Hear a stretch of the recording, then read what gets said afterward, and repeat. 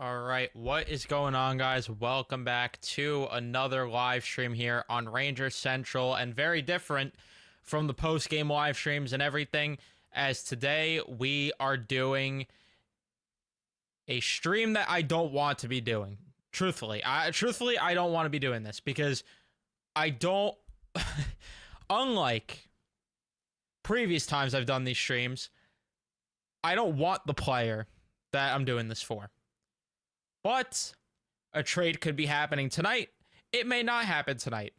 But I figured I would go live because in the event it does happen, then it would be great to be able to break it down, unfold everything as it happens in real time. And if it doesn't happen, then oh well. I'm not going to spend as much time as I have in these previous streams. And in case any of you are not familiar with these streams, well, welcome. If you did not see me for last year or the season prior, when the Rangers are interested in a player or connected to a player and it's of significance, I like to do these live streams where I do a watch along to see and wait if it's going to happen. And the reason why I think it's going to happen is because of the fact, well, there is a account that you should follow if you're not already and you want to be really tied up in the JT Miller stuff, at Taj, Taj 1944 on Twitter. He is a Canucks fan and he pretty much quote tweets, puts tweets out about everything connected Vancouver Canucks related. And he tweeted earlier about how a Canucks beat writer, I forgot his name, but either way, him, and then there was a couple of other insiders that were saying they're trying to push a deal. They aren't stopping today. They want to get it done. So does that mean it's going to be done today? I don't know.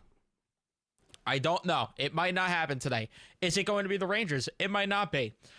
But either way, we're live doing this because last year I did this for Jake Gensel and unfortunately was let down.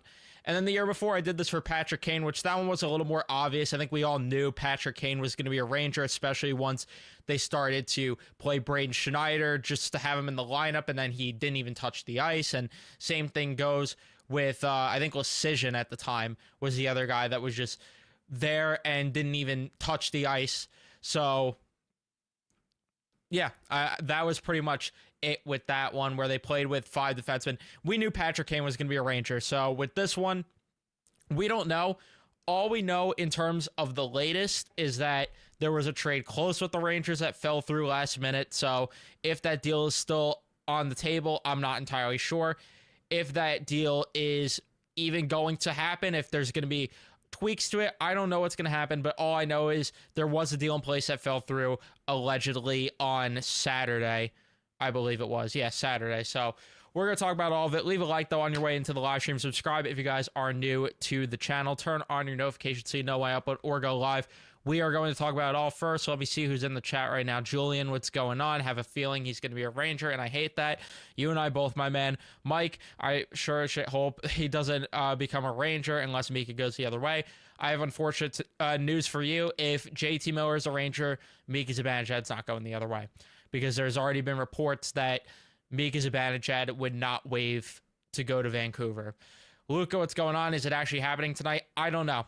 Maybe, maybe not. I would lean towards it, not just because of the fact that I'm doing these live streams, and it's like, of course, but I figured I'd go live in the event that it does happen tonight. And again, it might not, but why the hell not? Why the hell not go live and talk about it? Well, let's see. Dennis, what's going on? If JT becomes a Ranger, we need to start a GoFundMe to help Evan get that Rangers tattoo removed. Well, the good news for you is that you don't have to fund that one. If they trade Lafreniere in a deal for JT Miller, that would send me right to the shop to get it covered up. But I appreciate it, Dennis. That's hilarious. And I know you're joking about that, but I'm not when I say that. He'll end up going to Vegas. Disagree with that, Logan, because we've already heard that he wants to be on the East Coast, like Julian is saying here. It looks like he wants to be playing on the East Coast, and there was a report that his preference is the Rangers, so there is that for that. But anyway, Joe, what's going on? To you, it doesn't make sense unless Mika's going the other way. I agree with that, but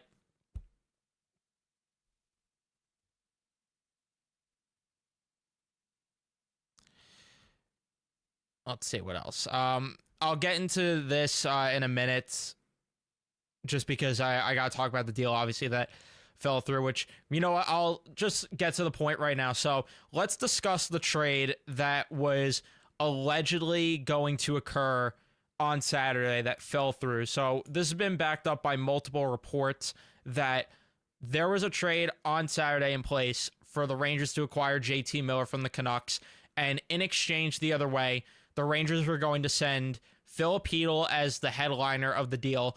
Ryan Lindgren was going to be a part of the deal, as well as a conditional first-round pick. We do not know which season it was for. It was probably either this one or next season.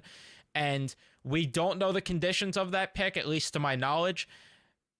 But that's apparently what made the trade fall through, is the conditions of that draft pick. So I would imagine, and this is where I do wonder if there was truth to what Larry Brooks was saying, as well as other insiders that were saying Lafreniere and Schneider were asked for in the deal, where if I was to imagine it, Vancouver probably turned around to the Rangers and said, okay, if you don't want to meet our conditions on the first round pick, then give us Schneider or Lafreniere, and then JT Miller is yours.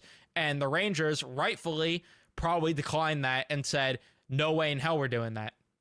No way in hell. And I'm glad if that is the case. But in terms of that deal that did fall through, I do have mixed feelings about it, because on the surface, if we're going to look at it, just face value, the trade itself, value on each end and all that other stuff, the Rangers on the surface probably come out on top in that trade. For the immediate period, for the now, for whatever, the Rangers probably come up on top in that trade. However, I still stand by what I've said in post-game streams, on Twitter. If you're not following me, go follow me at CorePython. But I stand by what I've said. I'm not making a trade for JT Miller unless the only way I could get behind it is if it is Meek involved. But like I've said before, Meek is not going to waive his no-move clause, so it's a moot point. There's not even a point in the conversation right now. I am not against moving Hedel. I would love to move Ryan Lindgren. I don't love moving a first, especially when this team is already depleted on picks as it is. I don't hate moving Hedel, though. I just still wouldn't do this trade because of JT Miller himself and not because of anything else. And JT Miller very well could be the player that he was last season or the season prior. That very well could happen. And that would be great and all. But realistically, we have to ask how much longer in his career, as he's turning 32 in March, does he have left in the tank of that type of production if he gets back to that? How much more is left in the tank there? Because is it a down year for him? Is it because he wants out? Or is this the start of a decline? Is it a bit of both? I would lean towards that because, again, he's on the wrong side of 30 and he is having a down year. I think in correlation, it's because of the fact that he is currently, one, he doesn't give a shit right now. And on top of that, I think it's a decline right now. And that's where I wonder, what is the reason for making this trade? Because the Rangers are not in a position still, no way, shape, or form, to be adding a player on the wrong side of 30 for multiple seasons when all that does is shrink the window, because you're trading a future, you're trading Filipino's a younger asset under control for 2 more seasons after this one. Where does that make you better other than for maybe 2 to 3 seasons with JT Miller on the roster, maybe outproducing Filipino? Probably will. But where does that make you better in terms of the long haul when this team needs to go younger? And on top of that, I still have concerns about JT Miller as a character and as an issue in the locker room. That's still where my biggest concern is with bringing in JT Miller, aside from the fact that I do worry about the production going down. But to me, all they're doing is shrinking the window if they make this trade. That's all that does, because it's going to put you out of position to bring in a marquee free agent for the next few seasons. And and or bring in a superstar that could become available in a trade, because once Lafreniere's no trade clause kicks in, you're not moving him. JT Miller has a no move clause. Trocheck has trade protection. Kreider has trade protection. Panarin has trade protection. You are stuck with that roster, and if it does not work out with JT Miller next year or even this year, then you are stuck with him for the next few years.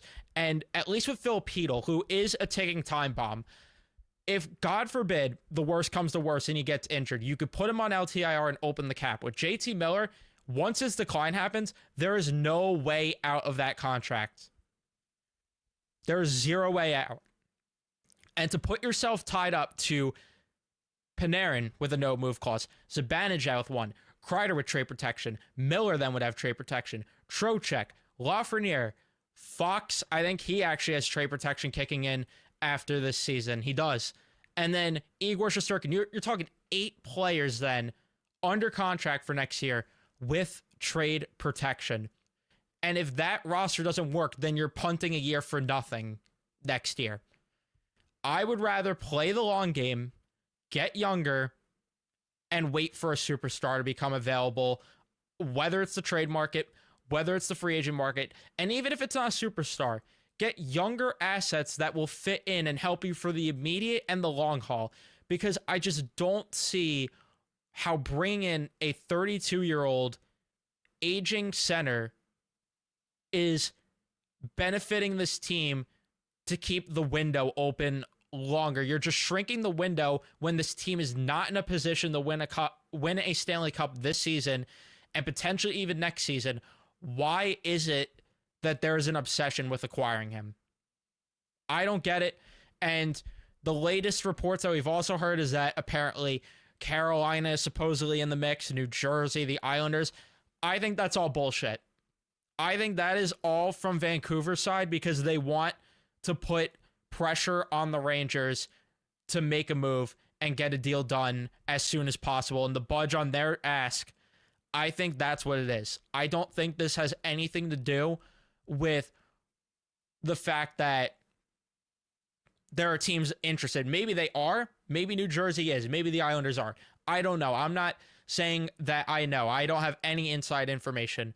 But isn't it strange that the Rangers deal falls through and then all of a sudden all these other teams are supposedly in the mix that happen to be in the same division? To me, that reeks of the media being used to force the Rangers' hand into giving into what Vancouver is asking for with those conditions. And we've seen Drury stand on his ground and be stubborn in the past, so maybe that will be the same here. Maybe not. Maybe he does give in. We will have to wait and see. But all I know is that a trade could happen tonight. A trade could happen tomorrow. It might not happen for weeks because the deadline is not until early March. So I'm not going to be doing these streams every day until March. There's just no way that's going to happen. I'm just doing this for the sake of the fact that it could happen tonight and I have nothing else really going on tonight. So I was like, why not go live for the day or for the night? So that's really where I'm at in terms of that regard. And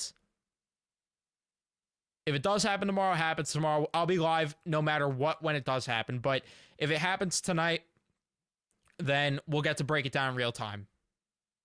It's really all it is. But yeah, let me get back to the chat and see what you guys are saying. Like I said, leave a like, subscribe. I would really appreciate all of that. Dennis, we got a $5 super chat from you. Thank you so much. I really do appreciate it, my man. $5 from you saying, love my takes. Thank you. I appreciate that, Dennis. And I appreciate your support. Thank you.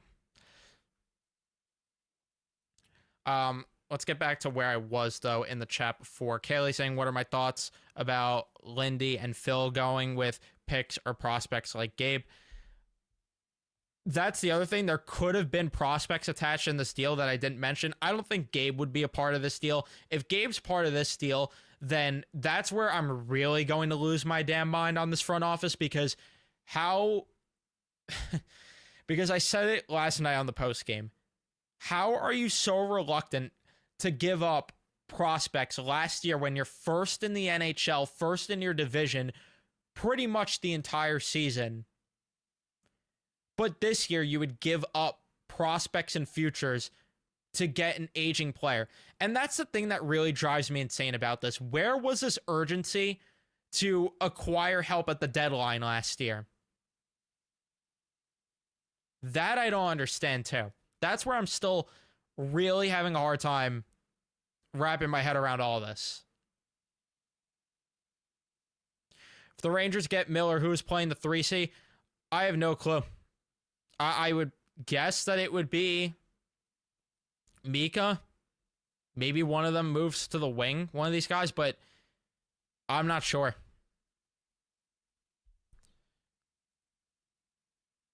I'm really not sure about it.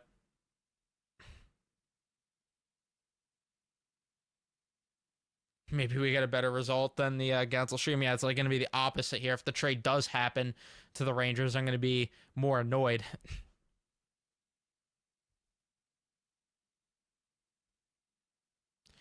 If Drury does make this trade, then yeah, I mean, at that point, he's not beating the allegations there.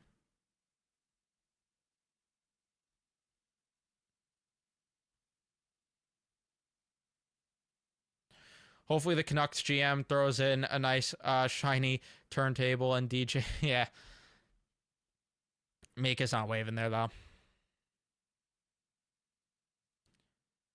And yeah, that's the thing. Like, I'm not against moving the young guys like Hedel and like Lafreniere, but I've always stood by the fact that it has to be somebody young coming back the other way, or if you're completely tearing it down and getting draft picks. But if they were interested in Elias Pettersson, then push the damn chips in. Push the chips in and go get him, because at least he's 26 years old, and I know you're going to get elite production for more than 2 to 3 seasons, which is what I would envision at most with JT Miller. And who knows, again, if he's even going to get back to the 100-point mark. But Brady Tkachuk's another name we talked about. He's not going to be available, but if he was to become available, which he won't anymore, but like we thought maybe there was a chance, then I would have moved Lafreniere in that deal. But you don't move him in a deal for an aging player. And same goes with guys like Phil Pedal and any of these guys.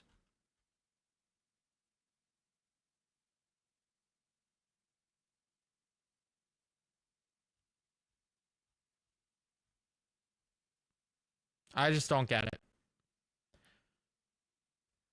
And yeah, this too, like the Devils don't have a lot of cap space right now.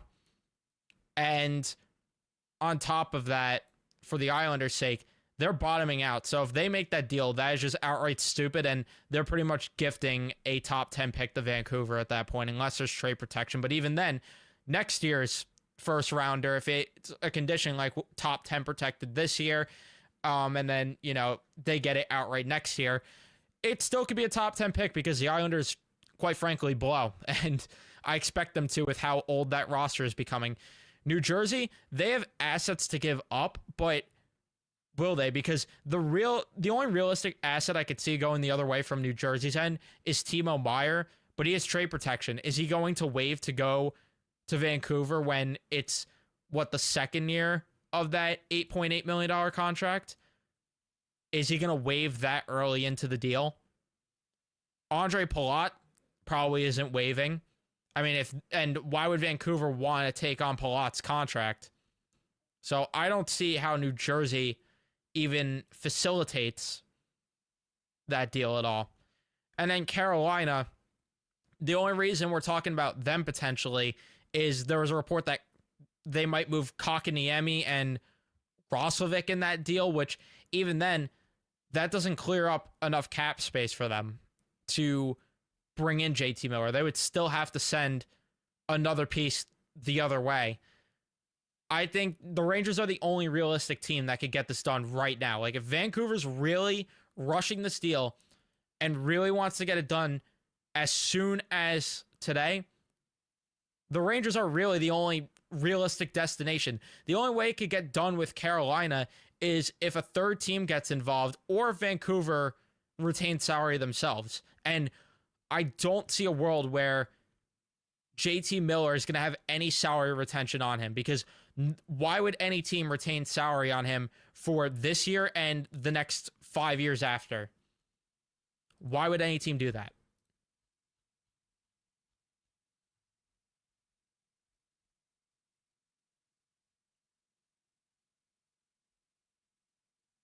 I would agree with you if this was last year, but they're not in a win now position.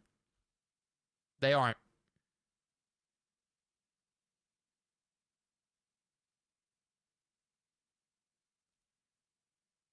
If the Rangers shit the bed once again as we approach the deadline, does that make the Rangers less inclined to make the trade? No, because I think that Drury views this trade as a piece that's going to help them for the now and for the next few years, to help them win a Stanley Cup potentially, because Drury probably knows that this year's out the window. Drury probably knows it. I at least would hope, but who knows with him. But at least us fans know that this year's probably out the window. Maybe they have a happy to be there run and maybe they win a round at most. But they view this as JT Miller could help them win next year. But I don't see how you're winning next year when the roster is going to be virtually the same, because you're hamstringing yourself to another big time contract.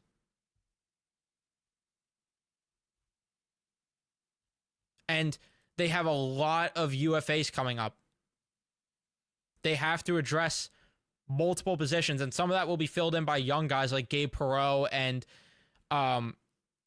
Will Cooley gets an extended role and everything like that.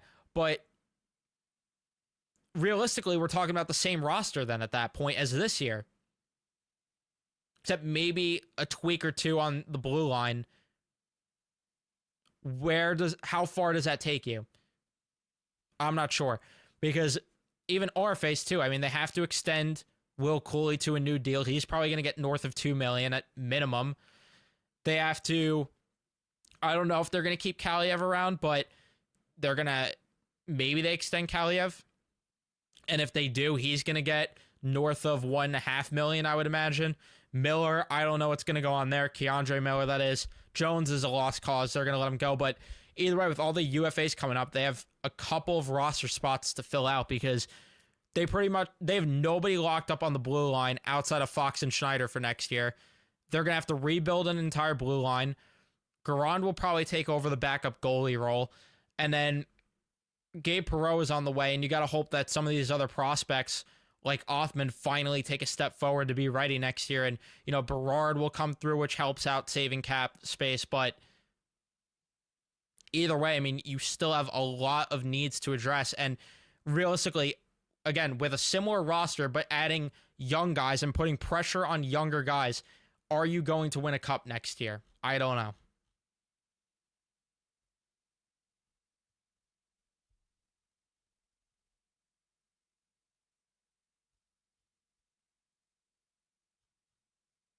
And I agree, Jason.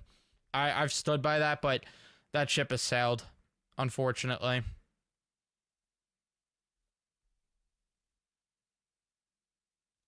Every Ranger fan should be realistic. The Rangers are not in a position to acquire Miller. They need to look long term. If the Rangers were one piece away, I would say do it. This team is not close. That's exactly my feeling. It's exactly how I feel. Where if this was last year, there's not a doubt I am making this move. But this isn't last year. And this year's giving them a we need to look in the mirror and really figure out who we are. And unless they could get out of Kreider's contract this offseason, then it's going to be hard to retool and then, come back next year. Either way, you're still putting a lot of pressure on the younger guys, even if you move Kreider, because who's replacing him?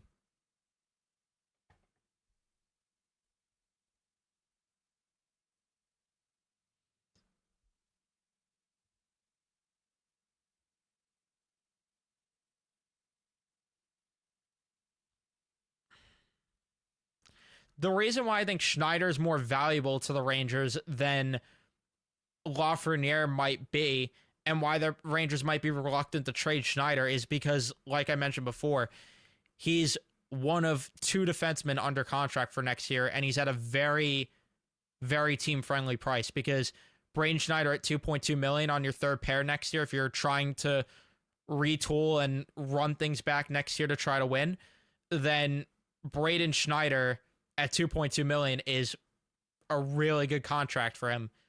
The problem comes in when you have to give him a pay raise because I don't view him as that much more than 3.5 to 4, which he's probably going to get though with the cap jumping. We're stuck in Bruins mode if we acquire him. Honestly, I mean, that's a fair comparison with that one. That or like the Minnesota Wild when they were dealing with all these big time contracts that they had.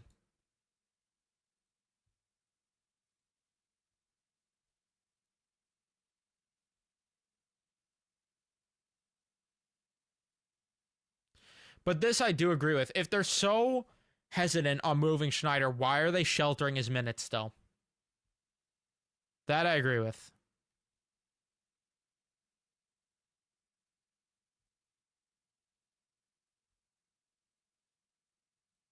Thoughts on Sakura being rumored in the trade?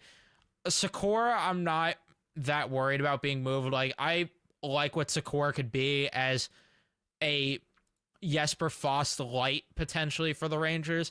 But at the end of the day, I mean, those guys are replaceable and they already have a lot of guys that are ahead of him on the depth chart prospect wise between Berard now, Othman's obviously ahead. Even Yaroslav Chamar's passing him on the depth chart a little bit. So I don't think they necessarily need to, hold on to Sakura. I'd prefer it just because it's a controllable asset, but I'm not against moving Sakura in this deal like that. That would be the least of my concerns, honestly. And this is true too. Yeah, I mean, they should be weaponizing their cap space to be a third party in trades. That I agree with too. Instead of like soft buying, if you will, quote unquote, whatever you want to say. I agree with that.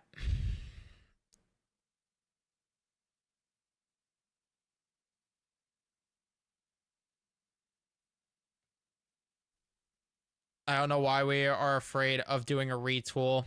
Uh, I think it's because, I mean, for fan reasons, it's because we've seen this team in the conference finals twice, and it's like people don't want to see the group broken up when realistically we know it needs to. With management, I don't know what it is.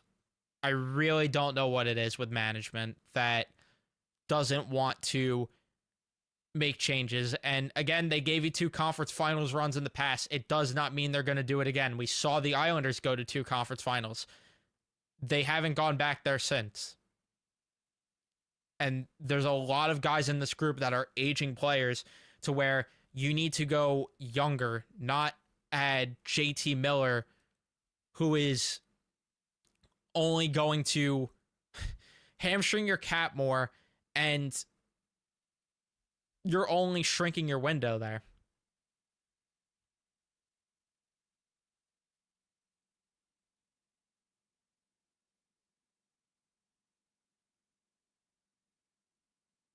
Yeah, yeah, I don't get it.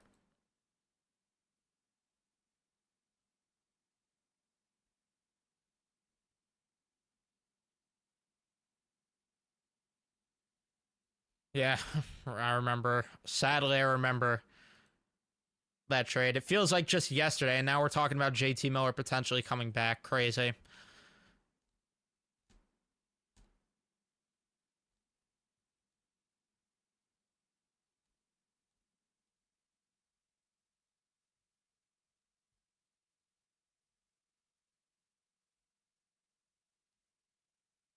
What's wrong with management? Yeah, that's I don't know.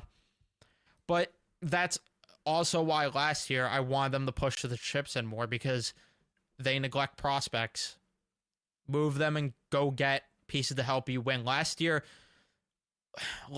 will forever be the biggest fumble in franchise history by not pushing the chips to go all in. There were warning signs last year, but they still found ways, and they went 7-0 in their first 7 games in the playoffs. Could you imagine if they pushed the chips in last year, put Trouba on LTIR instead of letting him dictate that bullshit? They push the chips in and get a top-end defenseman and bring in a Jake Gensel. Can you imagine where that team would have went last year? I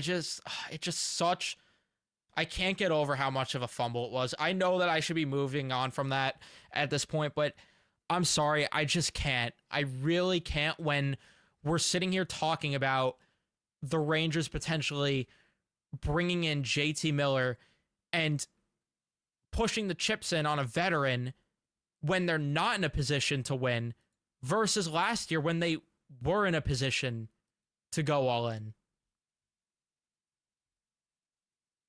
I just can't wrap my head around it.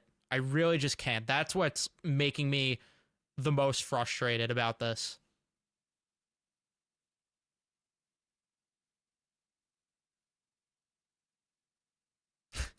Management needs me. How can we get you involved with player management? I don't know. Make a call to the front office. I don't know if you want me in management. I might be a little impulsive with some of my decisions there, but I mean, at the end of the day, I mean, I think that I think a lot of people in this fan base could replace Drury and do a better job, honestly. But, like, believe me, it's not just me.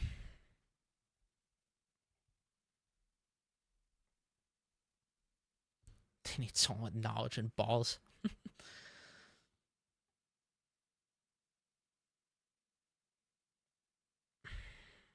I still disagree with people pointing at 2022-23 saying they went all in that year, which you could argue they pushed the chips in more than... I mean, they definitely pushed the chips in more that year than last year, which that's another thing I can't wrap my head around. How did they push the chips in more their first year back in the playoffs out of the rebuild and push their chips in more that season than last year? Either way, again, I'm going to go on a rant and I'm going to get myself fired up. I still wouldn't count that too much of going all in because Tarasenko, everybody knew, was not the same player. Everybody knew Tarasenko was on the decline.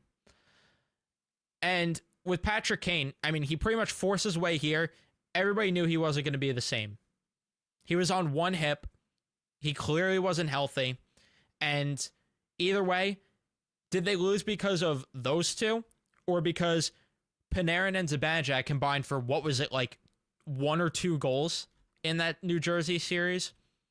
And then Lafreniere putting up no points that series against New Jersey? But I think that deadline scared them from pushing the chips in, unfortunately, which that's even worse if that's the case.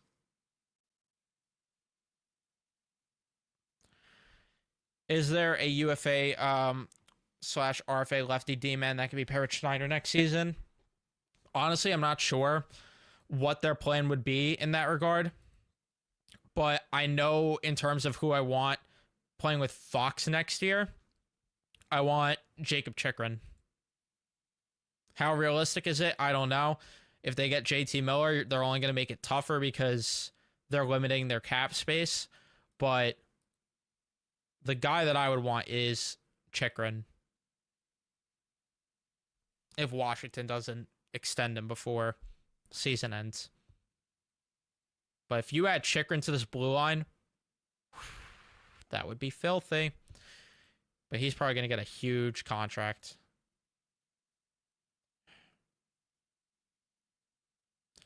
And yeah, the whole offense fraudulent, need a defensive overall. I mean, Marcus Pettersson would be a good add too. Marcus Patterson would definitely be a solid add. I would rather them.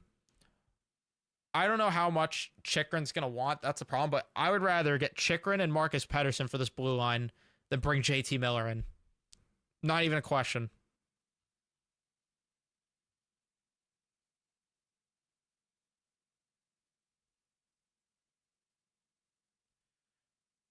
Yeah, didn't want to give up Kako. I mean, forget about Gensel, but for Henrique and Vitrano even.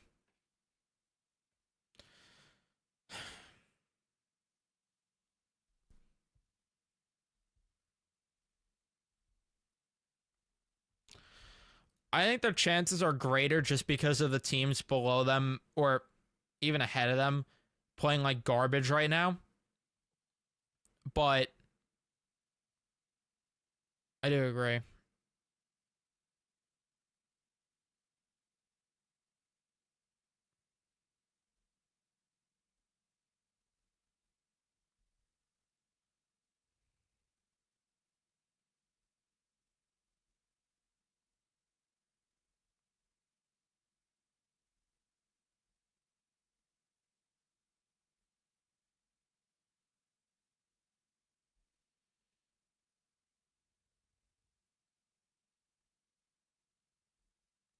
Kako's playing well for Seattle, and good for him. It's just very unfortunate that they didn't want to move him last year to help them make a push in the playoffs.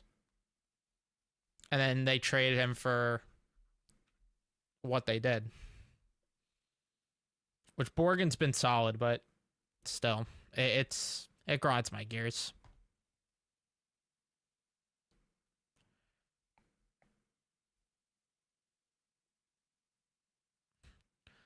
Sell Borgen at the deadline, then re-sign him in the offseason. That's what I've been saying they should do.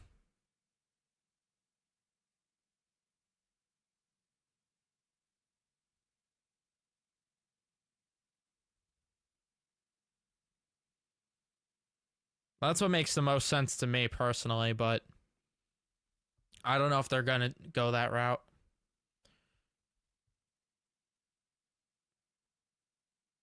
Yeah, and this is it too. When your two big time forwards, especially nonetheless, are not producing when it matters the most, then that's your biggest problem. But they could have helped it so much last year if they went in at the deadline, because imagine they added more scoring depth and offensive firepower to where, again, they got outplayed by Florida a lot in that series. There is no disputing it, and I can't even hide from that. But when you look at the losses, outside of one of those losses in that Florida series, all of them were 1-goal games. If they have any sort of scoring depth, maybe one of those games go their way, and then who knows what happens in a game 7 at the Garden.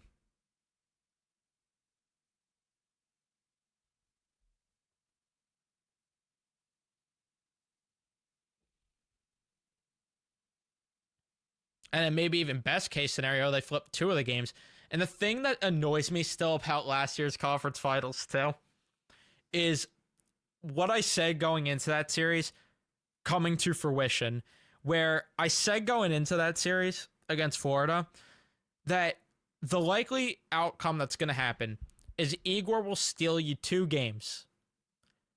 You just need the rest of the group to find a way to pull 2 games out of their ass, and you're in the finals. It played out exactly how I said it, and then we just did not get the performance from the rest of the group that was needed. It annoys me so much how it played out, how I said it would in my preview with that. Drives me up the wall.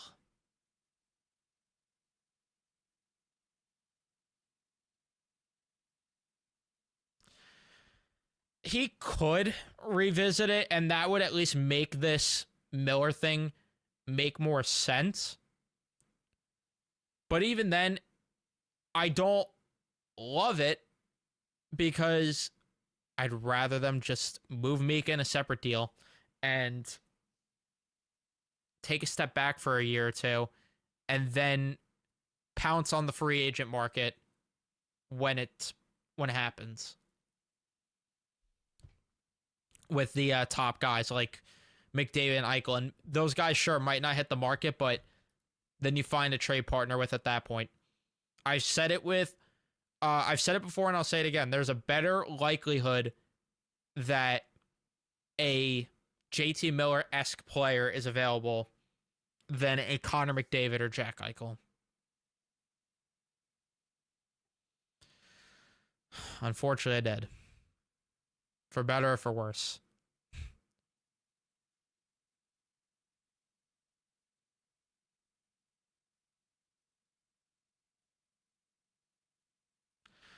Yeah, no, I'm not happy with Laviolette these days with that. Definitely not.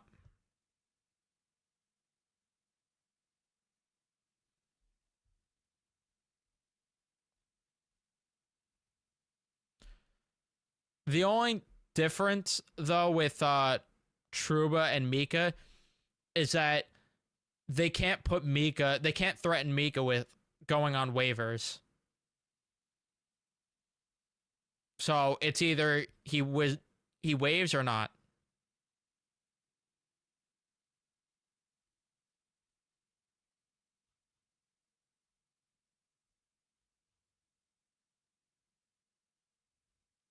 Yeah, I saw Tree's video about the Rangers. He must be the reason the Rangers are winning games lately.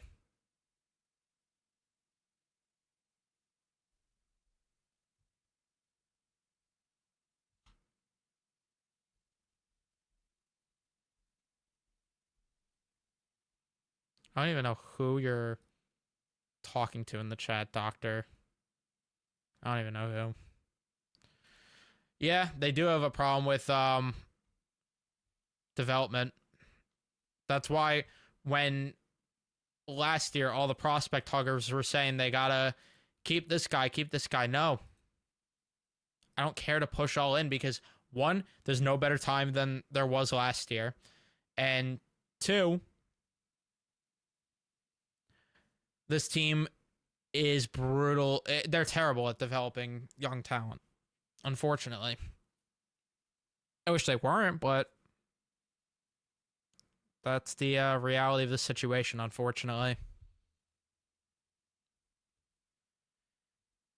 Very curious, though, just because I haven't looked, if Carolina has...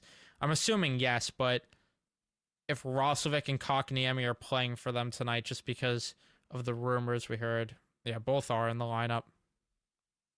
Which, again, makes me feel like this is all media-driven. In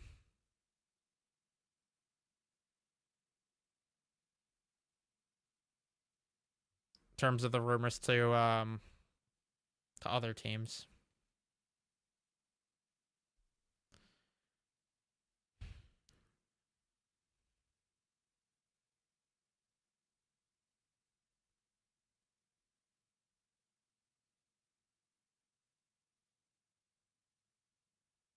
Yeah, I don't get it either. I really don't. Islanders are beating the Blue Jackets right now. Maybe the Blue Jackets' insanity run's coming to an end here then. What are the scores around the league? I didn't even look when I opened it. When I opened the app. Let's see. Seattle beat Buffalo today. The Wild beat the Avalanche. Bruins beat the Sharks. That's not a surprise. Barclay Goodrow scored, which is pretty funny. I think he scored against the Islanders the other day, too. The Blues and Knights are tied at 4 going into overtime. That should be exciting. Matthews scored. The Leafs are up 1-0 on Tampa. Islanders up 3-1 on Columbus as they've got 3 unanswered goals, 2 of them from Bo Horvat, and then a Simon Holmstrom shorthanded goal because of course it would be. And then Kent Johnson with a power play goal. Columbus, the team that was doing well offensively rolling into that game against the Rangers, not so hot lately. And then Carolina and Chicago are tied at 0 because that just started. How am I feeling about Ottawa tomorrow? Honestly, I got no clue. I have no feel for tomorrow's game. I had a feel for yesterday's game, and that was that they were going to lose, truthfully. But I got no feel for tomorrow's game, honestly. At least as of right now. Ottawa's tomorrow.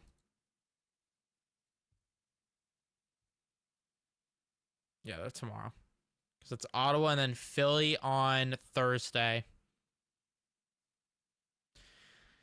And then yippee to the NHL putting more, like, why do they schedule, especially American teams, why do they schedule games during the NFL playoffs? Nobody is watching the Blackhawks and Wild when NFL postseason play is on.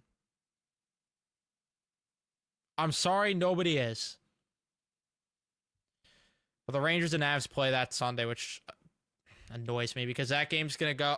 That post game's probably going to be later on because I'm going to go straight from the Ranger game to the Eagles game because there's not a chance in hell I am missing even a second of that. Just so annoying that that's a 1 o'clock game. And that's going to roll into the Eagles game a bit to begin with. So I might have to wait. I might have to rewatch the third period during halftime of the Eagles game. We got Canucks fan here. You don't want to see Miller trade. To be honest, it would be. I don't think it would be a mistake for the Canucks. I think it would be great for the Canucks to get out of that contract, especially with the headache that's going on in the locker room. Yeah, I don't get it anymore with the schedule. Is a trade close? We don't know. I don't think so. Not that we know of, but there's been reports that they're pushing really, really hard, that is, Vancouver, to get a deal done as soon as possible. So it could happen today, but it might not.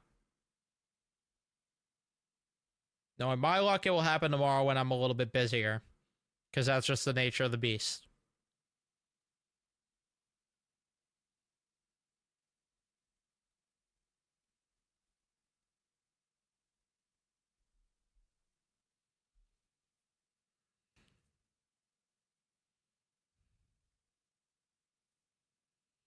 Does the point streak change how I feel about the team? Or 1 point is still a loss? I'm just curious because I'm numb at this point. Honestly, I'm numb too. Like, sure, they put themselves in a position to where it's a little more realistic that they can make the playoffs, but I'm at a point too where it's like, okay, if they make the playoffs, are they beating Toronto? Are they beating Washington? I would say no, but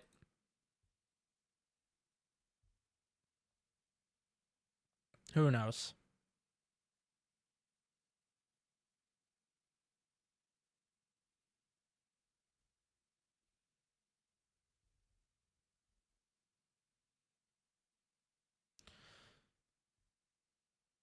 This team still sucks. All right, we got a guest, though, joining, thankfully, because I've been on for a while doing this myself, as we have Philk from Big Apple Hockey joining. What's going on, man? How's it going, man? How's it going, everybody in the chat? I don't know what you've gone over yet. I imagine you've probably gone over pretty much everything, but I get why you're doing this, and it reminds me of trade deadline where you literally marathoned it almost by yourself, and I went in and I checked on you. I was like, he's still going? Oh my god. I hope you're not doing that again.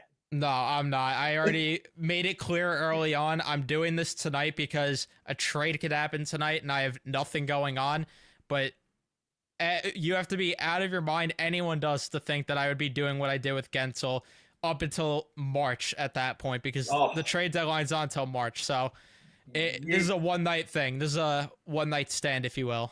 I hope it's not even a full night, because I you know what, right now, after hearing about what yeah, Kaylee is right. Evan learned from his mistakes, thankfully. But Yeah, thank the hockey gods for Evan's devotion. But yeah, from what I watched with, because I got that clip sent to me by a buddy of mine, the Dollawall one from Donnie and Dolly. So I watched that, and he was kind of on board with what Sarah Valley and Friedman were saying, that talks are not really dead, but nothing's imminent. And I really wonder how much Carolina's actually involved in this, or if that's a bluff tactic. Because I wonder if Miller would actually approve a deal to Carolina. I think I really wonder, because like what Dallowall said, first thing he said that stuck out to me was that Miller never asked for a trade. He never asked for it. So he's got to have a very small list that might even be just the Rangers for all we know. And he might get his wish, but this might be Drury doing what Sather did to Columbus with Rick Nash back in 2012. If any of you remember, the asking price for Rick Nash before the 2012 trade deadline was Chris Kreider, Ryan McDonough, and JT Miller. And I think they wanted a first round as well for Rick Nash. But those were all names that were rumored to be in that deal from what Scott Howson's asking price was from Columbus. So that ended up not happening. They went into the summer, and it ended up being the deal that ended up getting done with Brandon Dubinsky, Artem Anisimov, Tim Erickson, and a first-round pick for Rick Nash, and what ended up being a third round? Yeah, third round pick that year that ended up becoming Pavel Buchnevich.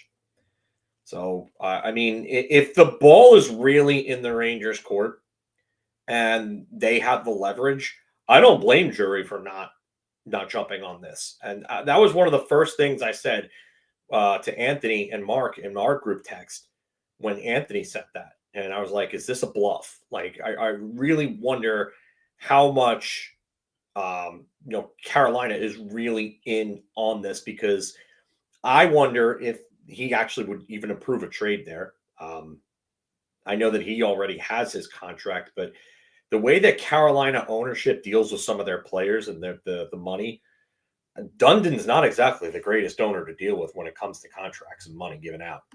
So I wonder about that. I wonder if he really even wants to move in general. I do believe that the Rangers, if he does end up getting moved, would be on that very small list of teams that he would approve to. And I really wonder how much Vancouver actually likes Jesperi Kotkaniemi. That's what I was about to say. I was about to say where I think Carolina is being used right now as a decoy to get the Rangers to give in on the conditions of that pick, because if a deal was that close, where we've heard nothing being close with Carolina, and then all of a sudden after, the deal collapses, oh, Carolina's in the mix now. Yeah. Like, okay, sure.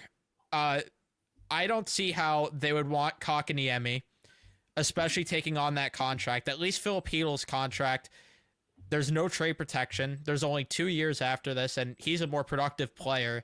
Unless Carolina's offering a better prospect, then why would Vancouver not take the Rangers deal when they're getting a better player and they're still getting the first round pick to begin with? Unless Carolina's offering a better prospect, if there's even prospects in either of these deals, then I don't see why Vancouver would take Carolina's deal over the Rangers. And if that's the case, I feel like a deal would be closer with Carolina than we know. So I don't see why they would take it over the Rangers offer. I'm with you. I think the timing is suspect. I definitely think this is posturing on their part. I don't think Carolina wants to make another move. I think they do. Do they need a center? Yeah, absolutely.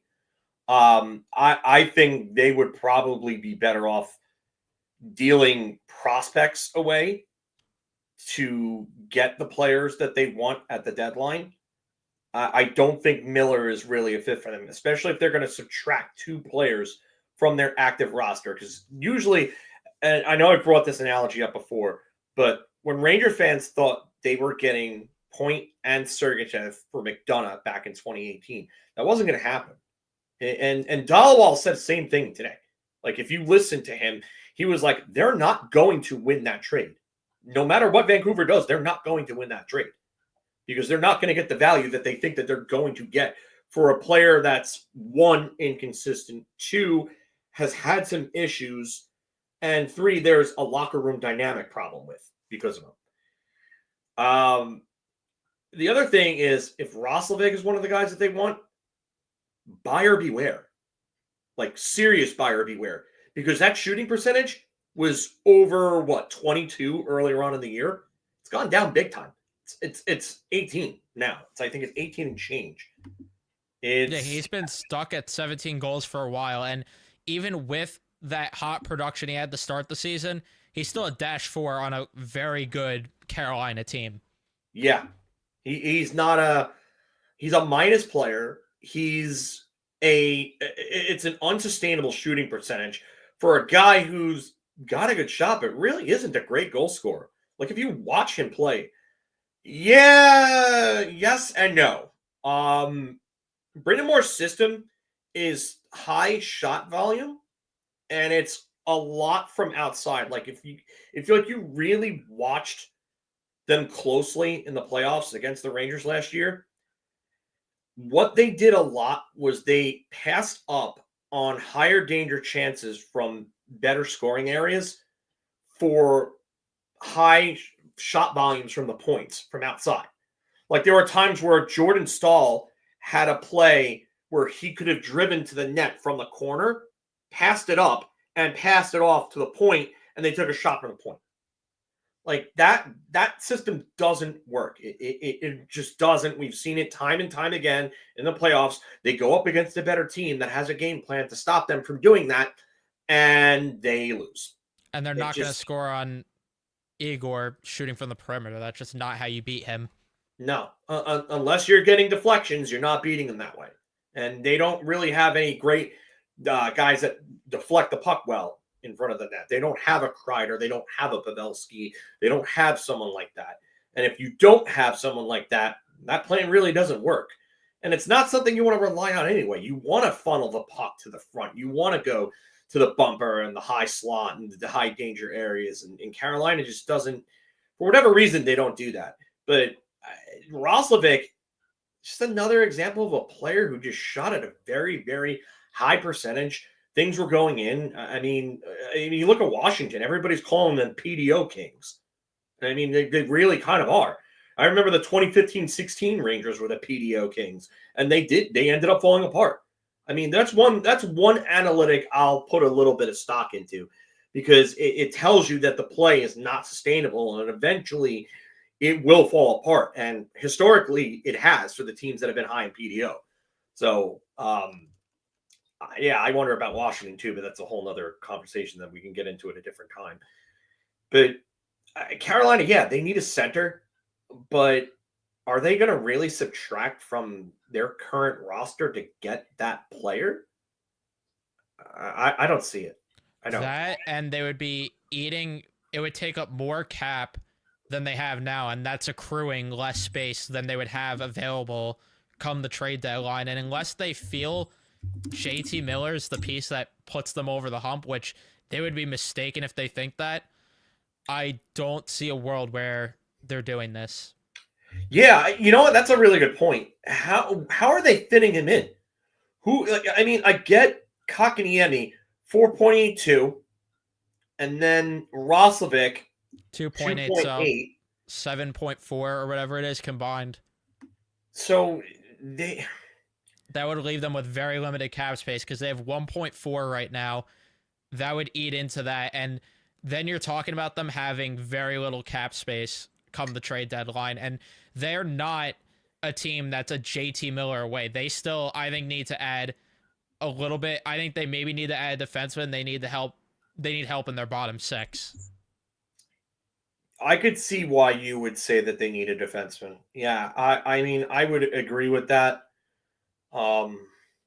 Orlov is off the books at the end of the year. I wonder if they could move him Or and then try Burns. to get a defenseman to maybe be able to generate some cap space to bring in another forward. Because if you do this deal, like you said, you're going to be left with almost nothing in cap space. So Orlov is gone at the end of the year. Burns is gone at the end of the year. I don't think they're getting rid of Burns because I just don't see that there's going to be a market for a guy who's 39 years old and a $5.28 million cap hit at this point. I think Orlov, considering he's still sort of in his prime years, can still fetch an okay return. They may have to retain on that, though. So if you move Orlov, you can get some pieces, and then you could go try to recoup another rental forward or two by the deadline and make that work. So, I mean, I wonder if that would be the plan in Carolina, but I just I really do agree with you though. Like it's a lot to ask for a team that's cap strapped, and then you're going to be adding on salary because I don't know who else from that roster would go the other way in a deal. Yeah, no, because unless they're moving like Jack Drury, but that doesn't make sense at all. There's no one else on the roster that they can move that would make any sort of sense at all. So the centers that they have, um, ooh, cap wages. If you mouse over, it tells you the amount of time they spent at each position. I just figured that out right now. You learn something new every day. Holy shit. So Aho is obviously a center. Kakaniemi, it says 89.3% of the time spent at center. So I imagine they're probably getting this from data or maybe from like Daily Faceoff or Morning Puck, one of those sites. Jordan Stahl's obviously a center. Jack Drury is another center. Tyson Jost really can play all three positions, but he's really a center, even though he's kind of a non-factor for them, if you will. I don't. I mean, you can add Miller, and Roslovic is not really a center. You're not really using him there. It says 13.3% of the time spent at center, so that's like 86 and change, 86.7 at right wing. Yeah, I don't see it. I don't. I honestly think they're bluffing. You know what? I wonder if this is another Rick Nash situation. I know that someone in the chat was it Nicole or was it Kaylee that said she thought. Hey, John Lee, by the way, and Logan. Thank you for the two, John Dealey. I appreciate it. But I think I don't know where Steve S said something before about he said that Miller publicly said that he wanted to play for the Rangers. I didn't see any of that, but I mean, the reports are kind of indicating or implying at least that the Rangers are on a very, very small list of teams that he would waive for. I don't know if he has waived already or not. I would imagine that if they were talking that deep, because Dahlal said it was like that close to being done. So, and plus the Rangers scratched what 3 players in Hartford's game the other night, Saturday. Yeah, and one of them was Bo Girl, which tells you that Hedel was definitely in the deal because they would have needed a center to be called up. Absolutely. It's interesting. I still think a deal gets done. I think these two teams have talked about players too many times in the past. I think Drury's got a real hard on for him. He has since 2022. Yeah. Well, that was the first time that Schneider's name came up. And they wanted Schneider. They refused to let go of Schneider back then. And the good thing about this is that your worst fear was confirmed to not be true. That Drury was dumb enough to give up Lafreniere and Schneider in a deal for JT Miller because Dahlal said that neither of those players were on the table. If one of or both of them were, I would have spiraled out of control. But yeah, I mean, I talked about it earlier, and I'll let you give your thoughts, but I was saying before that on the surface, I don't hate the trade. I think the Rangers win the trade on the surface. My problem still is that I don't think they're in a position to make this trade to where they should make this trade. This team needs to get younger, and tying yourself into another contract and having 3 aging centers with trade protection to me makes no sense. And if this group doesn't work out, then you're already wasting 1 year of Igor's deal next year because you have 8 guys next year with trade protection. The only way this makes sense is if they're able to move Mika this offseason and or Kreider.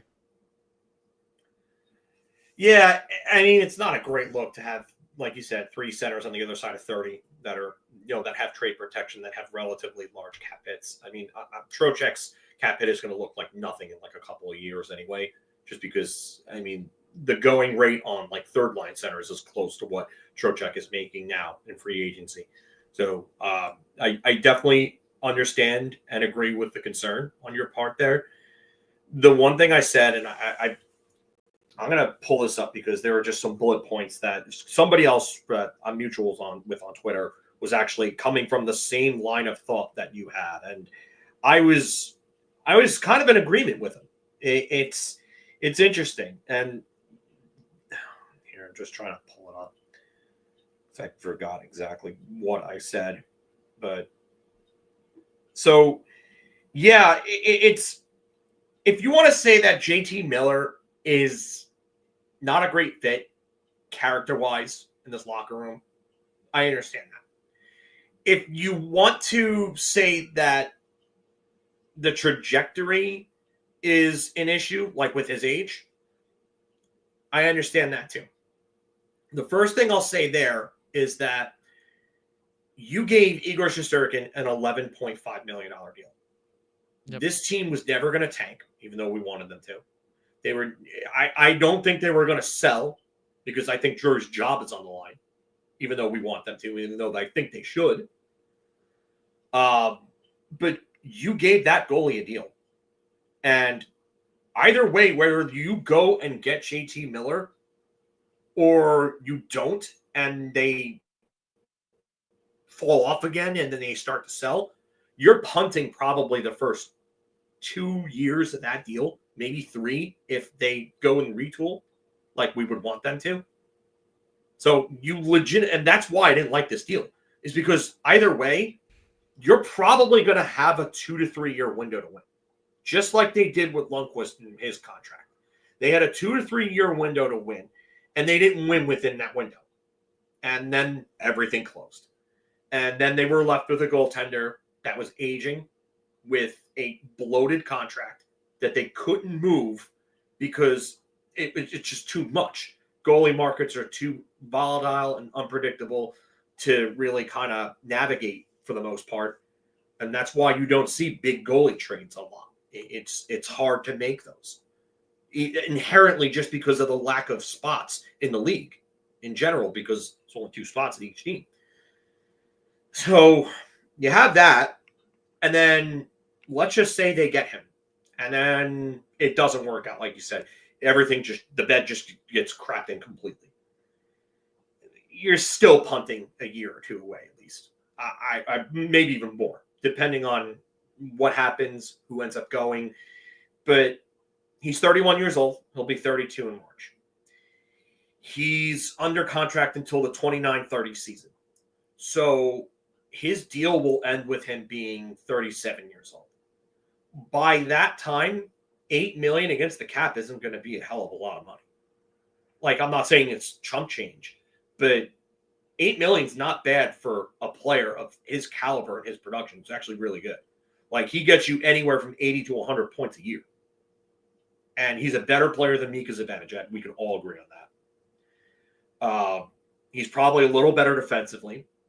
I mean, I could see, and if anybody wants to argue that Mika Zibanejad is better, okay, fine. Neither of them are Selke caliber players, but I mean, really, it's close. And then, really, like, you can get out of that deal at the exact time that you need to get out of that deal if they end up getting him. The only thing is that, like I said, if you're of the mindset of going forward and retooling and going in a different direction, and you think that the score is not good enough, then kind of preaching that for a while, then yeah, I understand why you wouldn't want to do it. But something tells me that that's not the mentality in the front office, and these talks are proving that. Yeah, that's what I had a debate with someone on Twitter about that today because he's just like, well, I don't understand why you don't want to do this deal.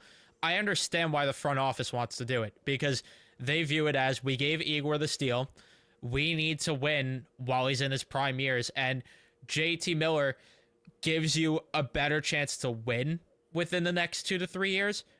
But the problem I have is that you run into the situation the Mets put themselves in when they signed Scherzer, where you gave yourself a 2-year window to try to win. You pushed your chips in, and it didn't work out at all. And now you're stuck with bad contracts paying the consequences for it. The only difference with baseball is there's no salary cap. So you could work your way around it, and they were able to offload guys like Scherzer and Verlander. But with hockey, there's no way out of that. There's no deferrals. There's no paying off like pretty much the entire contract to get prospects. There's none of that. And this team has a depleted farm. There's a lot of issues with player development to begin with, and there's some young help on the way, but not enough to where it should be. You're putting yourself in a spot where you have to win within the next 2 to 3 years, and if you don't, you're in for a really, really long rebuild. And my problem is I don't view them as a JT Miller away from being there. And even if they fix the blue line a bit, I don't know if that's the move that puts them over the hump, which is why if they can move Mika and they move Kreider this offseason, at least there's ways to make this work a little bit more. But I agree. I get why the front office is doing it. I just don't agree with it. That's really all it is. You know what? Now that I think about it, I definitely think you can go and get him and still kind of move on from those guys. Like, let's just say the idea is to get him and kind of start using, like, the best analogy that I can give was the rebuild didn't really start with it didn't really start with like the whole Stepan trade. That was one of the bigger moves.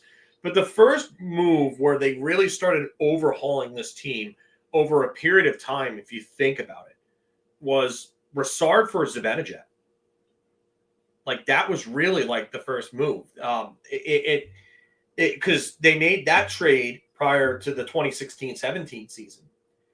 And that ended up being really kind of the first shot fired off the bow at that point, because they were moving away from that core that had those, two Eastern Conference Finals and Stanley Cup Finals run, that little mini window that popped out of nowhere. They got rid of Brassard, and then they got rid of Derek Stepan at the 2017 draft, obviously for the 7th pick, and D'Angelo. And then, a lot of the, bigger moves came at that 2018 deadline. They dealt off Grabner, they dealt off McDonough and JT Miller. And it was a lot of the guys that they wanted to get rid of. They ended up getting, and really like the Hayes and Zuccarello trades prior to the 2019 deadline were like really kind of like the last hurrahs for that group. They decided that they wanted to move forward and build around Zibanejad and Kreider, and those were their two guys. And I mean, Buchnevich really wasn't established yet. He was close, but he wasn't like an established piece yet. So, but yeah, to answer Spooky's question, I would say that there was something imminent, according to what was said by Dallowall and Friedman, that they were very close on a deal. Friedman himself said that nothing's dead, but he doesn't see anything imminent at this point. But just because a deal didn't happen doesn't mean that the teams completely stopped talking. And even if they did completely stop talking, doesn't mean that they can't pick up and resume talks. General managers do that all the time. Mike Morrow, I totally agree with you about the Igor deal. We both agree there. Evan and I have been all over this for a very long time. You can't pay a goaltender to carry a team like Dominik Hasek did if he's not Dominik Hasek. And we knew Igor wasn't Dominik Hasek. He had 1 year where he was amazing, where he played like that. But outside of that, his career has been nothing close. So I don't like that deal. I understand why people want to go in the other direction and retool, and I agree with that. I don't see it happening at this point. And the one other thing, G. Ellis, you got to think about this. You either dump the guy that's on the other side of 30, that's had locker room issues before, or you dump the 25-year-old, 26-year-old, 100-point center. And yeah, I think the Canucks would get a much better package for Pettersson than they would for Miller. Yeah, absolutely, no but debate they shrink about that. The window then. But yeah, you really shorten your window, and it's kind of bad asset management. Yeah, you shrink your window, and that's what I worry with the Rangers doing with the steal. But I've got to a point where it's like the Igor deal is done, and it's like it's out of sight, out of mind, out of our control, and it's like this is just what it is. They're gonna try to push the chips, and even though we don't agree with it, I mean, this is just what it's gonna come down to. Yeah, and for this, tell me what Chesty does come playoffs comment. Listen, salary cap doesn't affect the playoffs. I mean, we've seen teams circumvent it, Tampa, Vegas, so on. All those teams circumvent it. Salary cap affects the regular season. And you can't be paying a goaltender who plays a max of 60 games because we don't have 70-game goaltenders anymore. It's not that way. It's not that way anymore. You play 60 games, you miss the other 21, 22 games, whatever the case may be, as the backup plays them. And you cannot overpay a goaltender at a position that's inherently valued less than the other positions.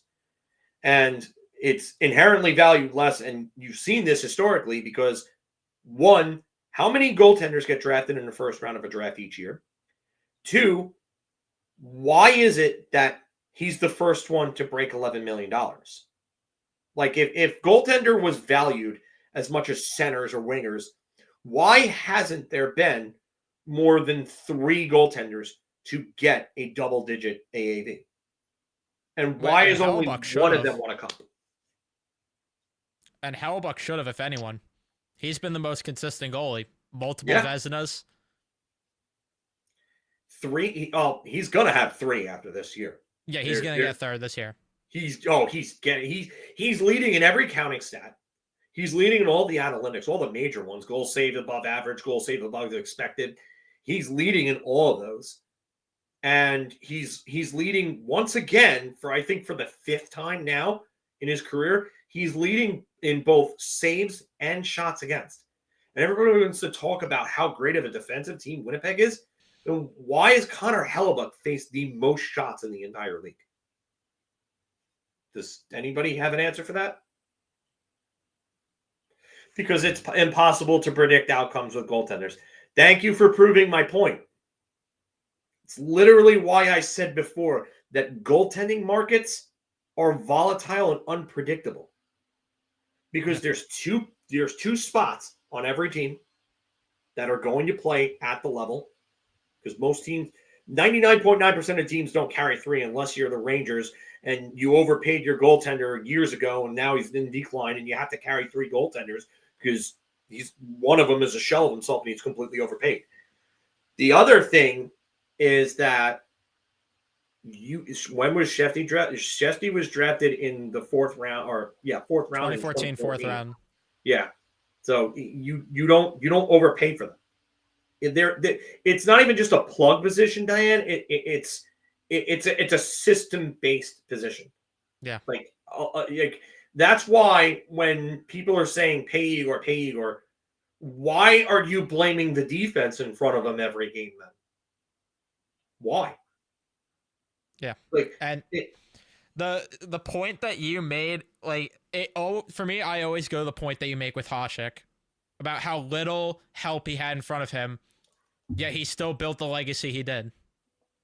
5. You know what that number is? What is that number?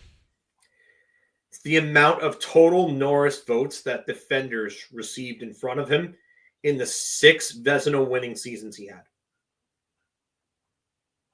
4 of them were for Alexei Zhitnik, who didn't even finish in the top 10 in voting that year. The other one was for Daryl Shannon. Does anybody even know who the fuck that is? I mean, I do, because I grew up watching during that time. But you can't commit that type of money to a goaltender who cannot carry the team. And Hasek carried a team. Hasek won a Vezina and a Hart in a year where his highest scoring forward or player on his team was Miroslav Shatan with 46 points. That number is stupid. I'm sorry, it's stupid. You can't, you're never going to see a goaltender like that ever again. You just won't. Dominik Hasek was a different animal, and we'll never see another goaltender like that ever again. 6 Vezinas in 8 years. It's just not being done again. But we have a goalie being paid like he is that. Yeah, definitely not. Sorry, but I don't know how you can look at these numbers and listen. If he was putting up, if I would say 4 of his 5 full seasons were like 21, 22, I'd say okay, maybe this guy is worth that. But it's not. They're not. Exactly, Bluegrass. You don't overpay running backs in football. And you don't draft them at 2nd overall. My team did that. And he ended up going to Philadelphia. Yeah. Love that guy. Yeah. Love that guy a lot. He was never doing that in New York. I'll tell you that right now. Not with that offensive line. Yeah. No. That's another thing. It's another position where that's system-based. It is dependent on what is in front of you. If your offensive line can't block, you're not going to get the holes to run. Philly's offensive line is great. So you gave probably the most talented running back in the game holes to run with? Of course he's going to friggin' run for 2,000 yards. Of course. Yep. Of course he's going to challenge Eric Dickerson's record. It's just no shit. We all knew how good he was. He was the best player in his draft class, and I don't care what anybody says about Josh Allen. He's better at his position than Allen is at his. So for me, and again, Hellebuck is doing this with a decent defense. He's not even doing this with a great defense. Hellebuck sucks. I just want to say, how come both Igor and Hellebuck, though, have both been just as far in the playoffs then as each other? They've both been to a conference finals. That's it. And I'm pretty sure both were game 6, right? Hellebuck went to game 6, I believe it was, in that conference finals. Or was it 7? It might have even been 7. You know what? I think it was 7. I could be wrong. So but Hellebuck I think it was further. 7. It was 2018. They lost to Vegas.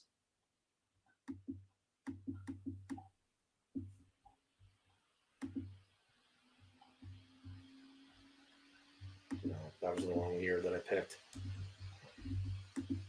Sharp said it was 5. Oh no, it is. It's 5. They lost. They lost in 5 games to the team that lost to the Capitals in the Stanley Cup Finals in 5 games.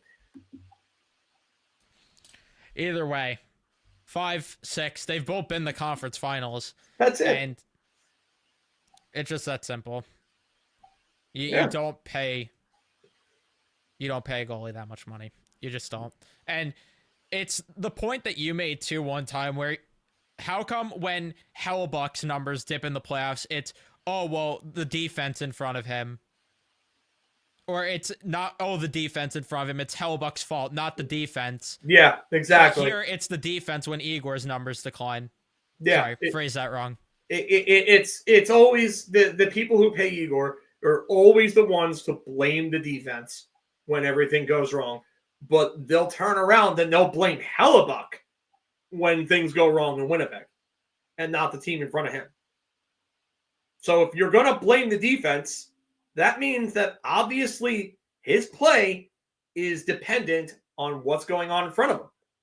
And that's why you do not pay a goaltender double digits. You just don't. Yeah. You build a better team in front of your goalie. Simple as that. Absolutely. Yeah, I mean, you're not going to win if you don't have center depth. All the great teams that have won have all had center depth down the middle. Like you look at Chicago, they had Taves, and then they brought in guys like Vermette and other guys at times to really kind of help them win. Boland was good for them when they won in 2013 as a second line center. Pittsburgh, they won with Crosby and Malkin down the middle. Jordan Stahl in 09 was the third center behind them. And then they had Nick Bonino in 2016.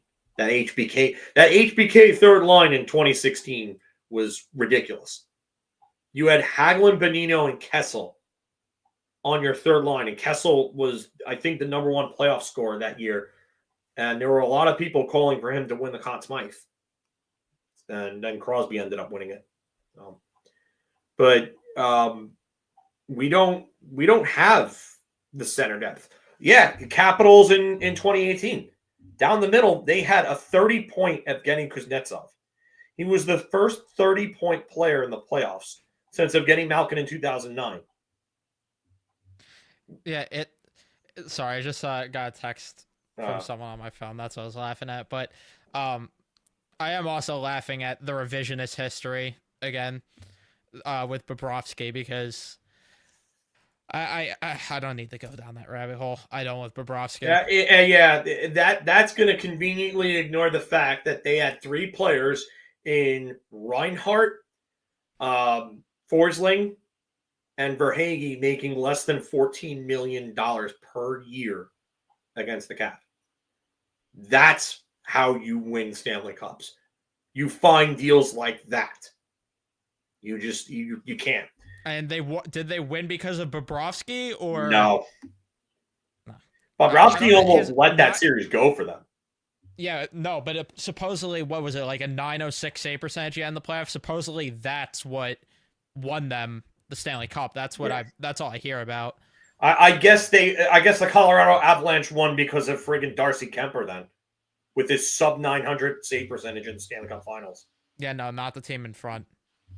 And this guy's asking if you would trade Shesterkin for Marner. No, Marner is not the type of player that you build with. What shirt do I have on? It's Red Lightning. No. Bobby didn't win the Conn Smythe, Kaylee. He almost cost them the Stanley Cup. Yeah, his play in games 4, 5, and 6 were a big problem. And how about the fact that he didn't even start the playoffs the first year they went to the finals? Alex Lyon got them into the playoffs the last day of the season. Yeah. That's a player I'd like to get. Last one from Julian, Robert Thomas. I mean, partially because I want to make Matchbox 20 memes, but Robert Thomas is a very, very good player. That's definitely someone you can win with. Yeah. Not a big-time goal scorer, but a great two-way player and a big point producer. Guy that's going to get you 70, 80 points a year. He's going to play really good two-way hockey, and he's going to play the type of dirty hockey that you need to play come April and beyond. It's what Mark talks about all the time, that he can name more Selke Cup winners than Vezina goalies that have won cups. Yeah. Cups are won down the middle with the blue line. Yep. Absolutely. But what's done is done with Igor, and now they're just gonna try to put the Band-Aid over this by getting Miller, and we'll see if it works. But or we at least think that's gonna happen. Anthony's comment. Oh. Yeah, Owen Tippett's a good player, NYR for life. Very good player, but that's Philadelphia. They, again, a lot of the times you got to find these players that need changes of scenery and end up, doing well in another place. Like Sam Reinhart was a good player before he came to Florida, but he was kind of floundering. Like he wasn't living up to his draft position. Let's just say that. And then he comes along and he goes to Florida, and then he all of a sudden improves big time. And you know what? He's another one where I look at it and I'm like, I'm waiting for that shooting percentage to come down. I really am. I'm waiting for it. And he shot at 24.5 last year. He's at 22.1 this year. Like, is this the guy that breaks the unsustainable shooting percentage? Is he the one that beats it? I really, that's someone I would really love to keep an eye on, just because it seems like I thought he was going to get, I thought he was going to drop off a bit, and he just hasn't dropped off. And he's become an elite goal scorer because that shot is so good. So good. Barrett Hayton, yeah. I could see why somebody would like Barrett Hayton. High draft pedigree. A little bit of a reach was where he was taken. But there's talent there. There is absolutely talent. Took him a bit to get there. But yeah, I mean, he's shown it.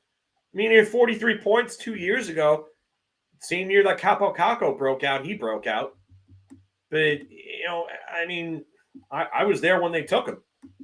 Me and Anthony were there in Dallas for that draft.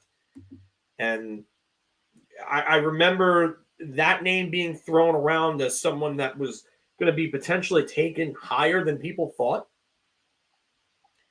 Another one in that draft that he ended up dropping big time, and I thought he was going to get taken earlier, was Joe Veleno. Oh, yeah. A lot of people thought Veleno was going to get taken a lot higher than where he was taken. So, yeah, people were talking like top 15 for him. Yeah. Yeah, the middle round was where I thought he was going to get taken. I thought he was going to be a middle round guy. I actually thought Dallas was going to take him instead of Delandria. I really thought that was someone that they were going to take. And I thought 13th was really good for him. And nope, they took Delandria, and we were all kind of shocked when that happened too. Less shocked than we were when the Rangers took Kravtsov, but that's another story. Yeah, I will never forget being out for dinner that night for that draft, and I refreshed because I was just stunned that they took Kravtsov. There was kind of a gasp when he was taken, and I actually got to interview on our feed that we had for the station. I got to interview Sam Cosentino, and he was really nice. And I asked him about that. I was like, this seems to be kind of like the shocker of the draft so far. What happened with Kravtsov? Why, like, what was the consensus on him? And he came out and said that there was no real consensus because he played across three different leagues, 3 different levels of competition, and that it was very hard to get a read on him due to that. He said that some people had him as high as top 10. Some people had him as low as 31. And yeah, I mean, now you kind of see why he was a reach. Because Gordy Clark thought he saw Evgeny Kuznetsov in him. Yeah, smartest guy in the room, Gordy Clark.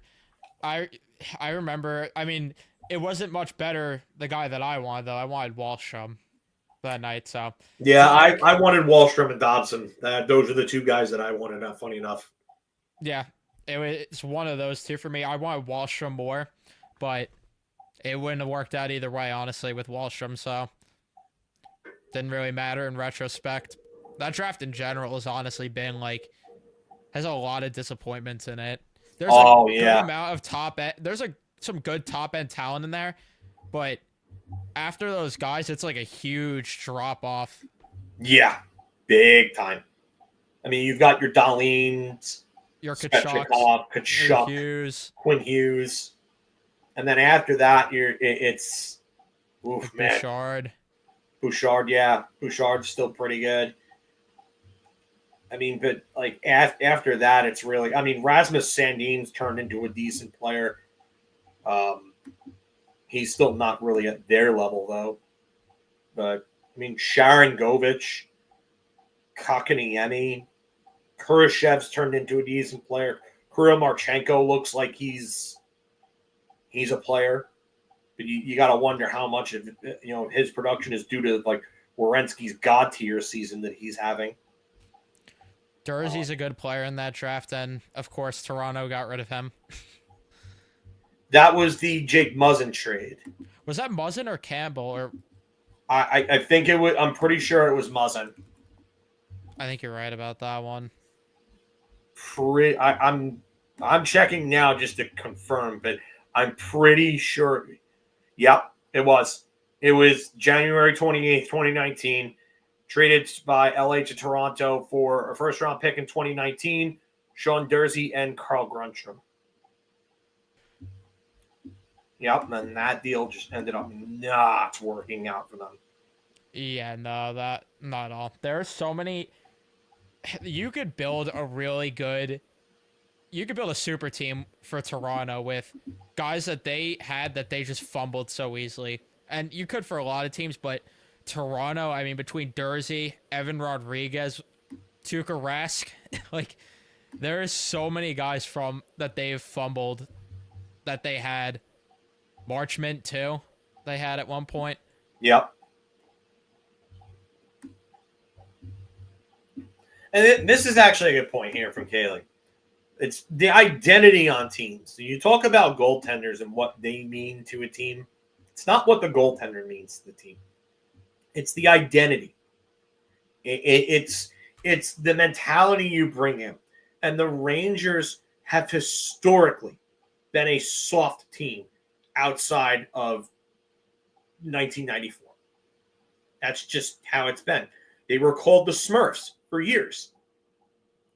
Ask any old head Ranger fan about the Smurf era and why they were called the Smurfs. And then you'll look back and you'll see things like Dale Rolfe getting the shit beaten out of him by Dave Schultz and nobody stepping in to help out Dale Rolfe. Not a single person, and it demoralized a Ranger team. It's unacceptable. That's why and a lot of younger fans, no offense to anyone who's not old enough to know about that incident or hasn't seen it and what it did to that team. The Tom Wilson incident was kind of like a modern day version of that. It really was. And Tom Wilson doing what he did to Buchnevich and Panarin, and you know how to say, oh, it broke the Rangers. Yeah, you can joke around and make that joke all you want. But what that does is it's a wake-up call to the upper management. And that's when Dolan stepped in because Dolan hated seeing them. Dolan didn't like it at all. He thought it was terrible. And he wanted the team to get tougher because he knew the team needed to be tougher. So, and then this Florida series, Florida didn't just outplay them and win. They tell you right there, Matt Graff. I'm sorry, man, but third man rule, that really wasn't part of like 80s hockey like that. It wasn't like that because brawls happened all the time. Bench clearing brawls literally happened all the time throughout the 80s. Like if you go look up the Rock'em Sock'em videos and stuff, you'd see bench clearing brawls happening almost all the time back then. And I understand that's why the instigator rule was eventually made, but back then, yeah, it just step in at that point and help your teammate out. So they didn't have the spine to do it, and no, it wasn't. No, it's early 70s is no. It dealt. So yeah, but the main issue I have in all of these incidents is that you have players that are just, they've identified that they're too soft. It's too soft, way too soft. And that's what's going on at this point. They're way too soft. And the general manager identified that and also identified that they wanted to move on. So that's why I do think that even if they get Miller, I do think that you could see Mika Zibanejad moved at another point in time. Yeah. I don't know. It just, I really wonder where he'd even wave to. Yeah. That's really the issue. That's why I really think still Kreider's more realistic for who would get moved of the two, because I don't know where Bika would go at all. But yeah, they need the identity change still. They still need it. And it was Kaylee that brought up before that you're just not going, no matter who you bring in, no matter what, you're not winning when your two top forwards, at least contract wise, do not play playoff style hockey. You're just not going to win a Stanley Cup that way. No, you're not. You're not. And that's why that 94 team won. Why do you think Keenan was so obsessed with getting tougher? Because he knew what Jersey was going to bring. He knew. And yeah, you could say the Amante trade, maybe you didn't need that one. Or maybe the Gartner. Actually, the Gartner trade would be the one that I would say that you didn't need. You could have kept Gartner, and having Noonan and Amante, Noonan and Matto there would have helped them. But I do think that they definitely needed to get a little tougher to beat Jersey. I do agree with that.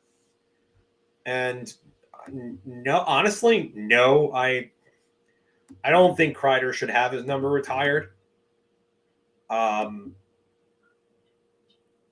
Yeah, that's cool that he's high up there and in the leaderboards for goals and stuff, but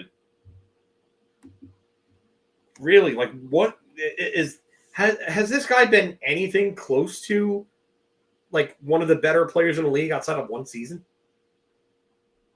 No. But look at what he did last year, saving this team from getting reverse swept. We said it though in that moment. I do remember that if they went on to win the cup, that cements Kreider. Then you could talk about it and it actually having some meaning to it. Then we could have the conversation that Kreider deserved his number to be in the rafters if they won. Okay.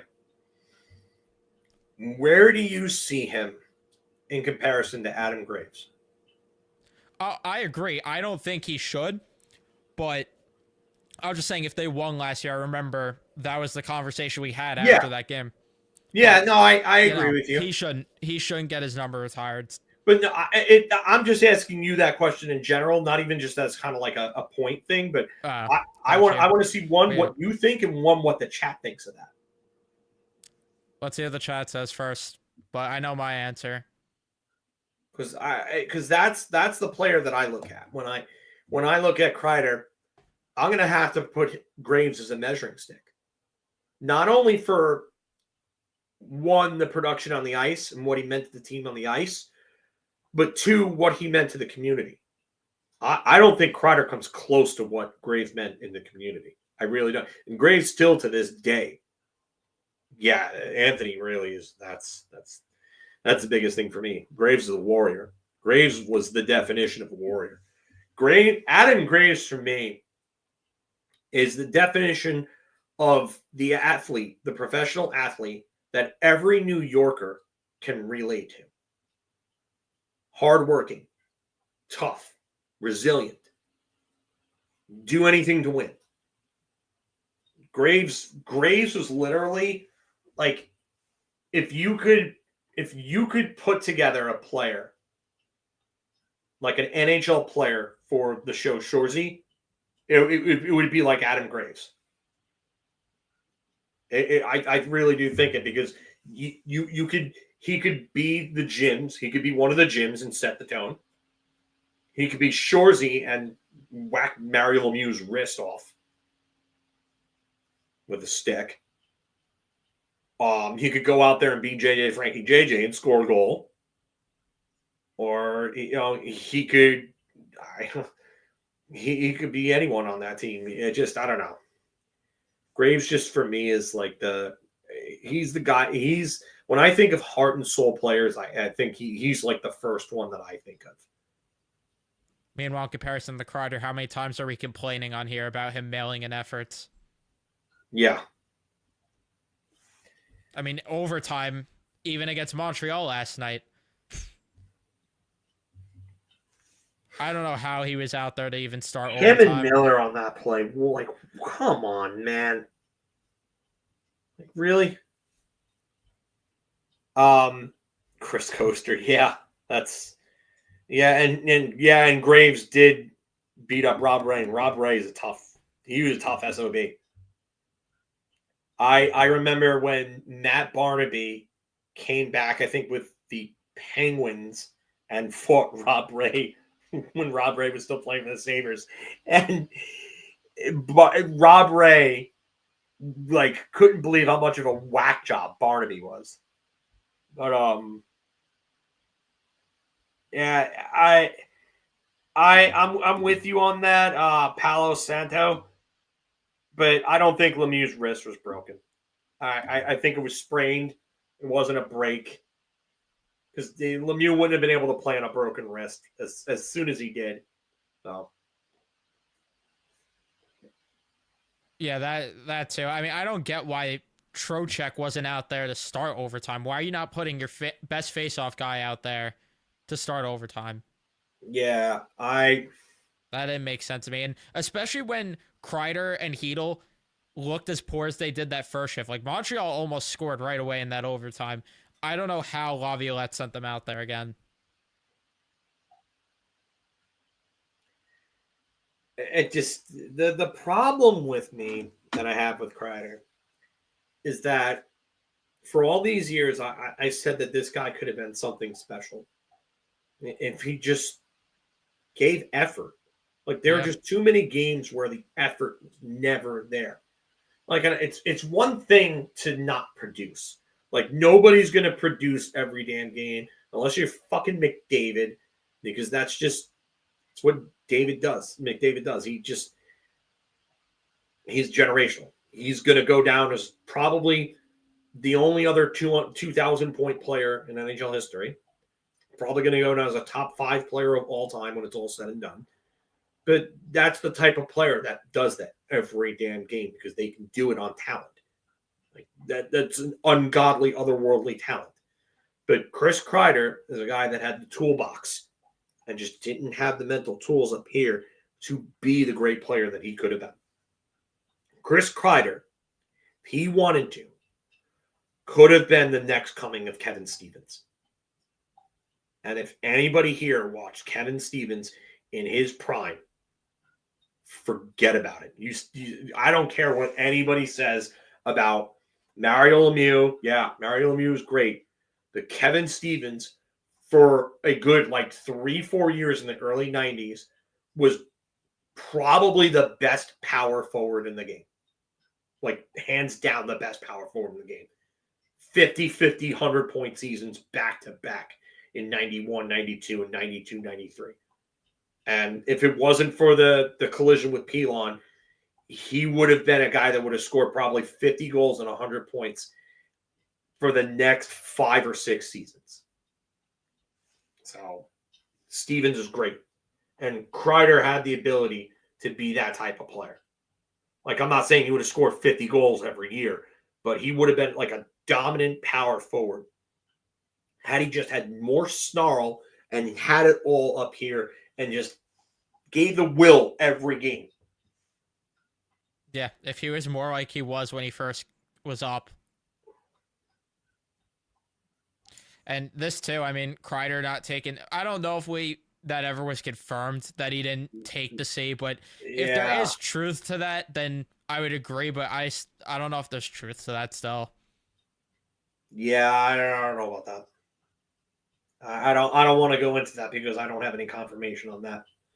If I heard something from a source that I know, like even if it wasn't from one of the beats and if it was from one of the sources that I knew, I'd feel a little more comfortable talking about it, even though I don't like necessarily talking about some of those things.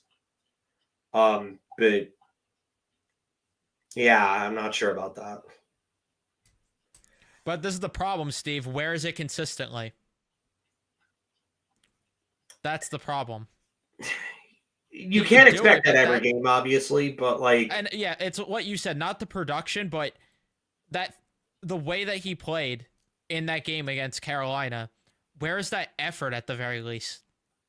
Yeah, that's the effort. That's the thing. I just want the effort. Yeah, that's all we're asking for. I remember a time where Chris Kreider was a complete menace on the forecheck. He was a complete menace. He was a guy that would skate, fly around everywhere, and he would cause trouble for oppositions. And I mean, the speed is still there. Why can't the efforts be there? Yeah, that's what I don't get. And there are times even during games where you see it, it's just like, where is it for the full 60? He is the most consistently inconsistent player that I have ever seen in my life. Yeah. And I can give two examples of things that really kind of stick out to me with Chris Kreider. One is the 2018-19 season. He had 20 goals in the first 38 games of the season. He looked like he was finally here. You know how many goals he had the rest of the year? Probably single digits. 8. 8. And that was his career high in goals, 28 goals. How do you start a season that well and then just disappear completely like that? Completely. I don't understand how you do that. Like, and it's not like he got like hurt or anything. Like, it was just, that was just how he was. It just, the efforts weren't there. And then 2021. So he had 20 goals all season. And 8 of those goals came in 3 games. The hat trick against Philly, the hat trick against Jersey, and then a 2-goal game against Buffalo. So for the other 47 games he played, he had 12 goals. Like, come on. Like, just, I can't. Yeah. That's just what's infuriating about watching him. It's just like, you see him do things out there, and it's just like, where the hell is this? Where the hell is it for the entire game? And then even, you could even point to, like, the season that he was about to get traded. Like, right before he got injured, too. He was on a complete tear. But earlier on that season, he wasn't playing at that level. But it was like right when he was about to get traded, he started to heat up. In 2020. Yeah. Yeah. There was rumors that he was going to get doubled to Toronto. There was a first-round pick and other prospects offered up on the table, supposedly.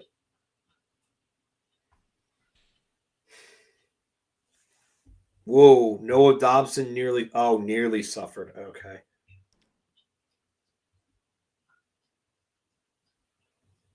Nearly, or did he leave the game, or nearly? It says nearly, so I'd imagine he probably didn't leave the game.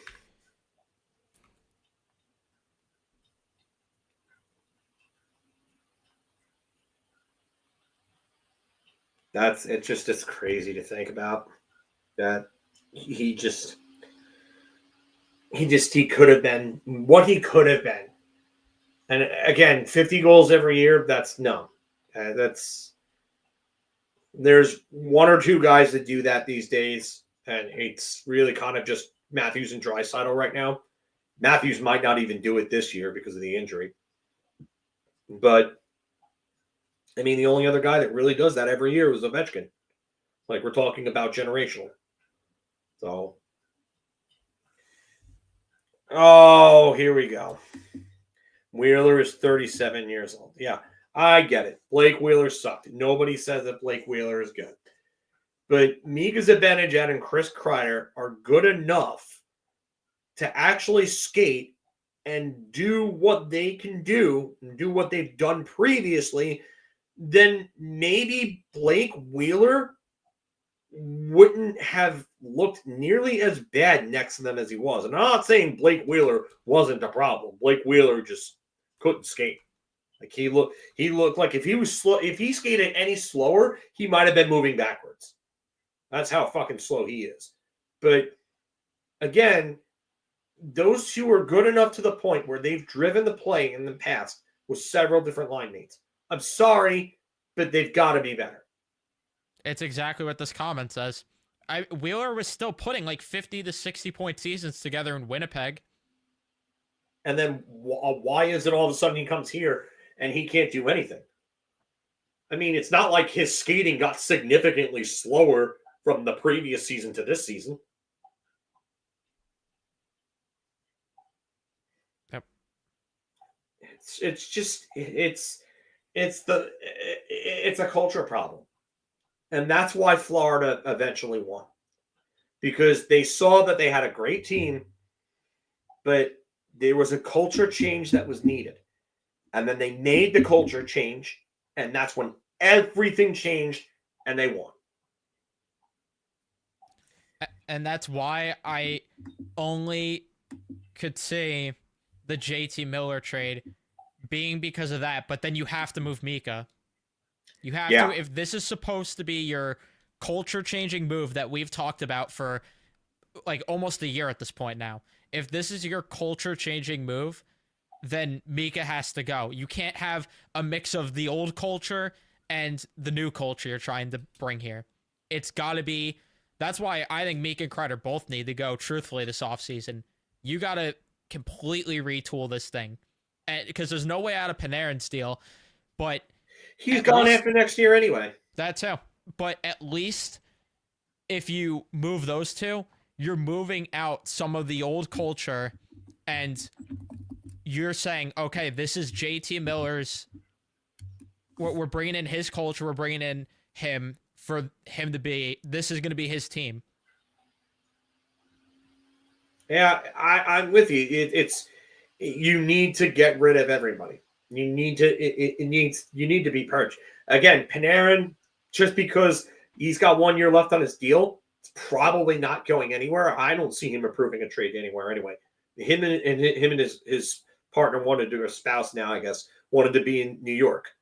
So, I mean, that's really the thing, is you've got to have a culture change here. You've got to have a dirty... a guy that wants to get dirty and is skilled. And that's why I get why anybody who wants Brady Tkachuk, I totally get it. I totally get why we all do. He's not getting moved. But I don't think he's getting moved. I think Ottawa's closer to finally figuring it out than it is They're ahead of than us they right are. now. We can't talk about getting Brady Kachuk when they're ahead of us right now. It's just Yeah, not realistic at all. yeah, I don't think it's happening anymore. No, If they were there's to no fall way. apart, then maybe it could be revisited in the offseason. But I see them as a team that's like finally coming together and figuring it out. Yeah, and even if they do fall apart, it would have to be extremely catastrophic for them to even consider that, because if it's like a slight collapse like Detroit had towards the end of the year, then they'll probably think, all right, well, maybe just tinker the roster here and there and we'll be in the playoffs next year. I can't see it being, let's trade the captain, unless they lose like 20 straight games or something, which that's not happening. So, Or unless he's just flat out wants out. or that, yeah, They could that's the they only could other miss way. the playoffs and he could just get tired of it. And I don't see that happening unless, if they miss it this year and next year, that's the only way I could see it getting to that point where he's going to have enough. But Yeah. to get back with the Mika and Miller thing, this was my point, Nicole. I don't think their personalities would blend well either, Miller and Mika. Mika seems a lot like Pedersen, and I brought JT that up Miller earlier, seems like yeah. the alpha male. Yep, I brought that up earlier. I just don't see that dynamic working at all. Yeah, I don't. I really don't. That's why they.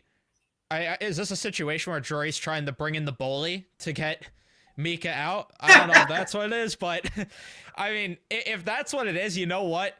Maybe I do owe Drury somewhat of an apology. If this is his strategy to bully Mika out and it works, you know what? Fine. You know what, Drury? I'm not fully there to apologize, but I'll give you some credit there where it's due, if that's what that scenario is. Everybody Not, get your Chris Jury apology form cards ready for Evan, because Evan's gonna have to fill them all out. Miller's gonna corner Mika and shave his head. Yeah. If that's what the scenario is, you know what? I'm putting on the tinfoil hat conspiracy theory here. Sure, that's what this is. Well, Miller and Trocheck were World Junior teammates in 2013. Yeah. So they won gold medal together. That could be what it is. And I mean, we have heard rumors that Trocheck could be the next captain. So, you know what? I like Trocheck, but like, lay off. I agree. I would rather him. I think he should get an A next season. Yeah. If you move Meek and Kreider, you give Trocheck one of those alternate captain spots. I think Trocheck should have it regardless, but maybe we should go to Colony Grill and try his pizza. I'm down to take a trip. Pizza boy.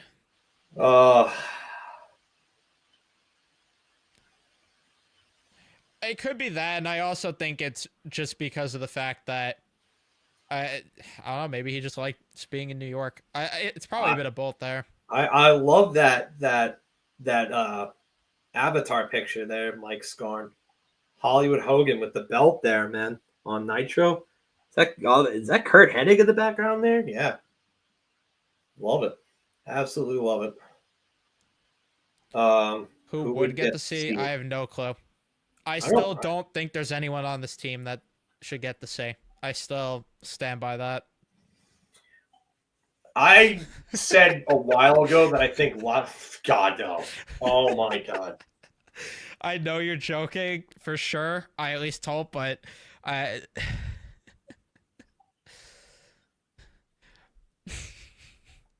Sam Carrick. I'd rather Sam Carrick than Keandre Miller, I'll tell you that right now. A little too sweet there for the 4 Life for the NWO. That's great. Yeah.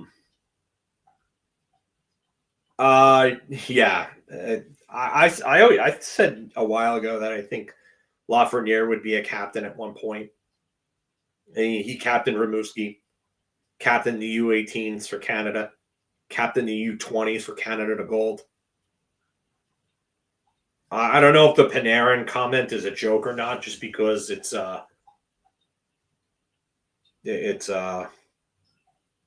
know what? he's done at the end of the year next year. So I don't know if they really. More conspiracy theories. You know what? I'm on board with That's it. great. You know what? I'm on board with it. The conspiracy theories. I'm not saying Lafreniere is ready for the captaincy. I said one day. I always thought one day he would be captain, and that's down the road. But I don't think anybody's right now. Yeah, I feel the same way about Cooley, at least with a letter. That down the road, he's a Cooley's guy that another should one get a I could letter. see being captain. I could absolutely see him being captain. He Yeah. reminds me of Graves. Like, I don't know how vocal he is in the locker room, but I definitely think that he leads by example, and that's important. Like, Brian Leach was a great lead by example type of captain. He was a guy that should have been an A, but they ended up giving him the C instead of Gretzky, and I think he would have played a lot better with the A instead of the C. Because the minute that Messier came back and he took the A, Leach's play went right back to where it was previously. So, And the answer to this is yes. yeah, yes, and his line mate was a guy that we should have drafted, Wyatt Johnston.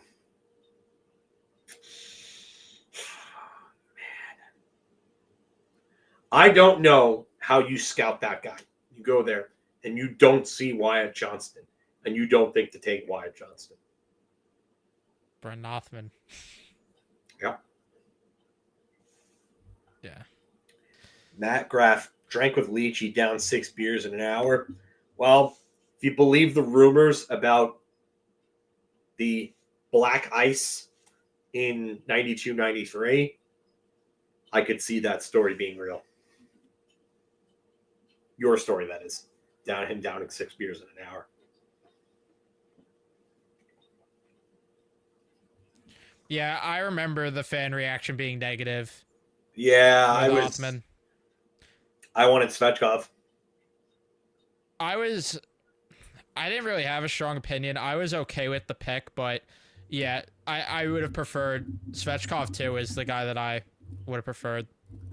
But I also was trying to give I wish I didn't in retrospect, but I was giving Drury the benefit of the doubt in his first draft there with Othman, but yeah, in retrospect, I mean, Wyatt Johnston. Here's my issue. You had an issue with Capo Caco and his skating.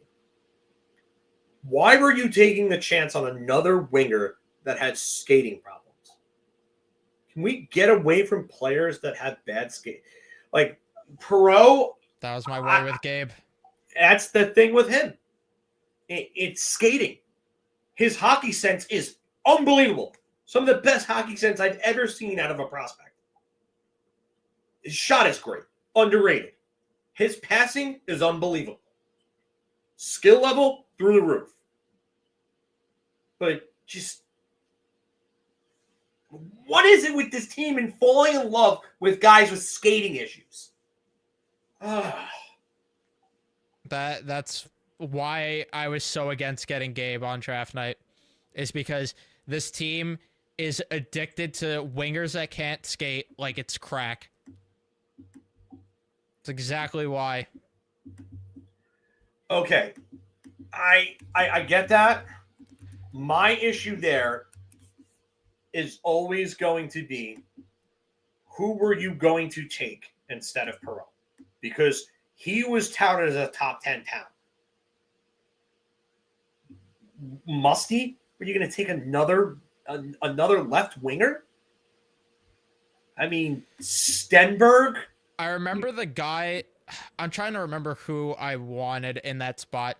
I remember Chris Stahl being a name that Nick and I really liked. He dropped the second round, though. Yeah, he dropped to the second round. I remember we talked a lot about him. We were obsessed with the idea of getting Oliver Moore. When he was falling, we were begging the Rangers to trade up for him, which honestly, in retrospect, thank God they didn't, because Gabe is looking better than Oliver Moore. Oliver Moore looks like a smaller version of Julian Gauthier. The guy has the speed.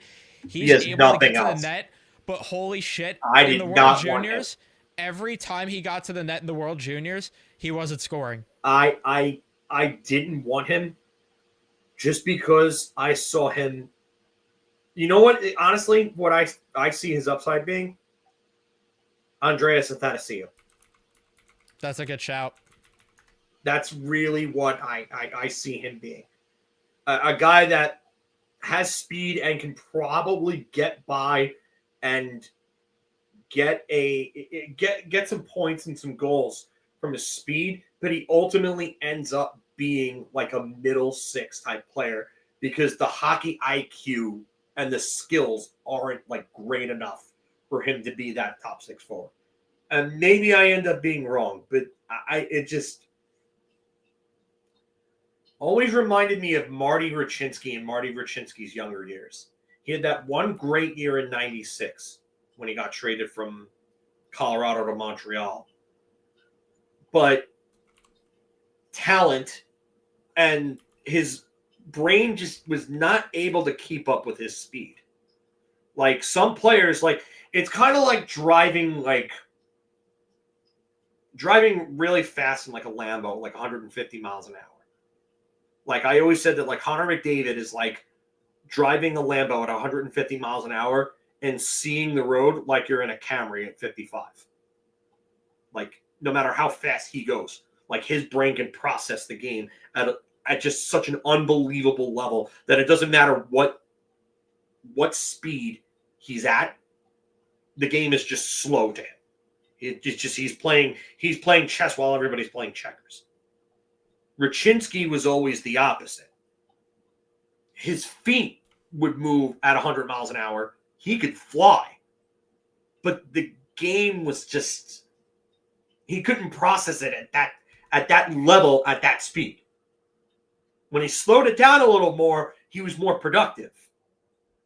And as he got older, I mean, he had that one really nice year with the Rangers the first year back in the lockout.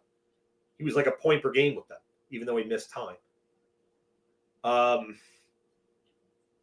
But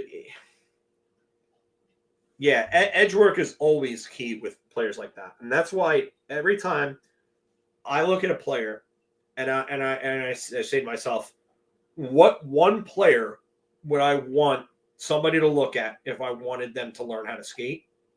It's Barzal, hands down.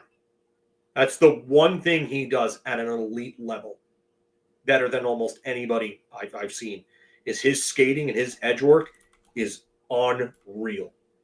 Unreal. I'm trying to find right now while you're doing that. I was trying to find the list of guys that Nick and I had that we wanted potentially in that spot. But yeah, Kristoff falling to the second round, man, he shouldn't have fell to the second round. I think that another guy that we wanted, we definitely talked about Stenberg. I don't think we fell in love with him, but I remember we talked about Stenberg a little bit. I'm trying to remember who else. Stenberg, to me, and I'll just say this.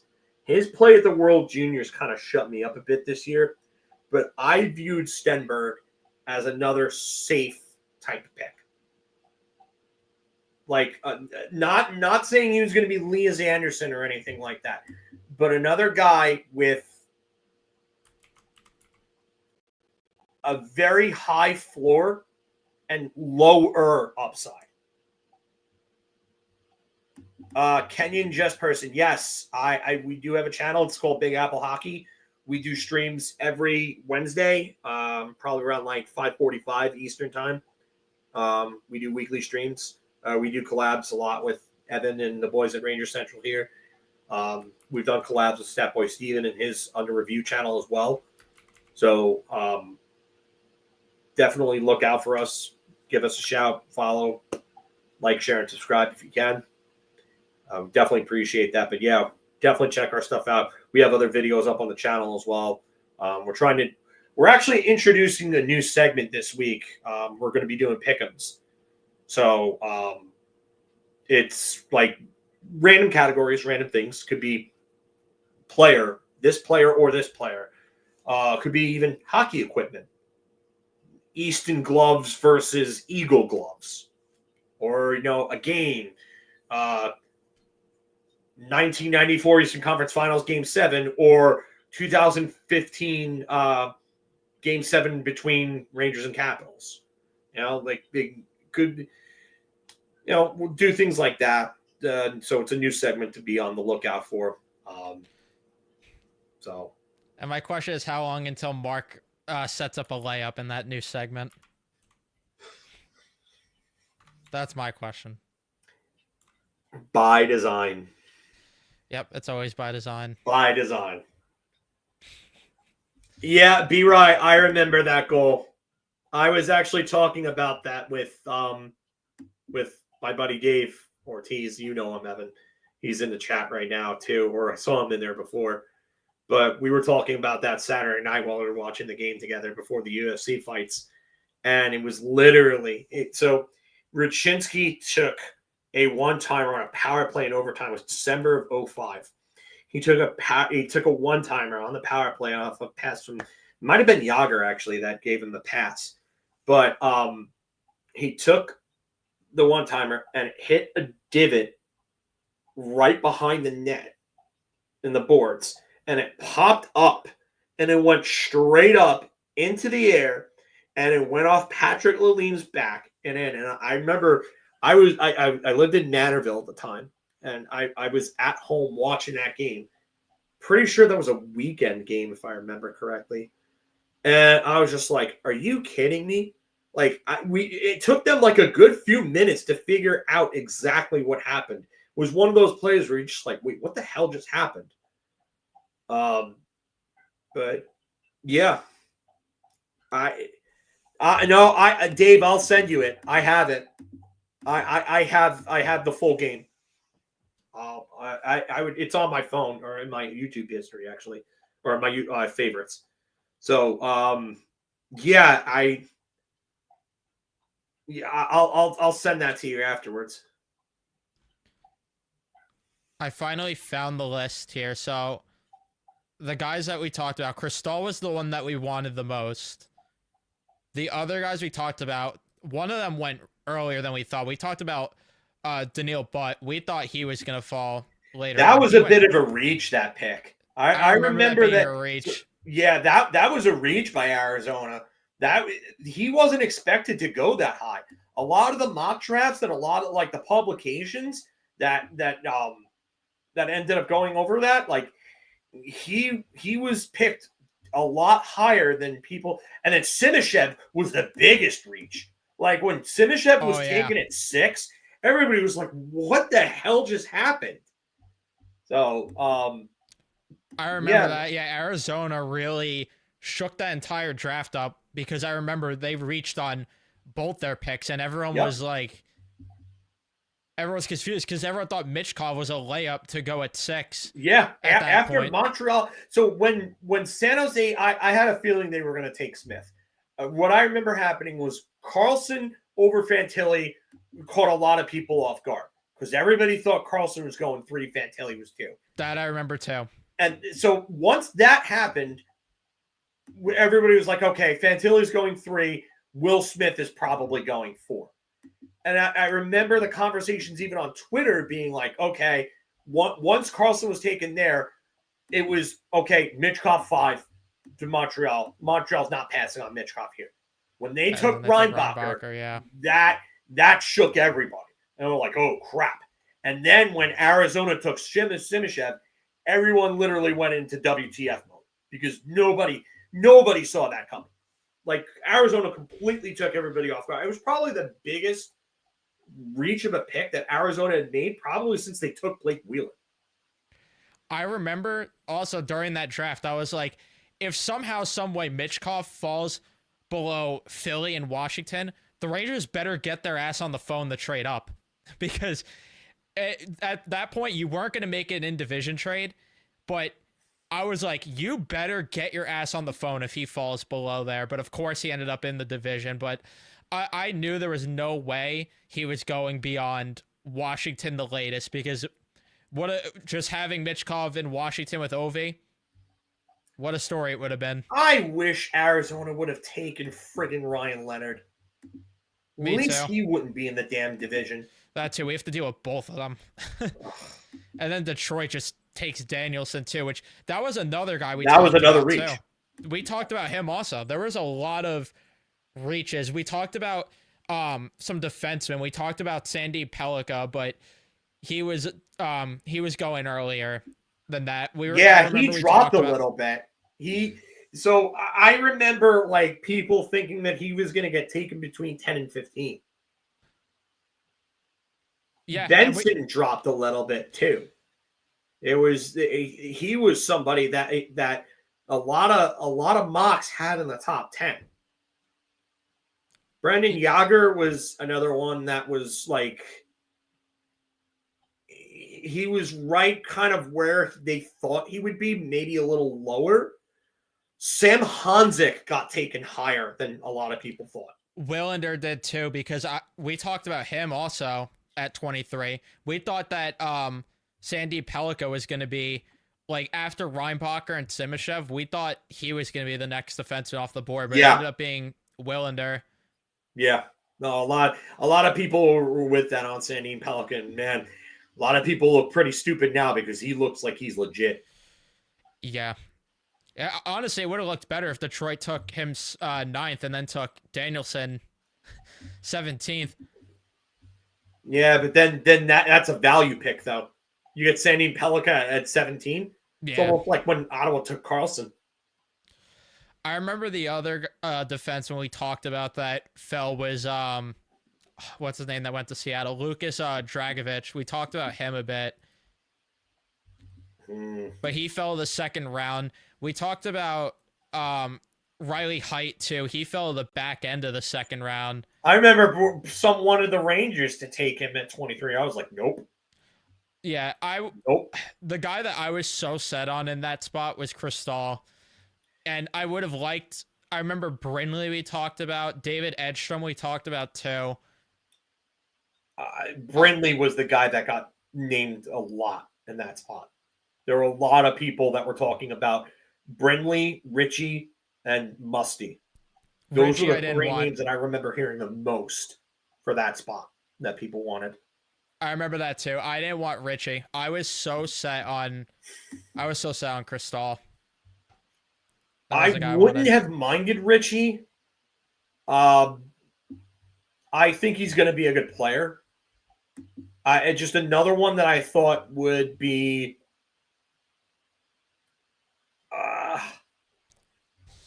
a little bit of a higher floor, maybe a lower ceiling, but I still think he's going to be a good player. But I was definitely disappointed with his performance in Canada. Oh, yeah. Yeah. And that whole team was disappointing. But for a guy that played 7 games in the NHL and got a taste of what it was like to play against those guys and to come back and just really not be all that impressive, 2 points in that entire tournament, woof. That's not a good sign. And I know you can't fall in love too much with World Juniors, because that's when you end up making picks like Eric Johnson at first overall. And that's just not how you do it. But there is some sort of stock that you do have to put into it.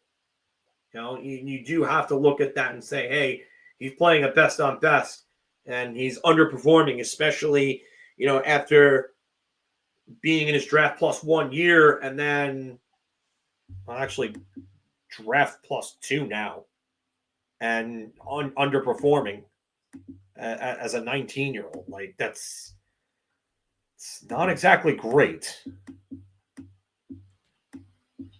At least this past year, though, I was pleasantly surprised with the draft. I wanted Emery, and I was very happy with that. I thought that I was so convinced they were going to take Elick in that spot. Yeah, that's one player I was kind of on was Alec. I didn't want him at all, and I thought they were gonna take him because I didn't want him. Yeah, I was not a big fan of him. The other guy that I thought that they were going to take if he was available was Stian Solberg. And I get Radko Gudas vibes from him. I could be wrong, but I get Radko Gudas vibes. Another name that I kept hearing was Laterno. That's who I And thought too. Yeah, if he fell there, I think that would have been the Rangers pick. I think so too, especially with like his size and like playing like the like playing USHL and then going to Boston College. That I think that really would have been. I think that would have been his. I think that would have been right up the Rangers' alley with the pick. So, but that was a name, and then the other name that I heard Sam O'Reilly a little bit. I don't know. Like, I don't think they would have taken him. I don't think that would have been a good pick. Um, Emil Hemming was another one. But yeah, I did not want Charlie Alec. No, I had a feeling they were taking a defenseman. So when we did our conversations, we mostly talked defenseman. We talked about Frey.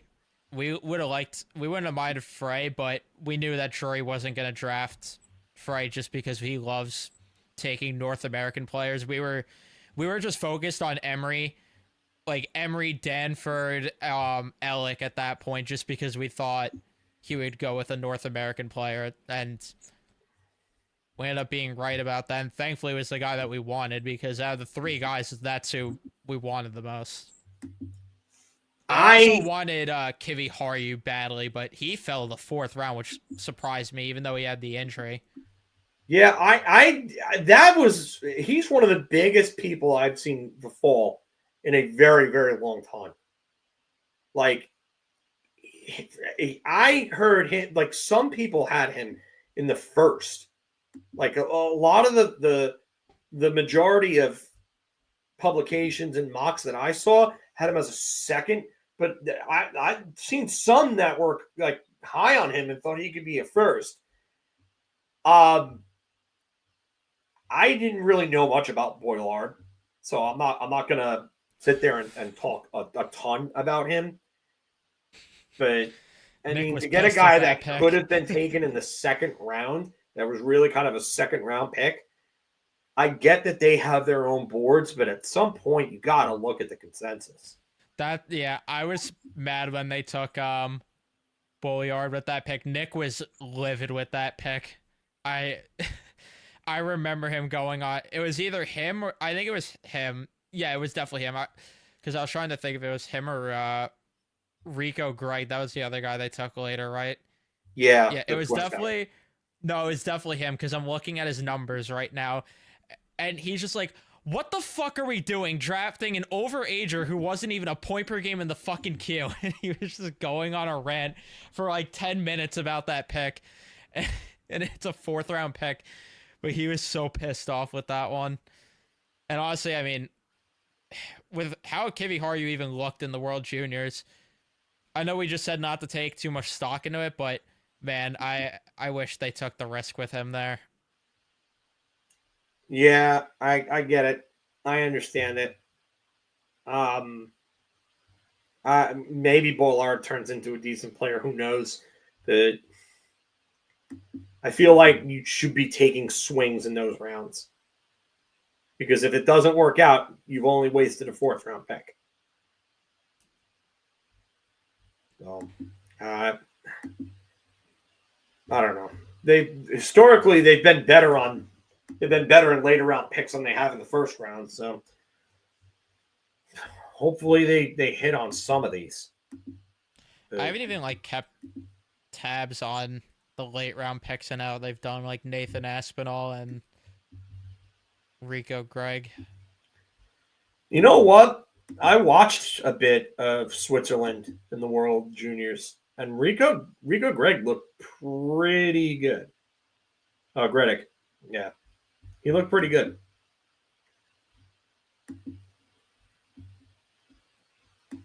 there were times that he got a little more involved offensively than I thought he would be, because he's really kind of like a defensive guy. But he made a few plays where he jumped into the play, and you're like, wait, he's got this type of speed and he can move like this?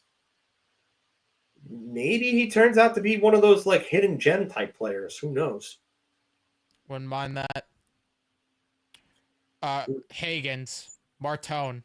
I don't know anything about the prospects in this year's draft right now. I usually wait until the offseason to like watch film and learn the names of the draft, to be honest with you. I would want Hagens. It's not gonna happen though. It's not gonna happen now. No. It's not. Like if they continue to free fall, yes, then it would have happened. But the guy that I wanted, if Hagens wasn't available, would have been Michael Misa. Yeah. That would have been the guy. I know a lot of people are high on Anton Frondel. Victor Eklund looked great at the World Juniors. What's up, Matty? What's up? I mean, Gavin, you could be right. 7 to 10 could be realistic if they fall apart. But I think with the JT Miller talks, it tells me they want to go in a different direction. So, a guy that I was not impressed with at all in the World Juniors that's projected to go in this draft was Logan Hensler. I was not impressed with him. I thought he was pretty bad in the tournament. I'm not going to lie. I thought he was okay. I didn't like his play.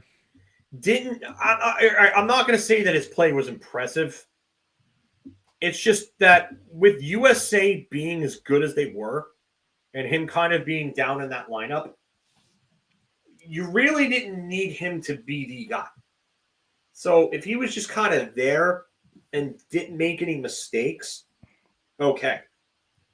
But the one guy I will say that really stood out to me and absolutely surprised me was Drew Fortescue. Yeah. And I had concerns about him going into this tournament. That's why I was kind of concerned about USA heading into it, because I was like, okay, like they don't have the defensive depth and the forward depth that they had. Their top line was basically gone. McGroarty, Snuggerud, and Gauthier were all gone.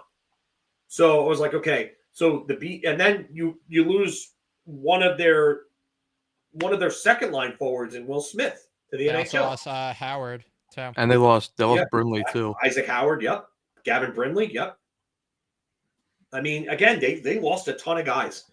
The fact that they lost as many guys as they did and repeated and won just goes to show you how good USA's development is. But Fortescue when I found out that he was playing first pairing and was getting increased minutes, I was like, oh God, because he did not look great last year. Like I thought he was okay, but I didn't think he was good to great. I thought he was like, all right, he's there. He made a couple of mistakes where I'm like, all right, he needs some work. But he stepped up big time. It felt like every time that there was a defensive play being made by that pairing, or that there was a takeaway or an interception or anything like that, it was Fortescue's name that was coming up. And especially in that gold medal game, there was a sequence of like 3 plays in a row where like Fortescue made the block or the defensive play. And I was like, holy shit. I was like, this kid has gotten a hell of a lot better defensively. Well, his penalty kill work really impressed me. Yeah. Funny enough, you mentioned Ryabkin. So I went on Tankathon, and I pulled it up, and it actually gave Ryabkin to the Rangers at 13. It went 1 was Martone to San Jose, 2 Hagens to Chicago, 3 Misa to Buffalo, 4 Matthew Schaefer, who could actually go first overall, if you believe the word that's going around, to Nashville. Roger McQueen at 5 to Anaheim, Frondell at 6 to Seattle, Victor Eklund to Pittsburgh at 7. I would hate that. I think he's going to be a good player. Caleb Denoye at 8 to the Isles. Jackson Smith to Tri-City at 9. Hensler at 10 to Detroit. Malcolm Spence is another one that I think is going to be a pretty damn good player at 11 to Philly. Lyndon Lakovich, 12 to St. Louis. And then Ryabkin at 13 to the Rangers. And the only caveat I have with him is I agree with Julian. Absolutely electric. Like skill out, just oozes talent and skill. But he's playing in the NHL. And he's not exactly like dominating it the way that you would want someone to dominate it. Like he's under a point per game. So I do think that like it's kind of tough for me to judge that, but yeah, I can see why someone would fall in love with Ryabkin. Like the in terms of pure talent, he might be as talented as any player in this draft.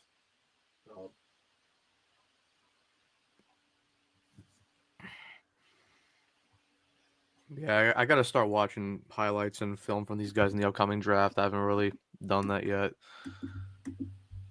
I've watched here and there. It's tough. It's tough to find footage and find like live streams and clips, and then others it's also tough to find the clips and then take the time aside when you're trying to do all the other things you want to do.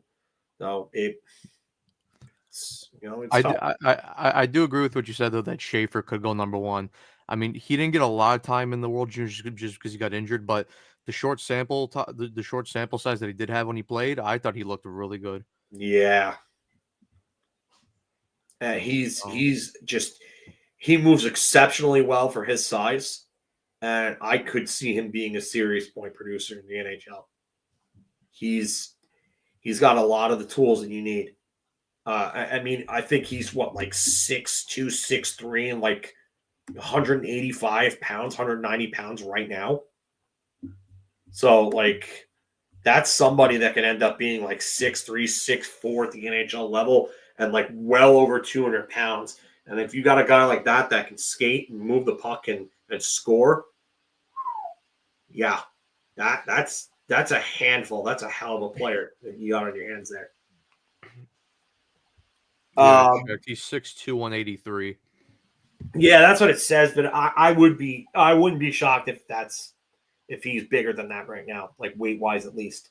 The height sometimes you just got to remember, like growth spurts can happen with a lot of these kids. Like I remember Brandon Dubinsky, the Rangers drafted him at 5'10", and he ended up playing in the NHL at like 6'1". So he's a lot of these kids can hit those late growth spurts at like 18, 19 and end up, being bigger. Dave DeMoran, you says he saw Misa play in Saginaw is going to be a star. I would not be shocked. This guy, he screams like Ryan O'Reilly to me. Like he's just got that type of like game to him, but more offensively talented. Like he just seems like a fucking Swiss Army knife. Like his hockey IQ is great. He's great. He's the total package, if you ask me. I was gonna say, so do you think he's the most complete player in the draft? draft? In this draft, absolutely. Yeah, without question. A two-way player like that, I mean, like if you're going to compare him to O'Reilly, and then with that offensive upside, like you mentioned, I mean, yeah, I mean, from what you're saying, that sounds like the most complete player in the draft, probably. I wouldn't be shocked if somebody took him first. I wouldn't. I know everybody loves Hagens and loves the talent, and I get it. I totally get it. I especially as all three of us being Long Islanders. I mean, obviously, we want to root for a guy like Hagens to be great, especially if he's not on a team in our division. But like, Misa is going to be a special player. I mark my words. He's going to be yeah. I like this one even better. Yeah, Give me some of that. Give me Robert Thomas. Give me a better Too bad version. we're not of going to Robert suck Thomas. enough here. I get like him. that one. I really do. And yeah. Too bad we won't suck enough, but yeah, so I'd imagine then Hagens would probably just be like the higher ceiling guy, but you're getting a complete player with Misa. I don't think there's going to be much of a drop off offensively between the two players. I don't. At that point, then yeah, Misa should probably go one. I need to watch these guys. I really need to. I just think Misa is a freaking animal. He's so good. He's got good size too. He's probably going to end up playing at like 6'3", I would say. He's what, a 6'1"? I mean 6'2", 6'3", somewhere in that range. He'll probably end up being. He'll be over 200 pounds. Incredible that he wasn't on Team Canada. Unreal. I mean, They left I a mean, lot of quality players off that roster. I don't know how you do that. I don't know how you do that. that team couldn't score, and that was ultimately their Yeah. Achilles heel. That and they were just way too undisciplined. I mean it was either the last game or the second last game when they played the U.S. in the group stage. I thought they were better than the U.S. I thought they deserved to win that game. They just couldn't capitalize on the chances, and they took way too many penalties. But in terms of like 5v5 play, I thought Canada was a better team because U.S. was holding on for a bunch in that game, and Trey Augustine bailed them out a couple times. That was Augustine's best game. It was, Yeah. yeah. That was this is absolute best game. I thought relatively otherwise he was relatively unimpressive in that tournament because I had him on a real high pedestal. I said he was the best goaltender heading into that tournament. But It was either the first or the second game. He was wolf shit. I mean, It was the second game against Finland. Yeah, he Yeah, was. I that remember game was that game. terrible. Oof. It's been dog shit. That's Appropriate. Yeah, I thought he was terrible in that game, but I mean, and then and I thought the two best goaltenders in the tournament ended up being Leonard Svelbergs and Michael Rabel. Or actually, him and then Petteri Rimpinen in Finland. I thought he was really good too. You could say he was either 2 or 3. But thoughts on Gabe Pro? Is he going to be a top 6 forward, or is he carried by? No, he's not carried by Leonard or Hagens. Tell you that right now. He's not carried by those guys. The only concern I have about him is his skating. That's it. Yeah, I still say the skating needs a bit more improvement because there's a couple of times when I was watching him in the tournament, and most notably against the teams that were most notably against the teams that are a bit faster and a bit more skilled in terms of skating wise. I thought he kind of coasted and ghosted a little bit, not by much, but I think that if you could just add that skating a little bit, he'll become a lot more dynamic of a player because I think the skill is there and the smarts are there. If you can just improve that skating ability so he can create space and time for himself in order to now, to use his smarts and his playmaking ability, then I think he'll be a very effective top 6 player. But the skating just needs to improve just a bit. Sounds familiar to what we have on defense right now with a certain someone. Yeah. Because, man, can you imagine if Fox had better skating skills? That's what I was saying. I mean, like watching the World Juniors and seeing guys like Zeev Boyum and Cole Hudson out there skating just circles around their opponents, and then it's like you see with Fox, and it's like he's got the smarts, he's got that skill set, but it's like, God, if only that skating was just a bit better, because he'd be so much more dynamic of a player than he is right now. Fox would be Werenski if he worked on his skating and shooting. Yeah. That's really what he would be. I don't think he'll ever come close to Makar's skating because Makar is probably one of the 10 best skaters I've ever seen. Yeah. His technique, his speed, his ability to escape forecheckers and just blow by defenders. He's one of the best skaters I've ever seen, like hands down.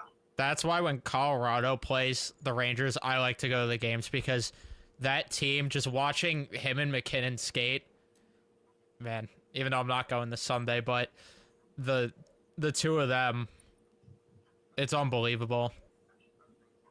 Him and Hughes are the best two skating defensemen in the league, and that's not even Not even close. Yeah, it's not without a even doubt. close.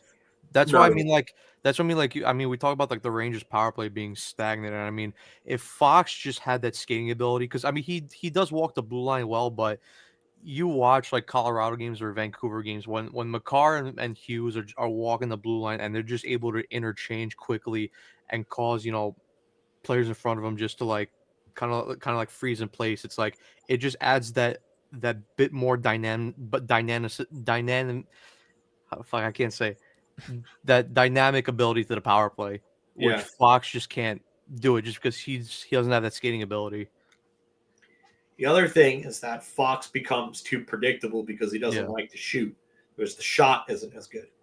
Now, with that, it's like I look at Matt Barzal in the same light, and I've said this about Barzal for years. Like, if Barzal ever improved his shooting and shot more, he'd probably score more points because they'd have to respect the threat of a shot. If Fox had a shot that you had to respect, like that would be something that would add to his game big time, and that could push him up into like the 80-90 point like region if he could get like 20 goals a year.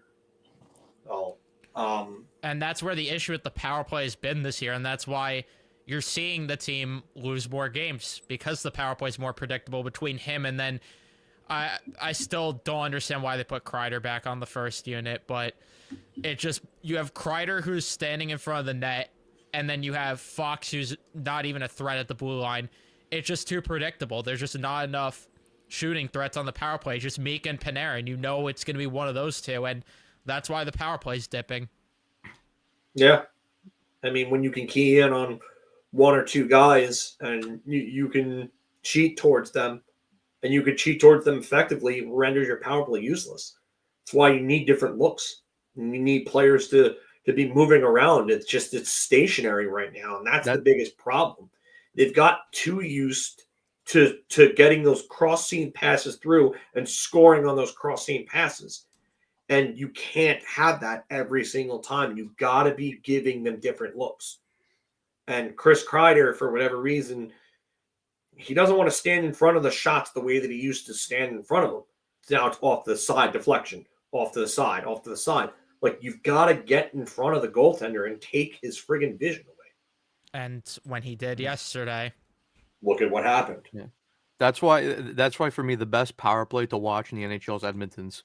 yeah. Because other than Zach Hyman, who just stands in front of the net to try to get rebounds, McDavid, Draisaitl, Bouchard, and Nugent Hopkins are just all moving around the offensive zone, and it's so hard to contain them because of their skating ability. And it's like it's so hard to keep track. And then the puck movement, the passing ability on that power play, and then you have McDavid who could just rip it from anywhere. Draisaitl could just rip it from anywhere. Bouchard, you got that big bomb from the point, and then Nugent Hopkins is just he does a little bit of everything, and then Zach Hyman's just up there parking his ass in front of the net, and it's just like it's no shock that why Edmonton's power play is like pretty much unstoppable when it's like fully on it 100%. And even then, I think Zach Hyman's moving around a lot more in front of the net than Kreider is. Yes. Yeah. That's also the big difference. Yeah, and the crazy part is that Hyman really hasn't been good this season. Like, Bouchard hasn't been good this season either offensively. Like, it's Draisaitl, McDavid, and then there's a massive drop off to Bouchard. None of the other guys on the team outside of McDavid and Draisaitl have been producing at the level that they need to be producing at. So it's amazing that that they're still as good as they are in the standings, that they are where they are with with half their, not even half, 90% of their team just being not productive. Yeah, I'm curious what they do at the deadline. Them in LA, I'm really curious what they do at the deadline.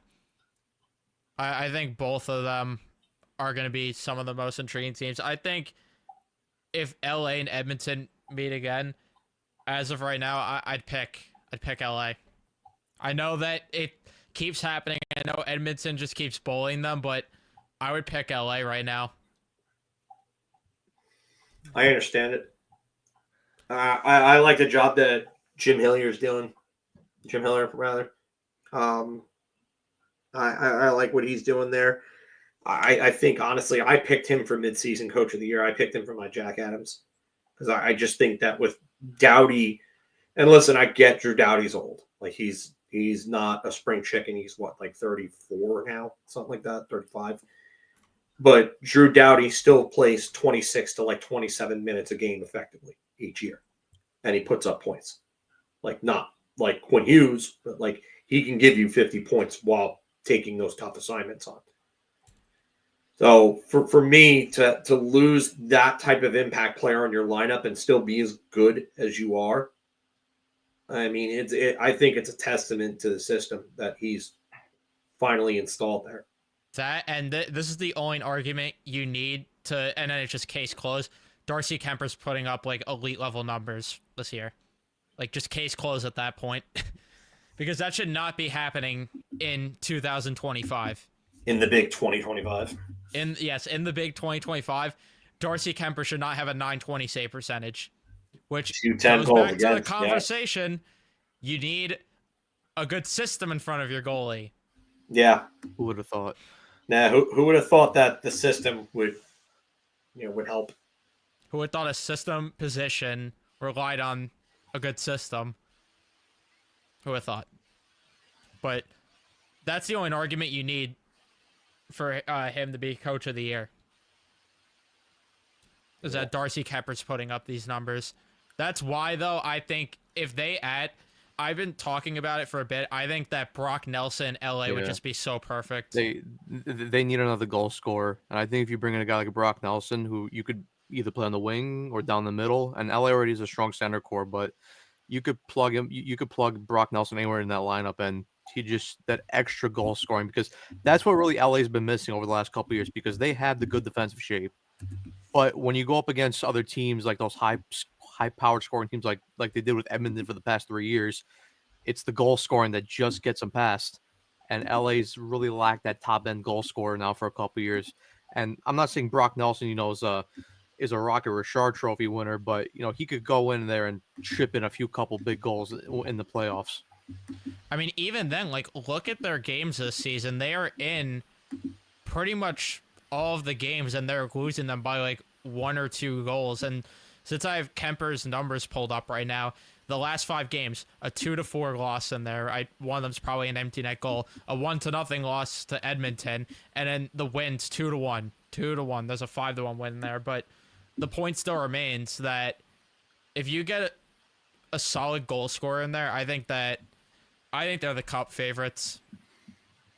I really do. The only thing that I think could get in their way is the fact that they might be gassed out by the time they get there from playing teams like Edmonton, because I think that would go 7 games. So I like the idea of Brock Nelson. I wonder if you put him at center and you move someone like Quentin Byfield to the wing. Yeah. They've done that before, because start of last season, Byfield was majority of his time playing up top on the first line on the left wing with Kopitar and Kempe. Yeah, and that line was really clicking well. Yeah, Alex Turcotte seems to have found his footing with those two, though. I don't think I would do that and break that up, but you could take one of Warren Fogle or Tanner Jeannot. Tanner Jeannot could go on the 4th line easily. Yeah, and I was going to say you could take him, put Nelson there, and either keep Byfield on the wing or or have Nelson play wing with Byfield and Fogle, and then your third line is still Fiala and Deneau and Moore, and that's still a pretty damn good third line. Like, you have two guys like the caliber of Deneau and Fiala. Fiala is a first line quality winger. Deneau is a second line quality center. I mean, that would be a real good pickup for Brock Nelson. I really do like the fit there. I agree with you one bit. Absolutely agree with you. Either that, or the only other guy that I think would fit there, but the problem is I don't know if he'd be trade in division, is Brock Besser. Oh. But if an in-division trade could happen, woo! Wow. Besser would be a really good fit in LA. What would be going back the other way? That's the thing. That's the issue, yeah. It's got to be a lot considering in division. But, I mean, we've seen those two teams trade before. We saw it with Tyler Toffoli at one point. Yeah.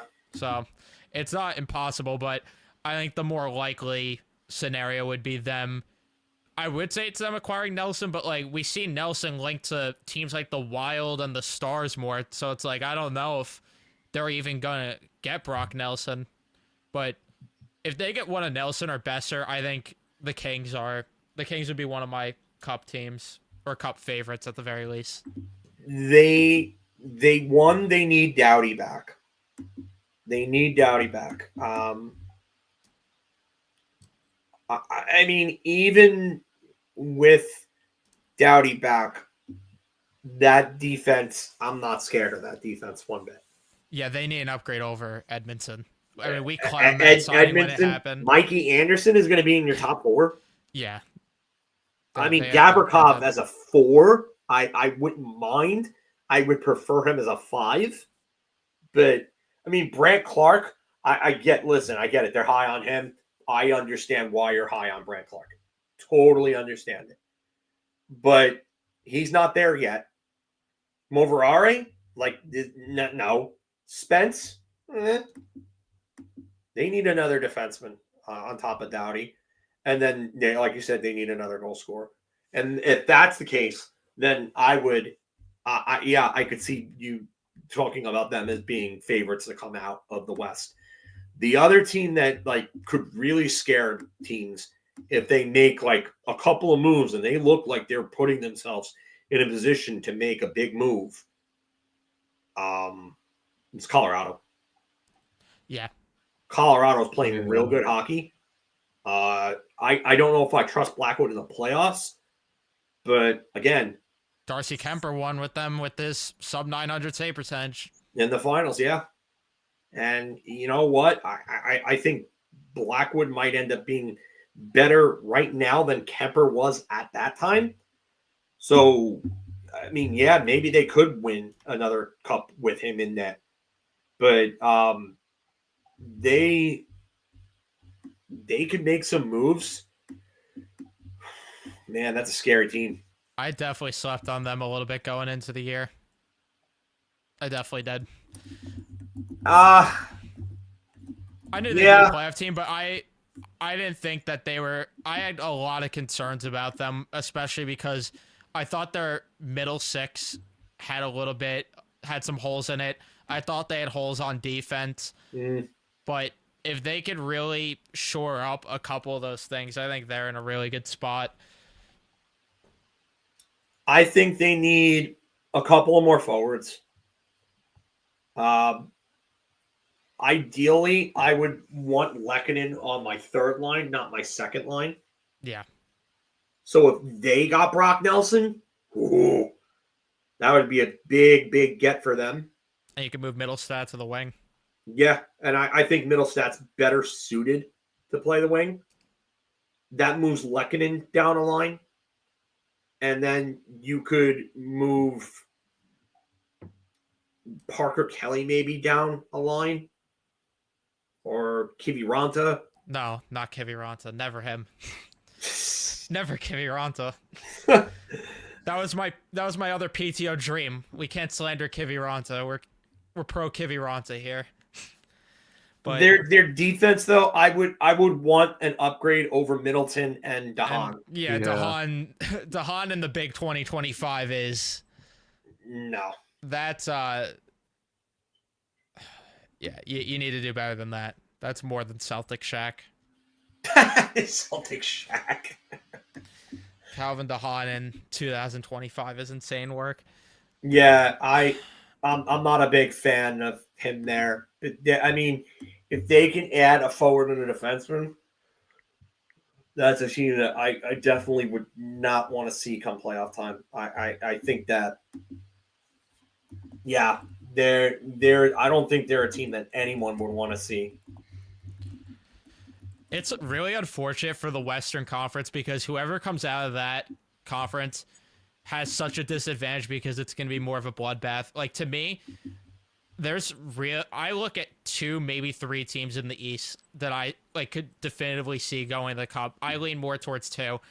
I would say Toronto and Florida are the 2 teams I could see going to the Cup. Outside of that, I have a lot of worries about Washington. I have a lot of worries about New Jersey. PDO Kings in Washington. Yeah, there's a lot of flaws with that team, even though they have a quality record. Don't let it fool you. We learned that lesson the hard way. Wait for them to start facing teams that are better skating teams come playoff time. Florida. I think Florida would wipe the floor with them. Florida would wipe the floor with them easily. I absolutely think Florida would wipe the floor with them. I think New Jersey maybe could beat them in a series too. I think Jersey can definitely beat them in a series. I think once it comes down to having to play a faster, more up-tempo, younger team, you're going to see a lot of those older guys like, your Ovechkins and stuff. It's going to take a toll on them towards the end of the year. And those guys are going to start to slow down a bit. While you have the younger guys in New Jersey, they're going to be flying all over the place. Yeah.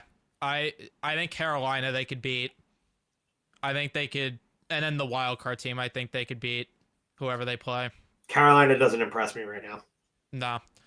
But I saw you make a face when I said that. Do you not believe in one of those teams that you made that face, or do you have another team you think could make it? What? From the East. To the East? I just don't believe in Toronto. I like Craig Berube too much. I do. I get it. I do. Cup winner. I mean, Stolars. They need to make a move badly. They need help up front in that middle 6 desperately because with Tavares out right now, Pontus Holmberg is their second line center. That's what I was gonna say. How long is Tavares out for? That's gonna be like a thing for me. It's like, how long is he gonna be out for? How much space can they save up to make a move come deadline time? I mean, they have like 1.3 million in cap space right now, according to Cap Wages. They need to do the hockey world a favor though, and move on from Nick Robertson. They need to just do it, rip the Band-Aid off. I'm tired of talking about it. I'm tired of it being a thing every year. Just the 2 Band-Aids that need to be ripped off in the NHL is that, and John Gibson needs to be traded. Yeah, John Gibson definitely needs to be traded because it's still Styles net in Anaheim. Like, I've been saying for probably like 3 years, like he was the guy that they've been touting as the guy of the future. Now the future's now. He's here. So Anaheim could trade him. I mean, I don't know how much value they'd get because, again, goaltending markets are so hard to gauge. So I don't know how much they'd get, but I think they might be able to create a little bit of a bidding war for him. I'm with Gavin on Tampa being slept on. I just think that they have holes. Like, they have major holes on defense.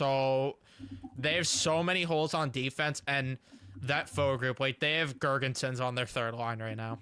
Zemgus Gergensons on the third line in the big 2025. Oh no. Like, that team, I mean, they're getting good production out of Hagel right now and Cirelli, but they still need a lot of help in that forward group. I think Toronto beats them in a series. I really do. Like, Toronto already beat them in a 7-game series when Tampa Bay still had more names to them. Now, I think Toronto would wipe the floor with them. Honestly, maybe I'm a little too high on Toronto, but I don't know. I could see that happening actually because I mean I look at that roster, like Nick Paul's in your top 6. Really? yeah, no, that Like, and their bottom 6 is not good. Like you talked about Gergensons, but like you're relying on Connor Geeky to be your third line center. Mitchell Chafee's on your third line. I like Mikey Asamont. Cam Atkinson, Cam Atkinson is just no. Celtics. No, Celtic Shack right there.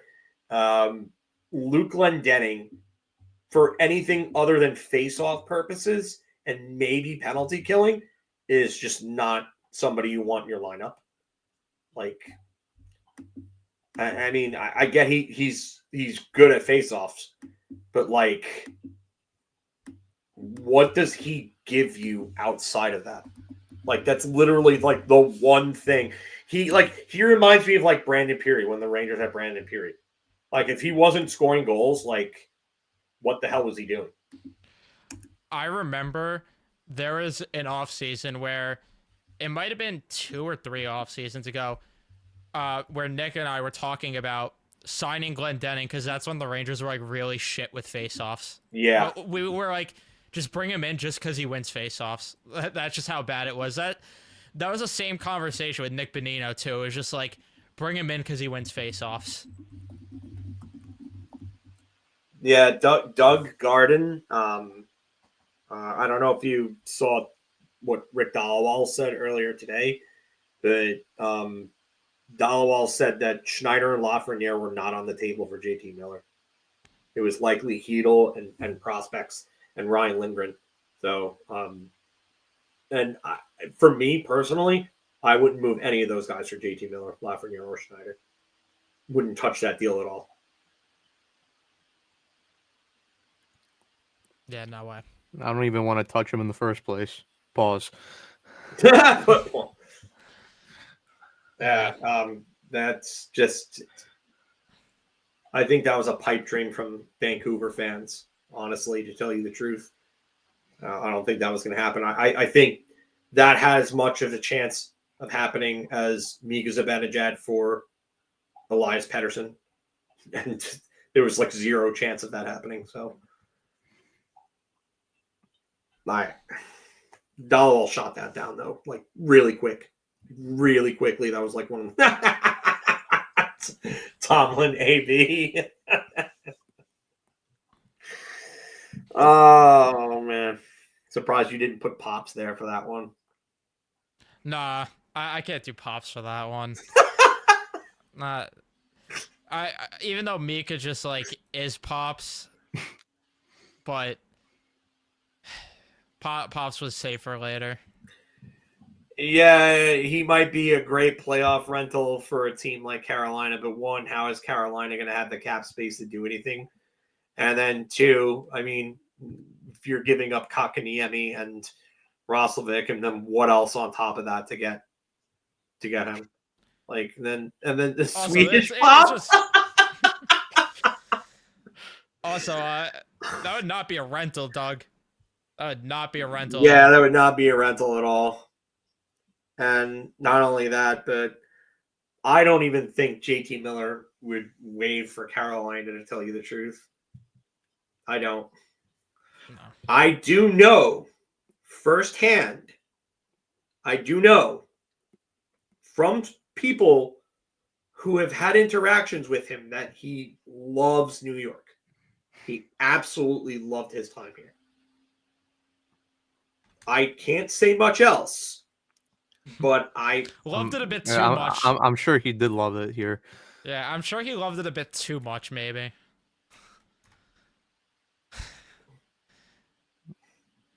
I have stories, but I can't say them on air. Yeah. I'll leave it at that.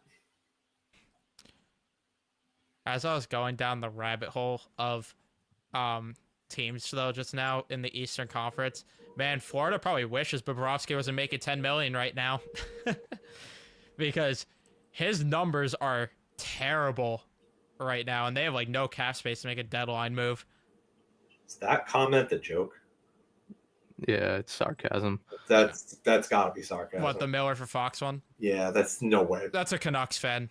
Yeah, I know. I think, There's just no way. he wishes. Yeah, that's no. that one's us. Yeah, That one you could bring Pops out. Yeah, that's where you're getting Pops for that one, buddy. Sorry. Yeah. But no, with Florida too, they might lose out on going back to back because of the Bobrovsky contract. Yeah. But I don't know. I could see them trying to make a move. I could. where's the move though? They have no cap. Yeah, no cap space. Yeah, I mean that's really the thing. It's just they would. And look at Bob's numbers. I haven't been paying attention with much around the league right now, to be honest with you. Holy shit, they're bad. Well, the one thing they would be able to do is they might be able to move Spencer Knight. But you might have to. But he's playing better than Bobrovsky, so it's like, do you really want to move Knight? You're gonna have to. That's like the one guy that they're gonna have. Like they would have to move that. I would say. Like, this is actually fair that Bennett could be the guy that they move, because he's having a down year compared to what he's been. Don't move a guy like that shows up in the playoffs. I agree, but that could be it, because where else are they opening up cap? It's got to be Knight. It's got to be. And yeah, like they could take a pennies on the dollar return just so that people don't have to retain. He's young. And I mean, yeah, he's a little overpaid for what he is right now, but you might be able to find somebody to buy on potential there. Yeah, I get this point though, that he's supposed to get paid and Florida wouldn't pay him what he's going to get on the market, but that's tough to move on from him. I would love for the Rangers to get him, but not at the contract that he's going to get. Yeah. He's the exact player that I would want for them to come in and change the damn culture. And the contract that he's going to get, contract. He's going to get like $6-7 million, and I'm not really a fan of that. He's going to get the Stevenson deal. 6? Okay. I mean, that's my prediction. Wait, Stevenson got 6? I thought he got 7. I thought Stevenson got 6. I'm gonna fact check that. Oh yeah, he got 6.2. Yeah, I'm not 6 exactly, but still close. He'll enough. probably get 6.5 to 7 then, because he's better than I Stevenson. could see that. I could see that. And he'll get that full no move clause. But the Rangers are they're not in a position to do that, especially if they get JT Miller. Yeah, I don't know. I'm not the bit. I love the player, but I just think whoever signs him to his next deal is gonna regret that deal. Yeah, I mean, it's literally the exact conversation we had with Stevenson, where it's like, you like the player, but not at the price that he's signing for. No, and he's been around for such a long time. Like, he's on pace for what? Like, maybe 50 points this year. I think he's got 28 in 45 games. Like, what exactly are you going to sign him to that's going to be worthwhile? Because his regular season numbers never, like, really pop out at you. Like, he's on pace for 51 points. Like, that's not going to pop out at you. But the playoffs, what you do want him for is the playoffs. And the playoffs are just, I mean, that's really what it is. Like 15 points in 20 games in 2023, 14 points in 19 games last year. And he's just that pain in the ass to play against. Like, he may be a scumbag, but he's your scumbag when you have him. It's like when everybody said about Sean Avery. Sean Avery, he's a dirtbag. He's a line stepper. And, yeah. But, you know what? When he came in, he was super effective. The Rangers won a lot of games with him in the lineup. A lot more games than they lost with him. So, Bennett would definitely be a player that I'd love to get my hands on, but not at $7 million. I tell you that. And the other problem is you got to worry about his body breaking down during that contract with the way he plays. For the last like year or two of that deal, there's going to be a drop off. I mean, at his age, like he'll be 29 when that deal starts. So if that you go 7 years on that deal, it's only Florida can obviously give him 8, but 7 years on that deal, he goes to 36. I mean, I wouldn't be crazy concerned because he's got size. Like he's like between 6'1" and 6'2", and he's like about 195 to 200 pounds. So it's not like he's a small player. It's not like he's Ryan Callahan where he's like 5'10", 5'11", and he plays like a friggin' bowling ball. Like, yeah.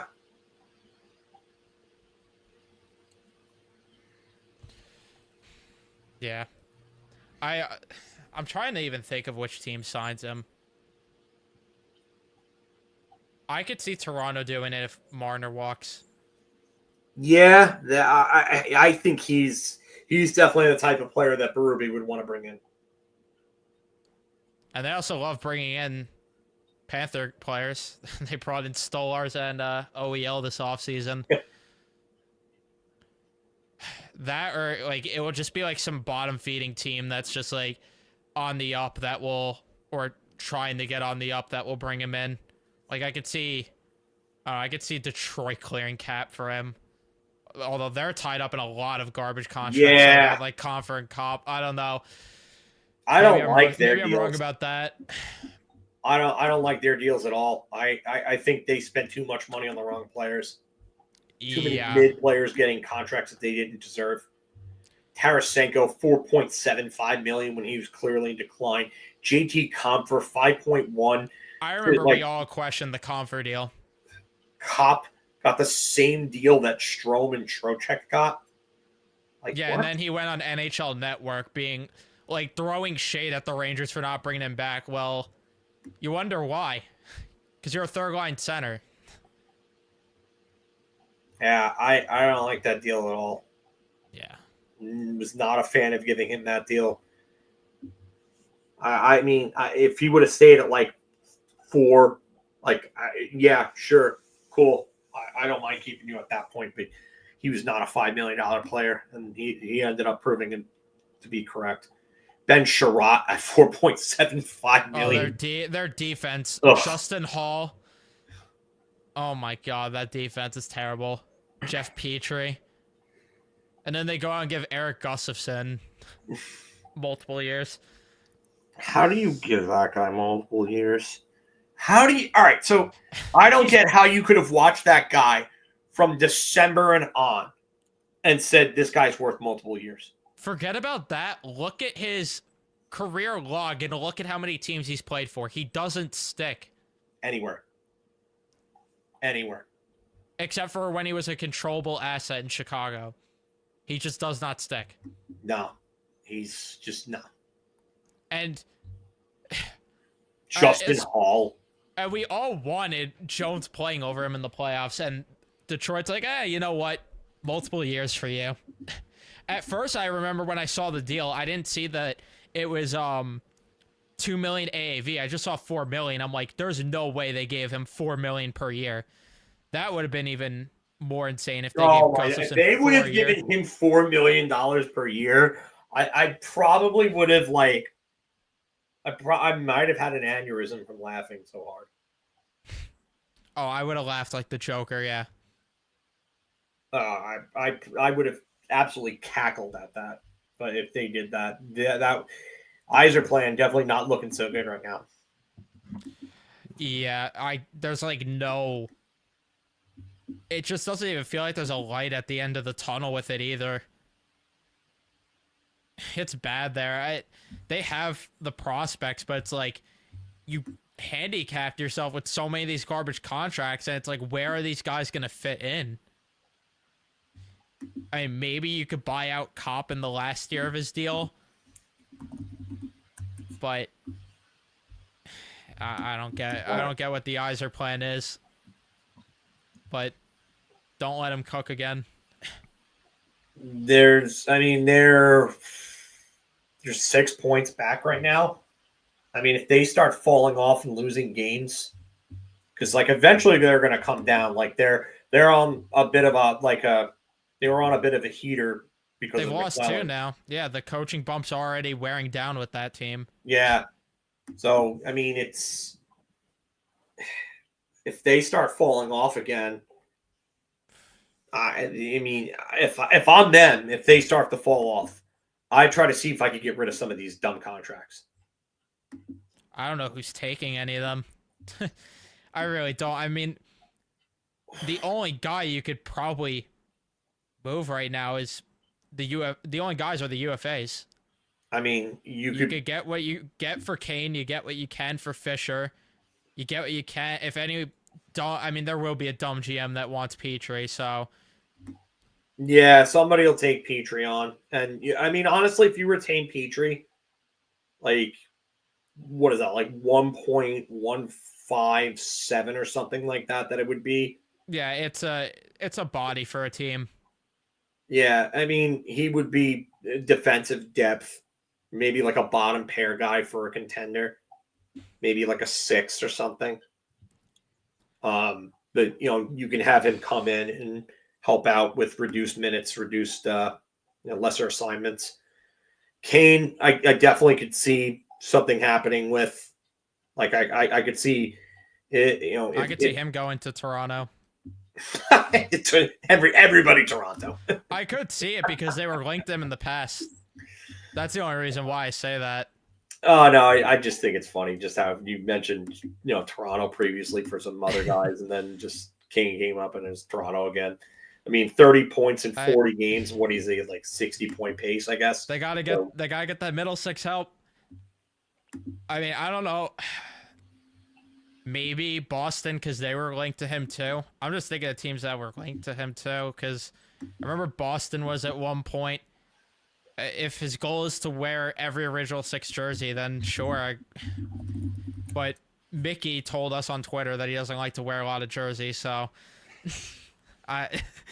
he might just come back here apparently.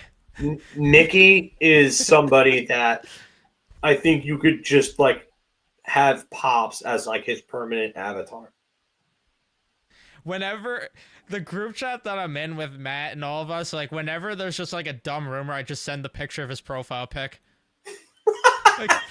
I just send his profile pic. I did that the other day. I don't remember the context of it, but I remember I sent it the other day. Maybe Mickey is the Vancouver guy saying all those dumb trades. You know who is a UFA though in Detroit? What's that? Do you remember who else is a UFA in Detroit right now? It's Kane, and then Tarasenko got a year left on his deal after this one. You're forgetting a crucial former Ranger here. Tyler Mott. Tyler Mott. Oh my God. Yeah. The Rangers, Alec Burks. We're bringing him back. Oh no, God, Alec Burks. Jesus, that's such a dumb deal. And then somebody made a rumor about the Knicks trading for Quentin Grimes. Like, yeah, you traded Quentin Grimes for fucking Bogdanovich and fucking Burks to bring Burks back, and now you're gonna go get Grimes again. What is this garbage? I'm seeing it with Burks too. Everyone's like, they got to get they need scoring help off the bench. Bring Burks back. How many times Burks are we is going your to run it back? Scoring help off the bench? Yikes. How many times are we bringing him back? This is just stupid. I mean, he's an upgrade over Shamit, but we're comparing shit to poop here. So it's like, I was about to say, what do you want? The fucking the turd taco or the shit sandwich here? Like, it's the meme where it's just dumb. like, blood ain't do nothing but take a step back. I didn't even mind Burks. It's just like why would you bring him back a third time and expect like? I hated Burks. I thought he was all right for what he was asked to do. I wasn't like a huge fan, but like I mean, all right. So I'm not gonna lie. I'd rather Burks than Jericho Sims. Oh yeah, Oh, I would rather you suit up and play for the Knicks than Jericho Sims play. Like, where's Aspinall on that guarding contract that we joked about to play center for the Knicks? Oh my Like God. the fact that there's a fucking sweepstakes for Jericho Sims, it's like, what the fuck are we doing? Can we get Mark over Jericho Sims? Yeah, I'd rather watch Mark play basketball than Jericho Sims. At least Yeah, at least it would be entertaining. He'll make all the layups. Get Blake Griffin out of retirement. Like, get anyone over Jericho Sims. I can't stand watching that guy play basketball. He's so bad. Like, he grabs a board and he doesn't know what the fuck he's doing. He just doesn't look at the rim. Oh my God. Don't even get me on a Knicks rant right now. Because holy crap, Jericho Sims. Jericho Sims is the new Alex Len. Oh God. He's so bad. The fact that there's actually multiple teams interested in him, it's just like, please take him.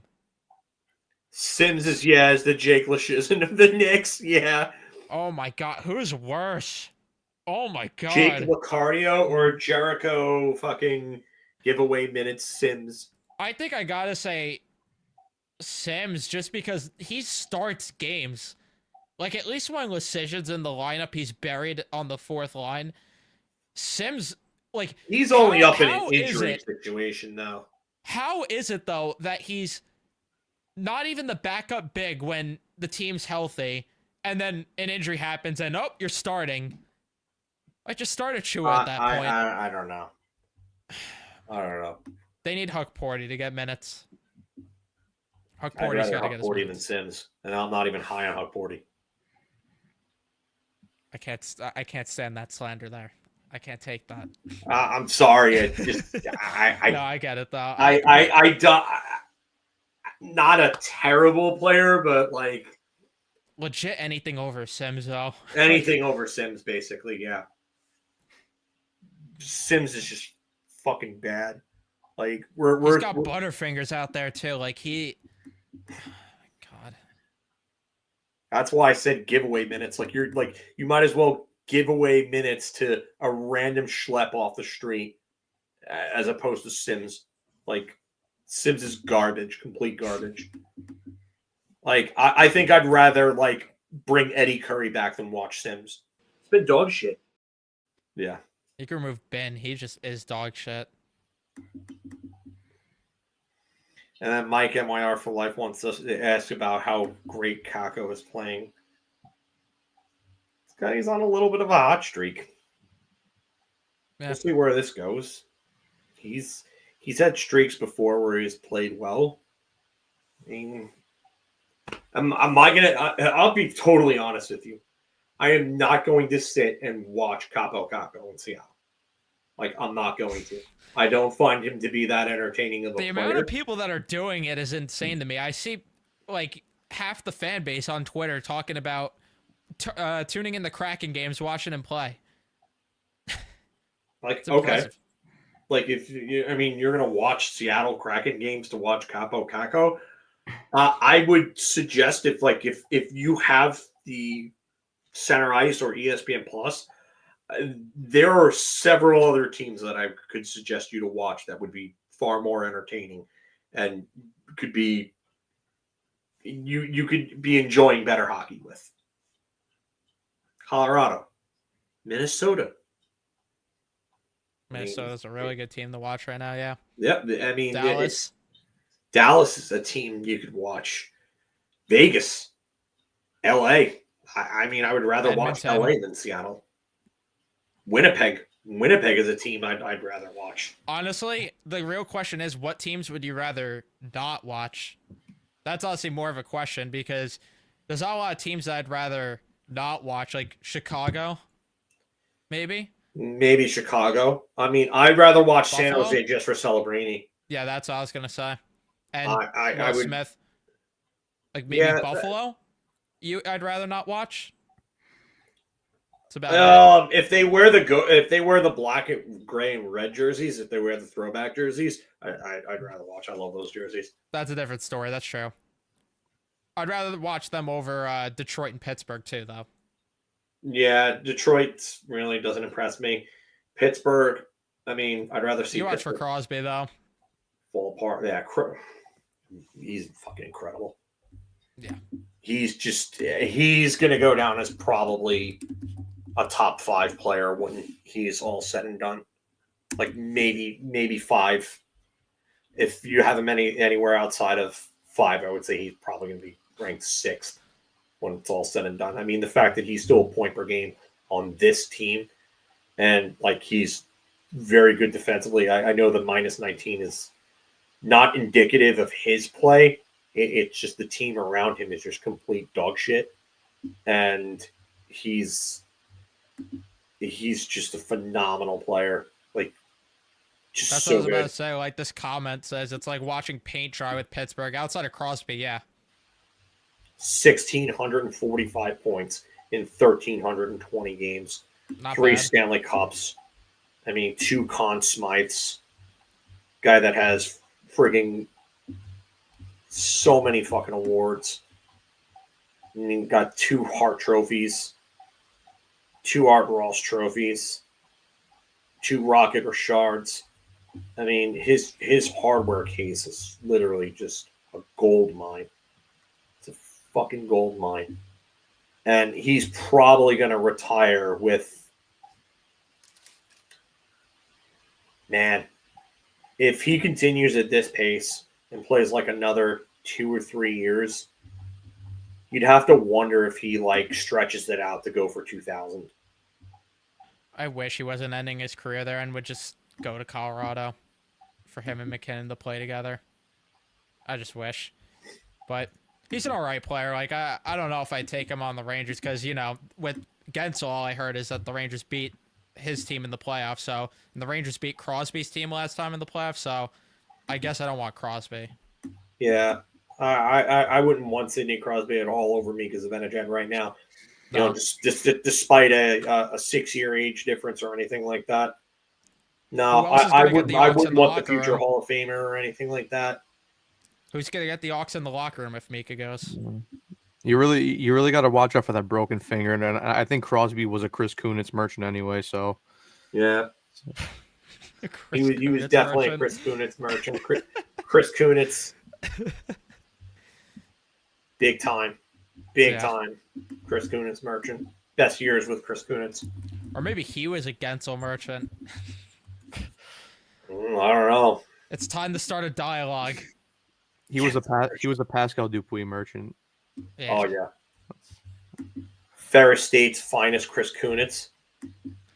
Yeah, if Crosby could DJ, maybe I'd consider it, but we have to see that first, and I don't think he could DJ as good as Mika even then.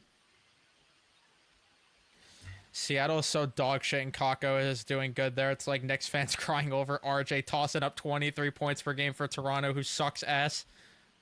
Honestly, yeah. I don't care. I just don't care that Kakko is doing well. Is it gonna suck if he does well? Yeah, sure. Because the trade is fucking dog shit. It's always gonna be. Will Borgen can play well for them and whatever, and Kakko ends up breaking out and he ends up becoming, I don't know, 65 to 70% of the player that we thought he was gonna be. It's gonna suck. Whatever. But I'm just not going to sit there and cry over it because it wasn't happening here. That's exactly what I was about to say. Yeah, it was never happening here. That's why I didn't give a shit. Like I said it when he left. I said if he goes off in Seattle and becomes a better player, good for him. It was not happening here. It was time to move on. They gave him the chances. It didn't work out here. And it is what it is. He needed a change of scenery. Yeah. Good for him. I just don't like the revisionist history because it wasn't working here. He spent what 6 years, 5.5 years here, and it wasn't working. It wasn't clicking. And listen, two things could be true. Did Kakko not take the steps in his development? Yes. Did the Rangers also screw up his development early on? Yes. Yes, they did. Both things are true at the same time. But I always point to this. going into last season when there were the talks about Lafreniere and Kakko both struggling, so far on the way to the Rangers. They both came into last season with the same opportunity. Peter Laviolette came in and said, "Kakko, you're gonna get first line minutes. Lafreniere, you're gonna get second line minutes. You're both gonna be in the top 6." One guy took the opportunity and ran with it and then got himself a payday and a contract extension. The other guy didn't, and he got shipped out of here. And listen, did Kakko have that bad injury last year? Yeah, he did. Great. But he wasn't playing well before the injury, and he certainly wasn't playing well after the injury. And you know what? He came back earlier in the season, but he came into the playoffs and he was put on a third line in which he could have taken that line by the scruff of the neck and could have been the plane driver because he was playing with what? He was playing with Cooley and Wenberg, or it was Roslovic and one of the combinations. Wenberg. Yeah, it was cool. Yeah, Wenberg. And he ghosted. He didn't take that opportunity, and he put up 2 points. And he put up 2 points in the playoffs that they played in. Yeah. Not good enough. And everyone's like, "Oh, well, maybe Drury saw it with Roslovic too." Well, where was the play from both of them in the playoffs?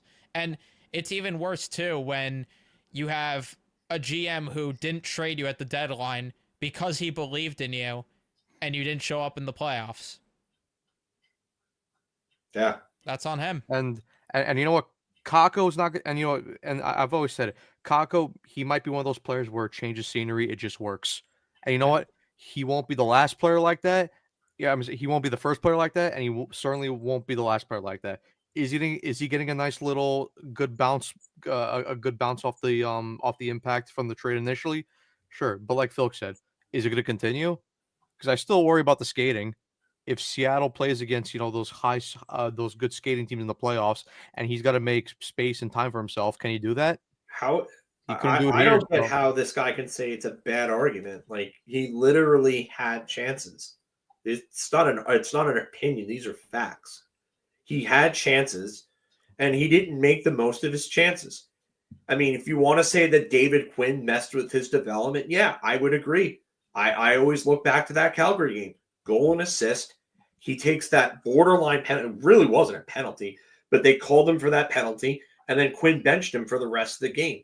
And it looked like it was just it looked like it messed up his development. He was afraid to play hockey because he was afraid to make mistakes. You can't have that. Yes, so yes, they did fail him in that regard. But in 2023, he played with Zibanejad and Kreider, and he put up a 43-point season playing like part of the year with them. And then he comes back the next year, he gets hurt, and then he's just not impactful at all in the time that he's in there. And yeah, you want to say that he played well with Hedl and Cooley this year? Fine, but where was the next step? Where was the next step? It never came. It wasn't coming here.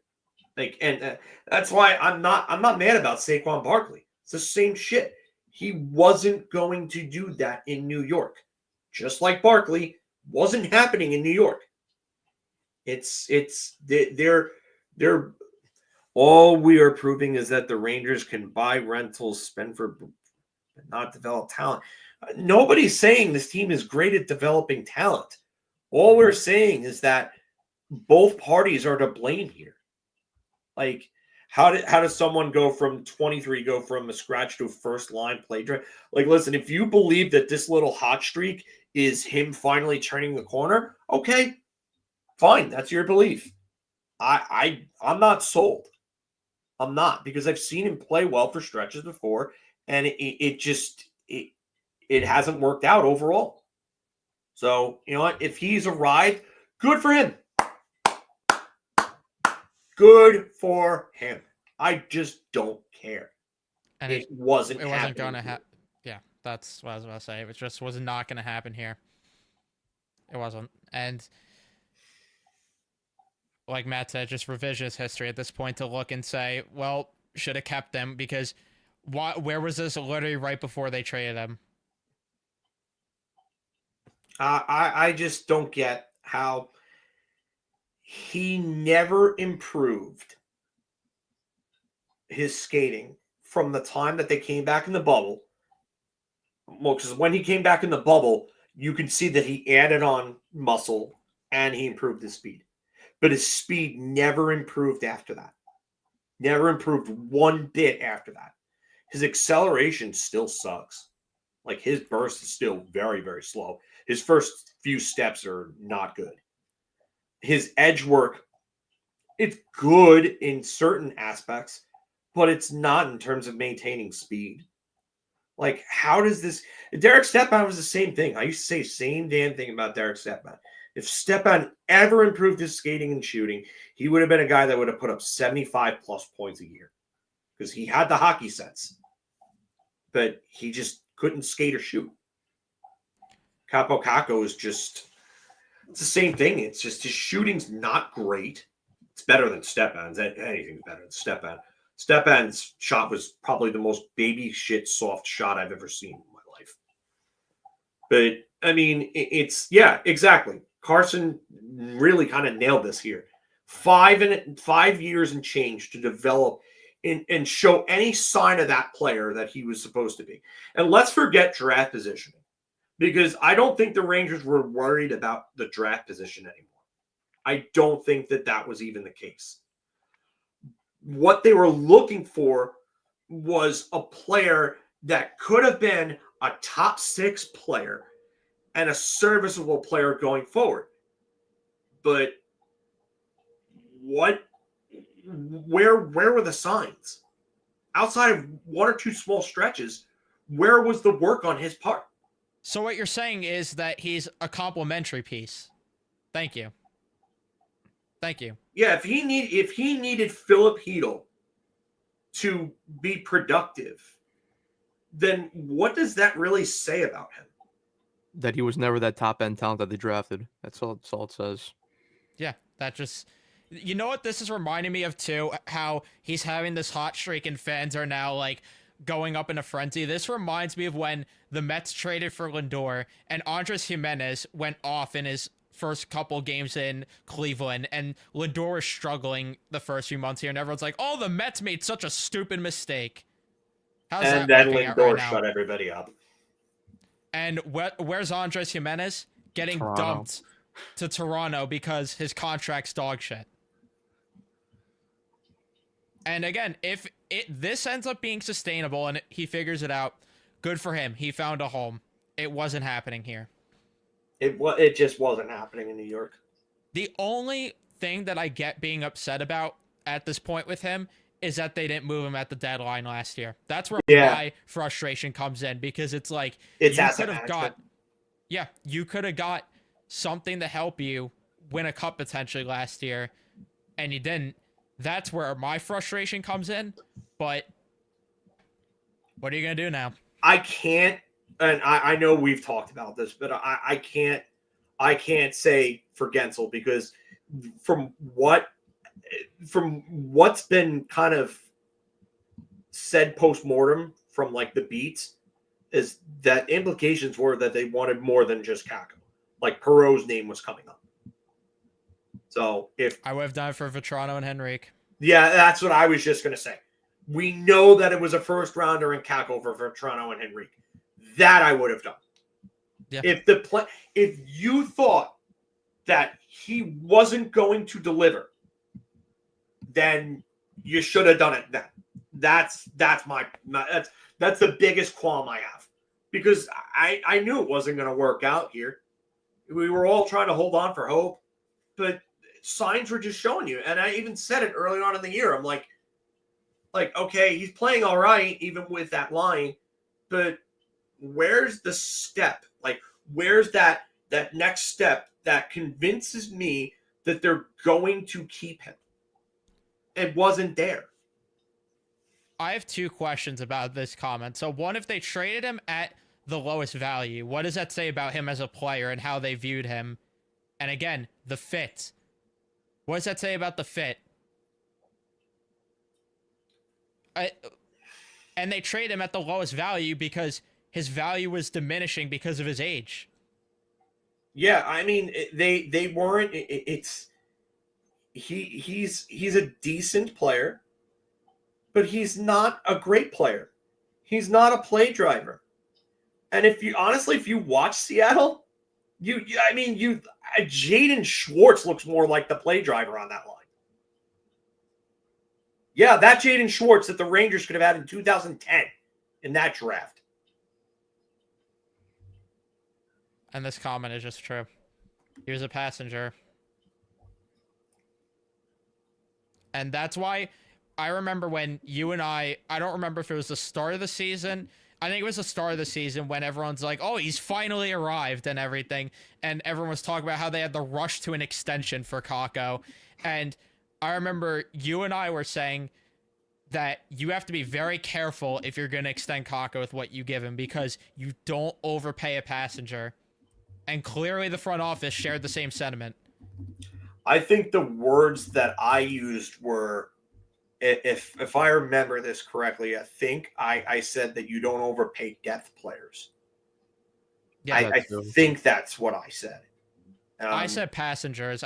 You might have said depth players. I know for sure that's what I said, but because the one thing that I was pretty, because I'm pretty sure that I remember bringing up the Gaudreau contract as an analogy. Like, you can't overpay for depth players because that's how you screw yourself with the cap. And then I think I went on to talk about the Islanders and how they overpaid for like Pajot and stuff like that. Like, I just, yeah. And yeah, his age, he's 23, but as these guys get older, the less their value becomes, because at some point with Kakko, okay, he's 23. Is there room for him to grow still, or is this what he is? That's my point. Yeah, and that's what general manager, and that's why, like, you see these change of scenery deals happen, is because at some point they just lose their value because they're not as productive for, as opposed to their draft position, and they've gotten all the chances, and teams are like, okay, like, we'll take him from you, but we're not going to give you what you were looking for him like 2, 3, 4 years ago, you know? And this is true too. Like, when Kakko went there, no one talked about how Seattle has struggled with developing their young talent. Yeah, nobody's talked about that. Beniers has taken a big step back from his rookie year. Shane Wright, how has that gone? I mean, he's on a line right now with Kakko and Schwartz. That's their first line. I mean, is that a first line that strikes the fear of God in anybody? Not me, at least. Nope. I don't know. I feel like when I gave you shit for like crying over Eric Robinson, like, and I know part of it is just us fucking around with each other, but like, these people are like 1,000 times worse than you could be with Eric Robinson. Because, like, it's every excuse in the book for Kakko. Blame the organization. Blame this and that. Don't absolve Kakko literally of all blame. And there's another thing that we didn't even mention with Kakko. He's been scratched twice in winner go-home games for this team. He's been scratched twice. Game 6 against Tampa. By 2 different coaches. Game 6 against Florida. What does that tell you? But no, he's being scapegoated. That's just what it is, right? Be right. Like, all right. So yeah, valuable as a third liner. Yeah. And that's why I said remove the draft position from the equation. And like, yeah, still a valuable, middle 6 player, third line player. But you can't overpay that. And that's what no one is defending the idiocy of Gerard Gallant. That's why we mentioned that it was 2 different coaches. So, I mean, at some point, it's the boy that cried wolf. It's like we talk about with the group. It's the boy that cried wolf. Yeah, exactly. Like, at what point do we sit there and do we finally start blaming the player and not the organization or the coach? Like, I'm sorry, but I just didn't see any development in this guy physically. I didn't see the skating. I didn't see the shooting. Like, sure, maybe he's got some points in Seattle. Great, good for him. He's getting more ice time. He's gonna get more points. That's what's going to happen with ice time. But the fact of the matter is that I still see a player that's scared to attack the middle at times. 13 points in 15 games, good for him. Let's see how that lasts. And like we said, I mean, he had opportunities. Nobody is coping, dude. Like if I'm guessing you came in late, whatever your name is, but I think you missed a lot of the dialogue. Nobody's coping. We literally all said that this wasn't happening in New York. So good for you and your edgy little comment there, buddy. Well done. Yeah. I just, again, he had opportunities here. The coaching fucked him up. It's both things. Both things are true. He had an opportunity in the top 6 going into last year. He had an opportunity. Does anyone remember this here? Ryan Spooner's Linsanity one with the Rangers after they got him at the 2018 deadline. It was over a point per game for a while. Or how about this also? Remember the first 12, 15 games when we raved over the Hedl, Cooley, Kakko line, and then eventually it slowed down the production. It literally happened here. It literally happened this season. So we've seen this before. Could we wait and see before we come to conclusions on this? And again, the verdict's out. If he thrives in Seattle, good for him. But it wasn't going to work here, and this could just be a hot streak. Simple as that. B-Rye, what you're talking about is a different point, though. Like the veterans being not held accountable as opposed to the young players is a completely different point. Kakko still needed to be better here. He needed to step up. And I think a lot of people are missing this. But this was the make or break year. And he did not make it. He didn't. In order to stay here, he would have had to have played well enough to get himself on that top line or somewhere in that top 6. And he didn't do it. He didn't do it.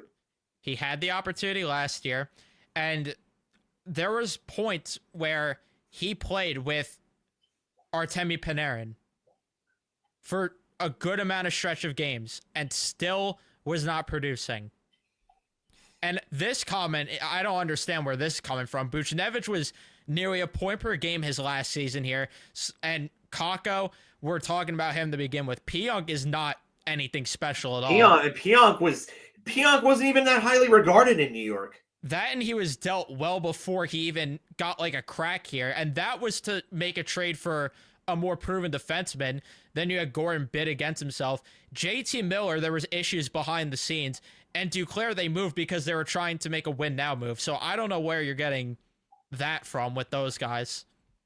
Ryan R., if you watched Dahlwall before, Dahlwall said that Lafreniere nor Schneider are a part of any deal. So if that's what your hope is, hate to burst the bubble, man. Yeah. But yeah, we went over that with someone else too. Another Canucks fan that was in here. So, I mean, asking the question if he deserved to be benched, I don't know what your I really don't know how that relates to anything. Duclair was not to Columbus for Nash. Duclair was to Arizona for Yandel. I don't know how you could say this when Duclair played 18 games with the Rangers. And when did Pionk even get how many games did Pionk even play here? Did he even get a full a season and a quarter maybe? It wasn't a lot of games, and it was at a time where there wasn't really a lot to be looking forward to here. Yeah, I know the first season he plays in Winnipeg, he has 45 points, and he's got 30 points already in 47 games, so it doesn't look great. But I mean, yeah, the Trouba trade sucks. No, we don't need to go over that. It's been beaten like a dead horse already. But he played 28 games and then 73 for the Rangers the next season, and when he was and then he was dealt in the offseason to obviously to Winnipeg for Trouba. But And I get your point, but there's a lot better players to make your point with than the guys you listed. I'm sorry, Neil but Pionk was playing with the Rangers at a time that I remember, like some fans getting, like a contingent of fans getting hyped up over John Gilmore because John Gilmore was a great skater. and it was during the rebuild time. Yes, that's how bad things were. Like when Rob O'Gara was brought in, another of Long Island's finest, was brought in to play with the Rangers. And the Buchnevich thing, they didn't fuck up his development. They were just stupid to give up on him for what they did. I'll stand by the fact that I didn't hate them why moving. does this guy keep bringing up Buchnevich? Like that I don't understand. Nobody said that was a good deal. I don't understand it. Like everyone said that deal was stupid. That deal happened because Dolan had a problem with the Tom Wilson incident. That, and I don't know how true it is, but I also have read things about how they didn't want him and Igor being together because of off the ice shit. I don't know how true that stuff is. Yeah, but I don't want to go into that. Either way, nobody said the trade wasn't dog shit, the Buchnevich one. That's that like a consensus the trade. Owner got involved. That's why. Yeah.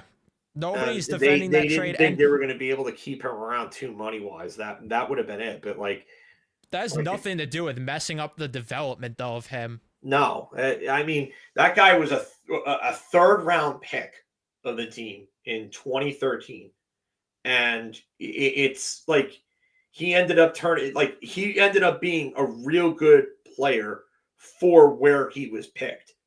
It was just a stupid trade that was made because of the Tom Wilson incident. That's exactly why that happened.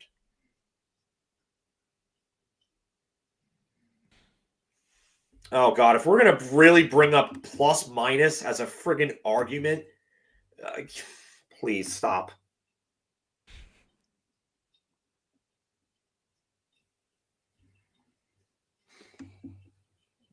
I might as well go and talk about how Roman Turek won 42 games for the 2000 St. Louis Blues. I guess Kaapo Kakko was drafted second overall to be a defensive specialist. I guess that's what it was. Might as well start bringing that up. Hey, Marek Malik must be a great player because he led the NHL in plus minus in 2003, 2004. And yeah, this is what Carson's saying. Just cherry pick stats. That's what you're doing. That's what you're doing. Like, am I losing it here, or am I wrong? You're not. No, the guy just has a love affair for Kakko. That's about it. Same that happens. with you. Oh, like, are you cherry picking? Are you being a troll? What stat did we cherry pick? Let us know. Like I'm literally. Guys, Matt Grzelcyk's one of the best defensemen in the NHL because 2 seasons ago he was a plus 46 on the Bruins when they won the President's Trophy. Calling Kakko a bad skater is not cherry picking stats. It's just facts when you actually watch him skate. He's not a good skater. It just is what it is. Defensive stalwart, actually. Yeah, I hate this that he's been talked about as like this defensive guru. wizard. Yeah. Where are the Selke votes then? Yeah, people. He wasn't on the PK. Yeah, that was always my argument. Like, if he was the second coming of Pavel Datsyuk, like fans made him out to be, why the fuck was he not out there killing penalties? I don't get it. I really don't get it. It's okay, Mike. It's okay, Mike.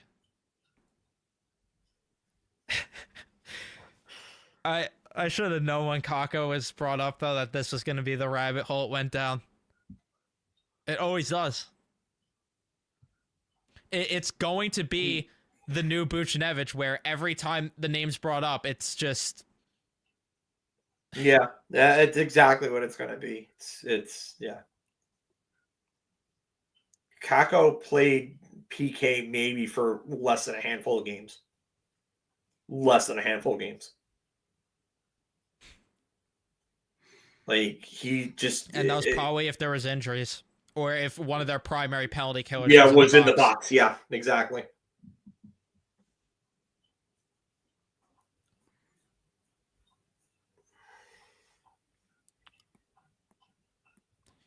Yeah, you liked Marek Malik because Marek Malik had his best season in Vancouver. Ryan R. That was when he led the NHL in plus minus in 03 and 04. He literally won that. It was back then. It was the Bud Light plus minus award. I don't get how anyone can point to that one stat and say he is the reason that he was on the ice for the least amount of goals against. Like, you understand that hockey is like a 5-person team sport, or technically 6, since there's 6 people out on the ice per team, 5 skaters and a goalie, right?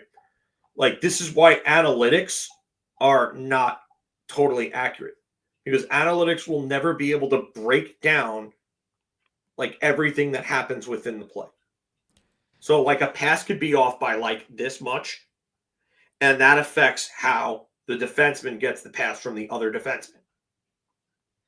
And then that affects how the puck gets out of the zone, because if that pass is off by a little bit, or the player receiving the pass fumbles it, that means that he has to rush that puck out.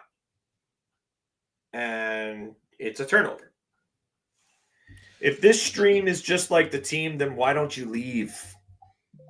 I have a question for you guys. Let's see if you guys can get this right. Because I was looking back at 2022-23 to show how useless of a stat plus minus is. Guess who was 5th in plus minus? He was on the New Jersey Devils that season. In the entire league, 5th in plus minus on the Devils. Try to guess. 5th in plus minus? Yes. Stefan Nason? Oh, he was on Carolina. Oh, no, he was on Carolina that year. Because he was with the Devils previously, I forgot. But Miles Wood? No, good guess, though. I think he actually might be on the Devils right now. Nathan Bastian? He is on the Devils right now. No. He's on the Devils right now. I say you just block that dude. Lazar? Nope, not Lazar. Corey Schneider! Gavin got it. A Tatar, okay. Tomas Tatar. Yeah, 5th in the defensive league. specialist Tomas Tatar. Oh, God. Remember when Ryan Graves won? Didn't Ryan Graves one year lead the NHL in plus minus? Or am I wrong about that one? Or he was at least close. That's a stat, though. Plus minus, everyone. I got Instagram stalked by his girlfriend years ago because I basically roasted him on Twitter for saying that he got carried by my car, and then his girlfriend like commented on the thing, and I didn't see it for some reason. I'm guessing because she wasn't like a mutual, and I didn't respond to it, and it came up as one of those like filtered out ones where you have to hit the button to see the comment. Yeah, the hidden ones. Yeah, the hidden ones. So she ended up DMing me on Instagram, and I still have the DM. It's hilarious.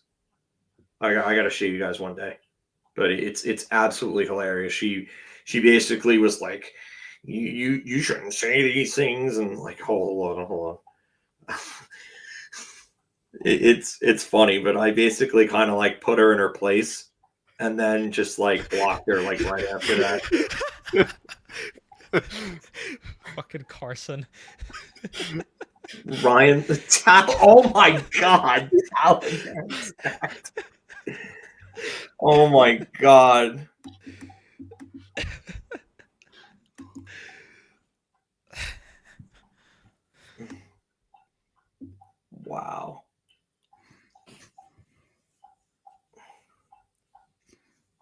Yeah, she commented on Twitter saying you missed the point. He was first pair with Makar, trending upward in quotations. Second pair on 2021 on the deepest defensive unit and team in the league. It's clear as day you didn't fact check this either. So she sent me a screenshot of that. And so I basically responded telling her that the eye test and the advanced analytics and statistics told you that he was in over his head playing minutes that he couldn't handle, and with reduced minutes this year, he was still bad. But I'm sure you know that though, since you watched the Golden Knights beat the Avalanche and him being directly responsible for several goals in that series against. But Kel McCarr, who isn't great defensively himself, can only carry a pairing so far with the skating and puck handling. Best of luck to your boyfriend in Jersey. He'll have another competent defender and Dougie Hamilton on his pairing. Take care. And then I blocked her. Because she's a complete nut job. There's That's nothing hilarious. further good from that. Like, it just, That's like, enough. how do you do that? Like, not only is that, like, your girlfriend's fighting, like, basically sitting there, like, trying to talk shit to people on Twitter because you're fucking bad. Like, sorry, but.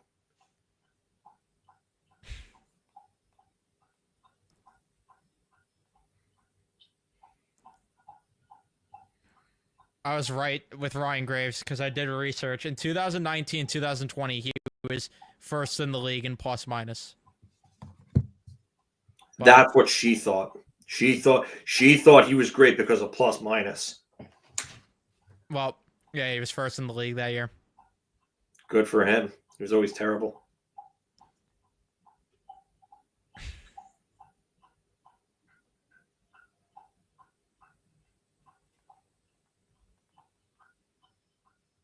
Yeah, but I'm gonna get going. It's late for me. I gotta get up for work tomorrow. I gotta go lay down. But yeah, I'm sorry. But like, once you start bringing up like goals allowed, it tells me that you're not watching the rest of the game. You're looking at specifically at one stat. You're cherry picking it because there's so much more to the game than just not being on the ice for a goal. Like the quality of the line mates that you're with, like what exactly happens during a play. Like there's so many little things that affect the play. Apparently, it's also that's cherry picking. I just having played as long as I have and just understanding the little intricacies of everything, it's just it's insane when you get comments like that, man. It really is. And I'm not trying to like bash people, but it's like you really got to look at other things before you make comments like that. I'm sorry that you really do. So Yeah, and it's not even to sound condescending. It's just that watching film is genuinely the best way to actually understand how a player is. It's the same thing with us, Carson. We start ripping on Griffin Canning, and then we watch some film. it's just you have to really kind of just like not and I get it. Not everybody plays, and it's not required that you play to know what you're talking about. But like you really need to like sit there and watch how these things develop because a lot of people just take a look at a highlight clip and say, "Oh, that guy missed that guy." Well, why did that guy miss that guy? What happened leading up to that play? Like playing's not a requirement, but like careful analysis is really important when it comes to watching and assigning blame to a player for a goal being given up. Like, Yeah. and yeah, Carson, you're right. Resource, not a Bible. Yeah, and it's like I love the hockey stat cards because usually it lines up with the eye test for me, but like there are times where it's just like I see Mika Zibanejad was great defensively, and it's like, how'd they get that when he turned the puck over in the neutral zone and it just led to it led to so many quality chances for the opposing team, or it led to a goal for the opposing team, because it leaves out that context. It leaves out the context of plays that happen that lead to goals against, or that could lead the goals for, lead to high danger chances for the other team. Like there's too much that's left out in some of it. So like Carson said, yeah, it's a resource. It's not the Bible. Yeah, and that's another thing. Like I some of those cards, I look at them and I'm just like, no, like this is definitely not accurate. Like I think they weight certain things a little too much. I also don't think analytics will ever be truly accurate unless there's like full on puck tracking. Like unless they have trackers within the puck that can track everything that the puck does. Because I don't think that I don't think they're really accurate. It just the slightest mishandling in a pass can cause the play to be rushed, and that results into turnover. Kreider's card this year might be accurate because it's just been woof. Like yesterday, after the game yesterday, Phil Petal was towards the top of that hockey stat card. I'm like, how? He was horrible yesterday. No, he wasn't good in that game. He was horrible last night. Girardi wasn't even really ever that good. Like I'm sorry, he was carried by McDonough, and I watched that pairing from the minute that they were put together, from the very minute that they were put together in 2011, 2012. They weren't good. No, not they, but Girardi wasn't good. McDonough carried him. He was a shot blocker. That's what he was. And that type of defenseman can only take you so far. You can only do so much as that type of defenseman. That's what Lindgren is. Lindgren's a shot blocker. He's a smaller version of Girardi. Oh. I think I like to utilize both. It's just like, I just question how sometimes like the people that live and die by the charts are the ones that like tell me Keandre Miller's like the future on defense, and it's just like no. Like just stop it. Like please watch the games. Like I don't get where people see that. I just don't. Has he been better with Borgen? Yeah, but it's still like I don't get how people watch him play and are like, you know what? Yeah, he's the future. No. I understand why people think there's potential. I mean, see people saying you can't trade him though, which is like, I don't get that. As a defenseman myself, there are so many things that he does wrong on a nightly basis that I'm just like, I don't think because it's all up here. Yeah. All up here with him. Like, his gap control, when he's like there and he's focused, is very good. Like he can close gaps as good as almost anybody out there when he wants to. But the problem is that he's not assertive enough regularly to be able to do that on a regular basis. Like it's just he needs to be more consistent with it. Like there are times where like you can see him like in the playoffs, like in 2022, where he was making plays on Kucherov and he was like stepping up on him and shutting him off. And I'm like, wow, like, okay, like, yeah. And it's not just physical play. Like it's little things. It's positionally. Like he tends to run around in his own zone, chasing players out of position. And it causes his partner to have to go out of position, which causes the third man down low, which is supposed to be the center in most cases, to have to come in and step into that position. So his rovering play where he just freewheels and does whatever the hell he wants, trying to chase his man, like is usually a big problem for the guys around him. He's just it's not there up here. It's not. And he holds on. He also holds on to the puck for way too long, and then tries to make plays where guys are right on him. and then they end up batting the puck out of the air or stripping the puck from him. Like the one highlight that kind of encompasses everything with him is at the World Juniors in 2020 when fucking Lafreniere is on him and he bats the puck out of the air and scores. He tries to pass the puck with Lafreniere right on him, and Lafreniere just bats the damn puck out of the air and scores this nasty goal against the U.S. And it's literally something I've seen him do a countless number of times at the NHL level. I can't count the number of times I've seen it. I can't. He's just... I get why you don't want to give up on him, because, like, if he figures everything out, he's a legit top pairing guy. But I don't ever see him figuring it out here, just like with Kakko. I don't see it. And it's not like you can say that they didn't give him chances. They've invested everything in him. Everything. Yeah. He's played top 4 minutes. He's got power play time. He's gotten power play time and he's been bad on it. His decision he cannot walk the blue line at all.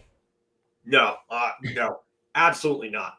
Just I would never want him near a power play because he's too much of a turnover risk for a shorthanded breakaway, because he tends to shoot with guys like right in front of him instead of like getting the shot through earlier or walking the line and creating the space and a lane. He's not really good at that. And then the other thing is that, like, his wrist shot's okay, but he really doesn't have a slap shot. Like, you never see him take slap shots. So, yeah.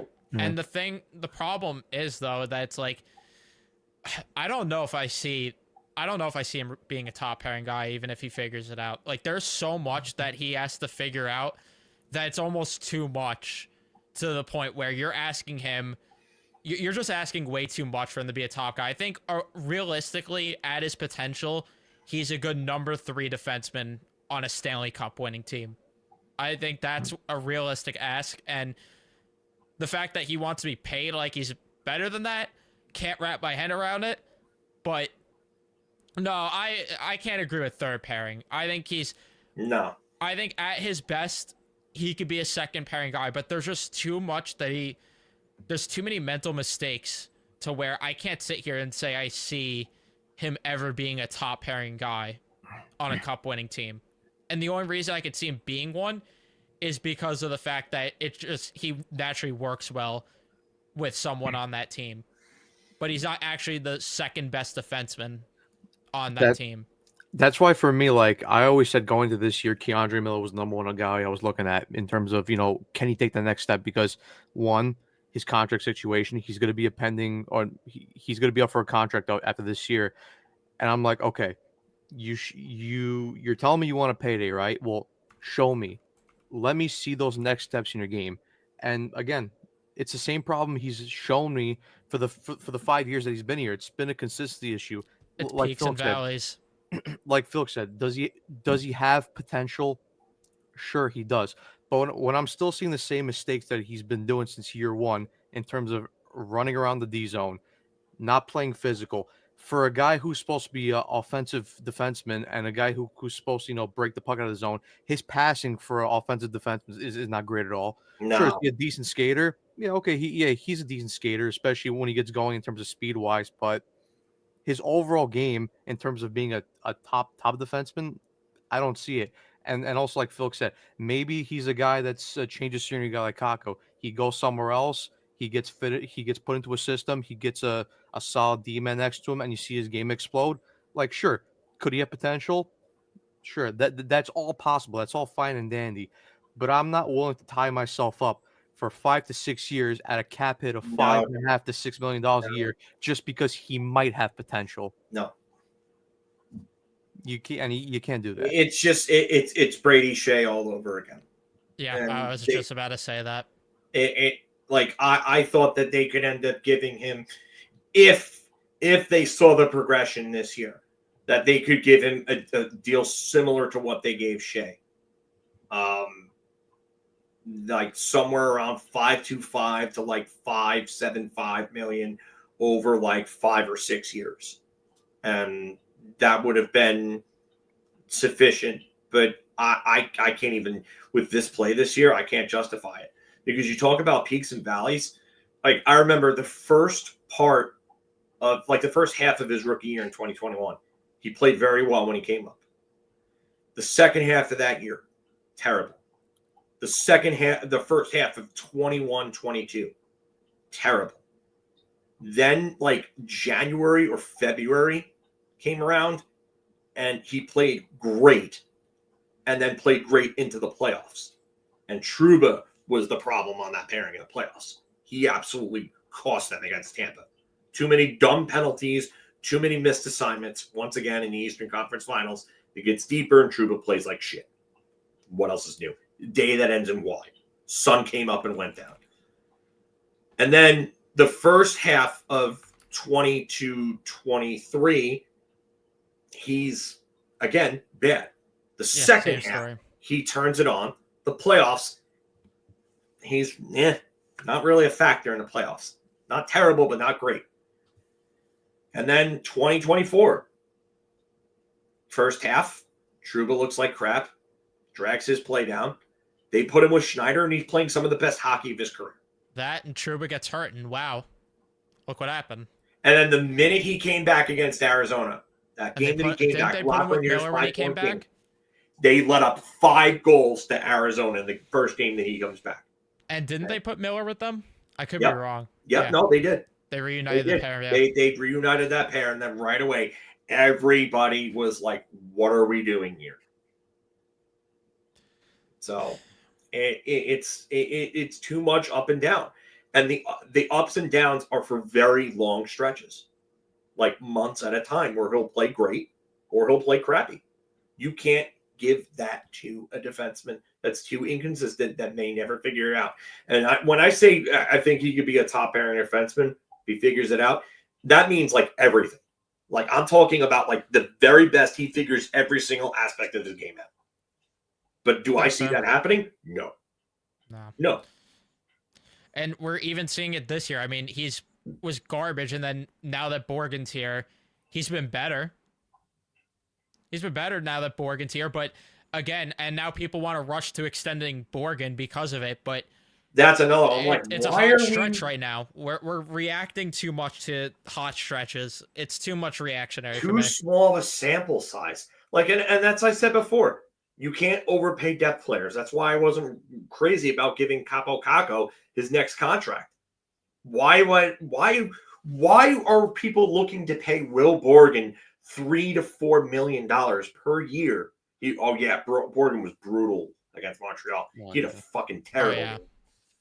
Yeah. But why are we looking to give Will Borgen $3 to $4 million when you can find somebody just like him for a quarter to a half of that price?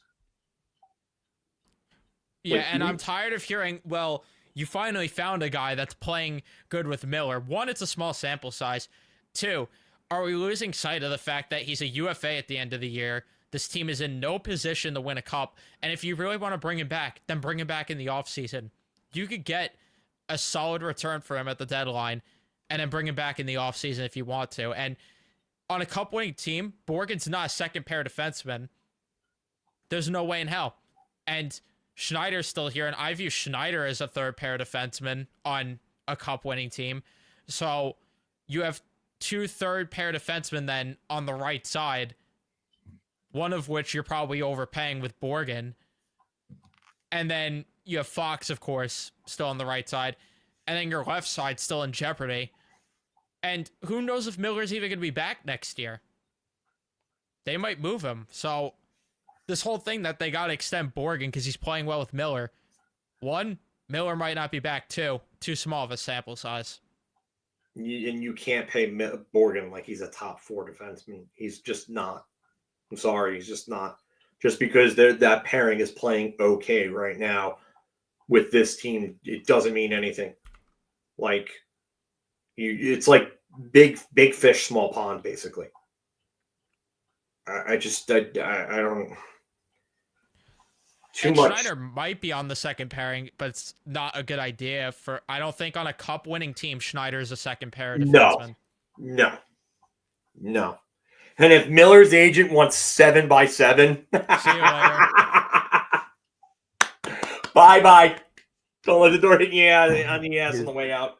His They can go agent, get Chikrin. his agent must be Scott Boras at that point. Oh my god. Yeah, if that's the case, then he could kick rocks and go get Jacob Chikrin this offseason. Yeah. I'd rather spend the extra few million that it might take to get Chikrin. Yeah. And I don't know how Miller could think that, and his agent could think that's a reasonable contract. I get the cap's going up, but 7x7? No way in hell.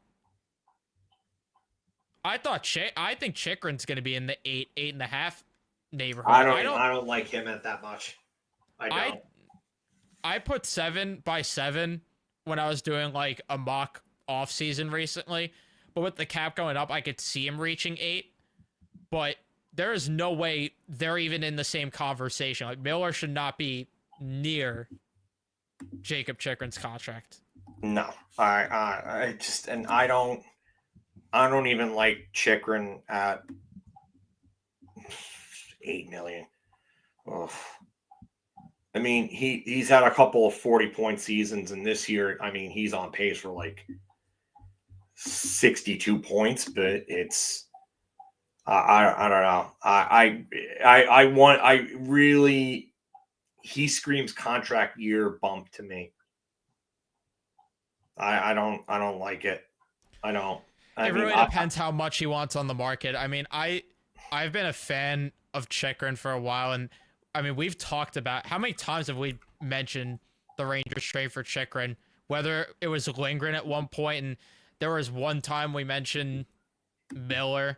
Like, we've talked about Chikrin for a while, but I agree with that he could push himself out of the range to where the Rangers maybe shouldn't pursue him. The problem is that there's really not a lot out there on the free agent market for the defenseman. I mean, Marcus Pettersson could be a solid ad, but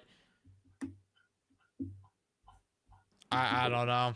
Yeah, I don't know if I want Marcus Pettersson playing top pairing minutes though. That too. Like, so you're gonna get rid of Lindgren to get Pettersson. Okay, Pettersson's an upgrade, but like, if Pettersson's on your top pairing, are you really competing for a Stanley Cup? No. I'm not. I don't know if I buy it. I really don't. Like, I get like Chikrin. Like Chikrin, I get it. He's probably gonna get 8 if he continues at this pace. Like, if he doesn't fall off and he gets like 60 points, like, yeah, I mean, he's gonna push like 8 million. I mean, would I rather have Chikrin at 8.5 as opposed to Keandre Miller at 7x7? Yeah, no shit. But I mean, it's. I have a tough time with Chikrin. That and the injury history like worries me with him. Like, yeah, that's fair. I mean, he's missed a lot of games over the years. Like, he's only played 70 plus games once in his career. And that was last year. He played all 82 games. And he was a minus 30 on that team last year. Holy shit. Like, I try not to look at plus minus, but when it's that bad, that's a problem. That's bad. The one caveat is that team was like a minus team in general.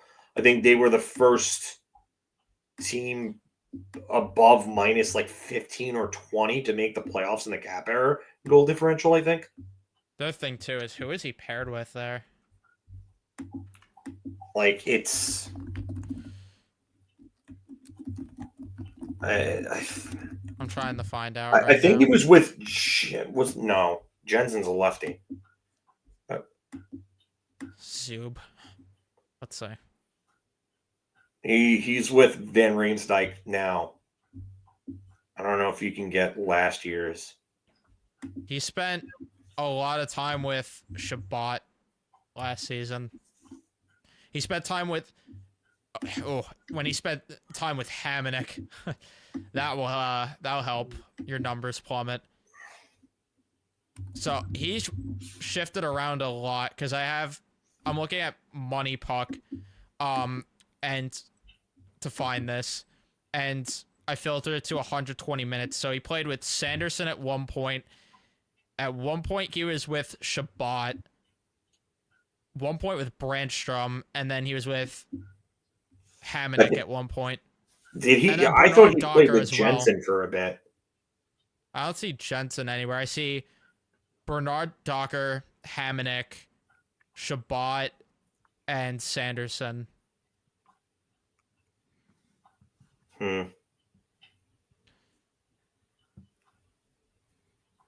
Yeah, I'm with B-Rye on that. Drury overpaying for a first pairing D.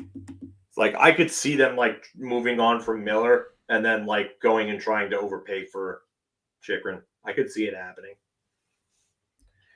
I'm just not sure how I feel about that, depending on what the contract is. But I'm actually going to get going now because I'm really starting to get tired. So yeah, I was gonna wrap it up here anyway.